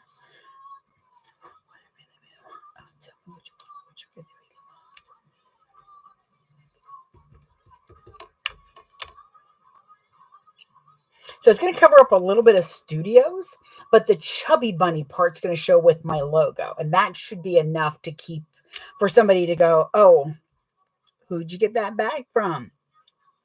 I has a mighty need. Get your act together, we could be just fine. I'm going to clip my center.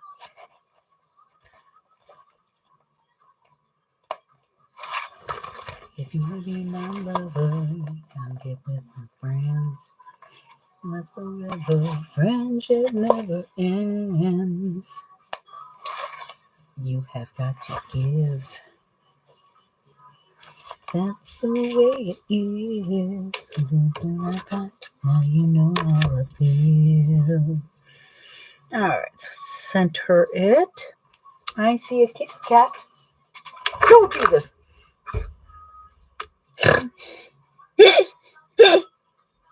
No, that's not for you. Good God, little buddy. And now you're tangled in the thread. Hang on.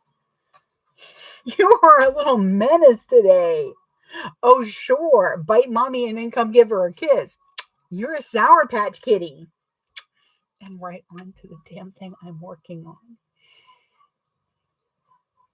He scared the crap out of me because I keep seeing cats everywhere, but never my cat.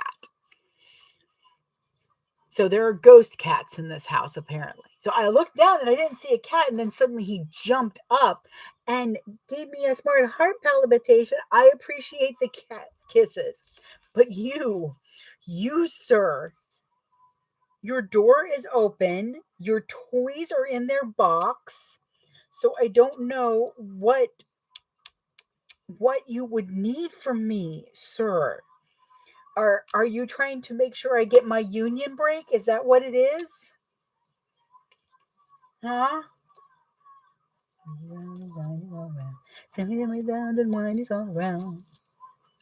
My cat Tiamat doesn't like to travel. So we have to put country music on. And I have to sing with the country music. And once I start that, she chills out. Hey, can you move your paw for a moment, please? Can I at least get something finished before you put me on a forced break?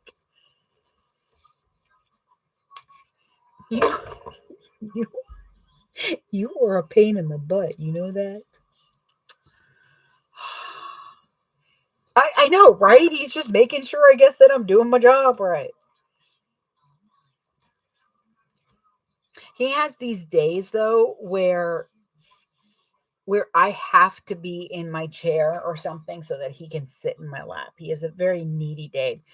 And it's usually if we've been gone. If like I'm out all day, the next day he's very, very needy.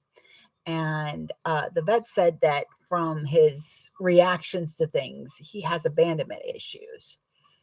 And we did find out that for some reason, as a kitten, he was brought back to the shelter twice.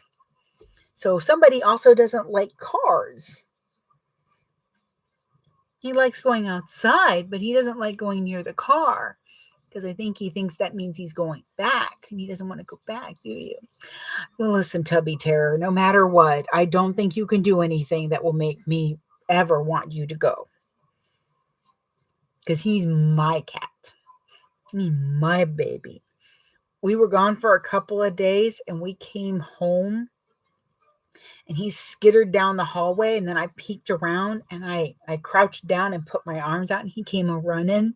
And I tell you, I was crying because that was absolutely one of my favorite moments. And I love you, but you're in my way. You're such a pain in the butt, mister. I really want to get this one thing done. Can I get this one thing done? Hop, come here. Come here. I think there's a squirrel outside. Why don't you go look at the squirrel? Go, go. Go, go, go. Yeah. Anybody who says that they could never have a cat because it won't love them has never had a cat in their life.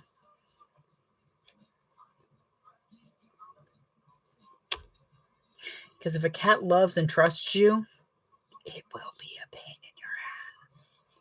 He is cute. He's a little tummy on him and everything. Okay, I'm going to move this. Thank you, sir. I really appreciate it. Little pain in the butt. So, I have stuck my zipper overlay now that we've had our cat break. Drop on the floor. No, little fairy, give it back. You little brat. I just dropped something off the table, and guess what? Gone. You little brat. What did you take? I took a freaking slider. Great. I got ghost cats and fairies and a real cat. And so I'm going to sew around the outside of this. I am not backstitching. It is one of the few places that I don't backstitch. Am I on the right? Yep, I'm on my right stitch length. All right, little buddy. It's coming for you.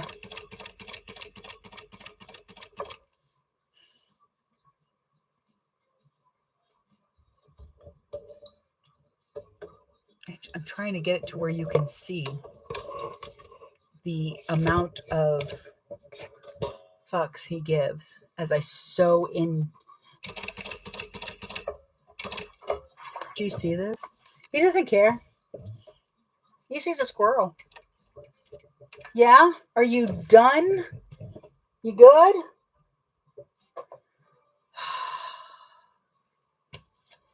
That is my life with Charlie the cat.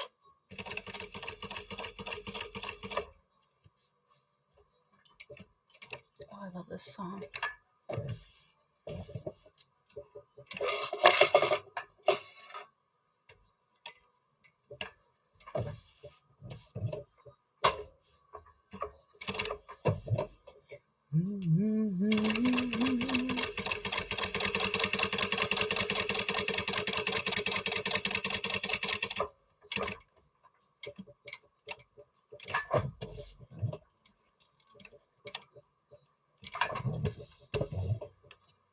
When you have slightly rounded corners, you don't really have to go in the curve of it. You can just go straight and do a box. It just depends on how everything's laying down for me on whether or not I do a box or try to curve it.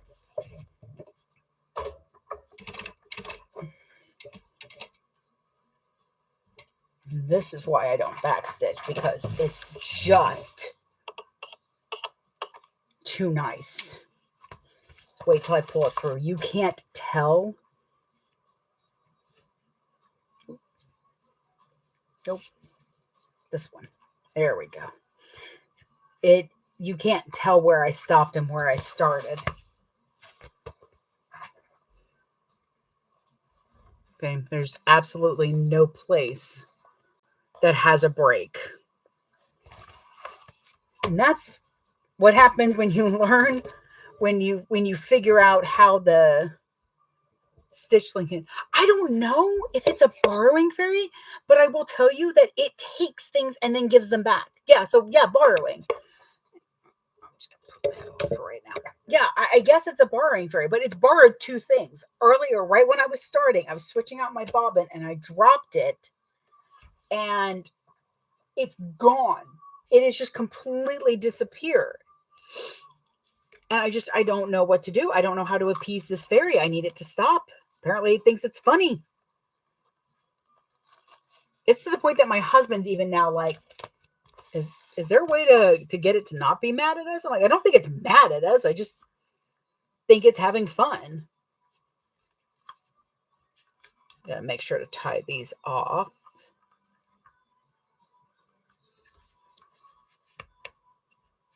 There we go. Oh, that's right. Where are you at? But now it's taken a slider. I've left a room, come back in, and it was exactly where it would have been. I used to think it was a poltergeist, but Aaron really thinks it's a fairy more than a poltergeist, which I'm kind of glad because, you know, they can get mean. They can be very mischievous. He's like, how do we make it stop? I'm like, well, we can put our blood in milk and honey and see if that works, but it has to eat it. And then I think we might be going a little too far here.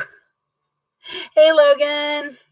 Are you in school? No, it's Saturday, so you should be fine. Are you at work? I like that. I like that a lot, actually. Did I not take that paper off? I'm so dumb sometimes.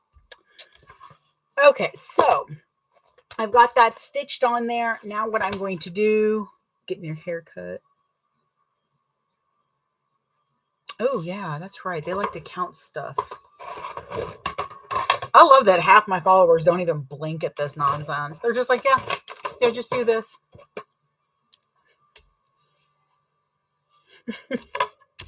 So with that, I made a little hole here. And I didn't do it in the middle. I did it kind of on the edge. Right there. And that's because it's going to be a good chunk of vinyl and it's hard for me to just like cut through it and throw it away. I'm using some curved scissors. These are really good for embroidery, but they're amazing for this as well. If you need a really good pair of scissors, I highly recommend Femore. The reason I like these two is that it's very difficult not to feel if you're cutting through anything more than the actual vinyl that you're wanting to cut. Try to keep at least a 1/4 inch. But yeah, you can see they're just cutting right through it. They need to be sharpened soon though, but that's what Dragon Con's for. But see, look at how big of a chunk of vinyl that is. This can be used for something. I don't know what, but I'll figure it out. Oh, I guess I can put those in the right drawer. So, there we go. Okay, so now I have that. So all I have to do is install my zipper now. But first, before I put this away and go finally get lunch and probably a bathroom break, because I've had like a giant cup of coffee and I'm halfway through my giant capybara cup of water. So I am fully hydrated, but I have a very rude empty stomach and a very rude fairy right now. But I also don't want to make it mad. I found my peeps. You certainly did. Join the live. There is much randomness to be had. All right, so I put tape here. Once I have the zipper set taken care of, that's when I'll install it. And then when it's full, it'll be like that. I really like having the tag here. I think that's going to be cute. What I have to remember is to fold it in before I go to sew that, when I sew it together, because it's right there on the edge of glory. Okay, where's my... No, you did not take my ruler. Oh, we would have had more words, little fairy. Yeah, so it'll hang a little bit off the side, but that's fine. I almost could do that. But all right, so I have to go. There are things to be emptied and things to be filled, and somebody's got to do it. So I will see y'all definitely Wednesday. I might go live before then, but yes, Wednesdays and Saturdays in the morning I go live. Wednesdays I'm going to start going till noon now, so I'm going to do about 4 hours, mainly so that I can have adult conversation with people, because the only thing I have to talk to at home is the cats, and well, you saw that conversation. But thank you so much, everybody, for joining, and bye.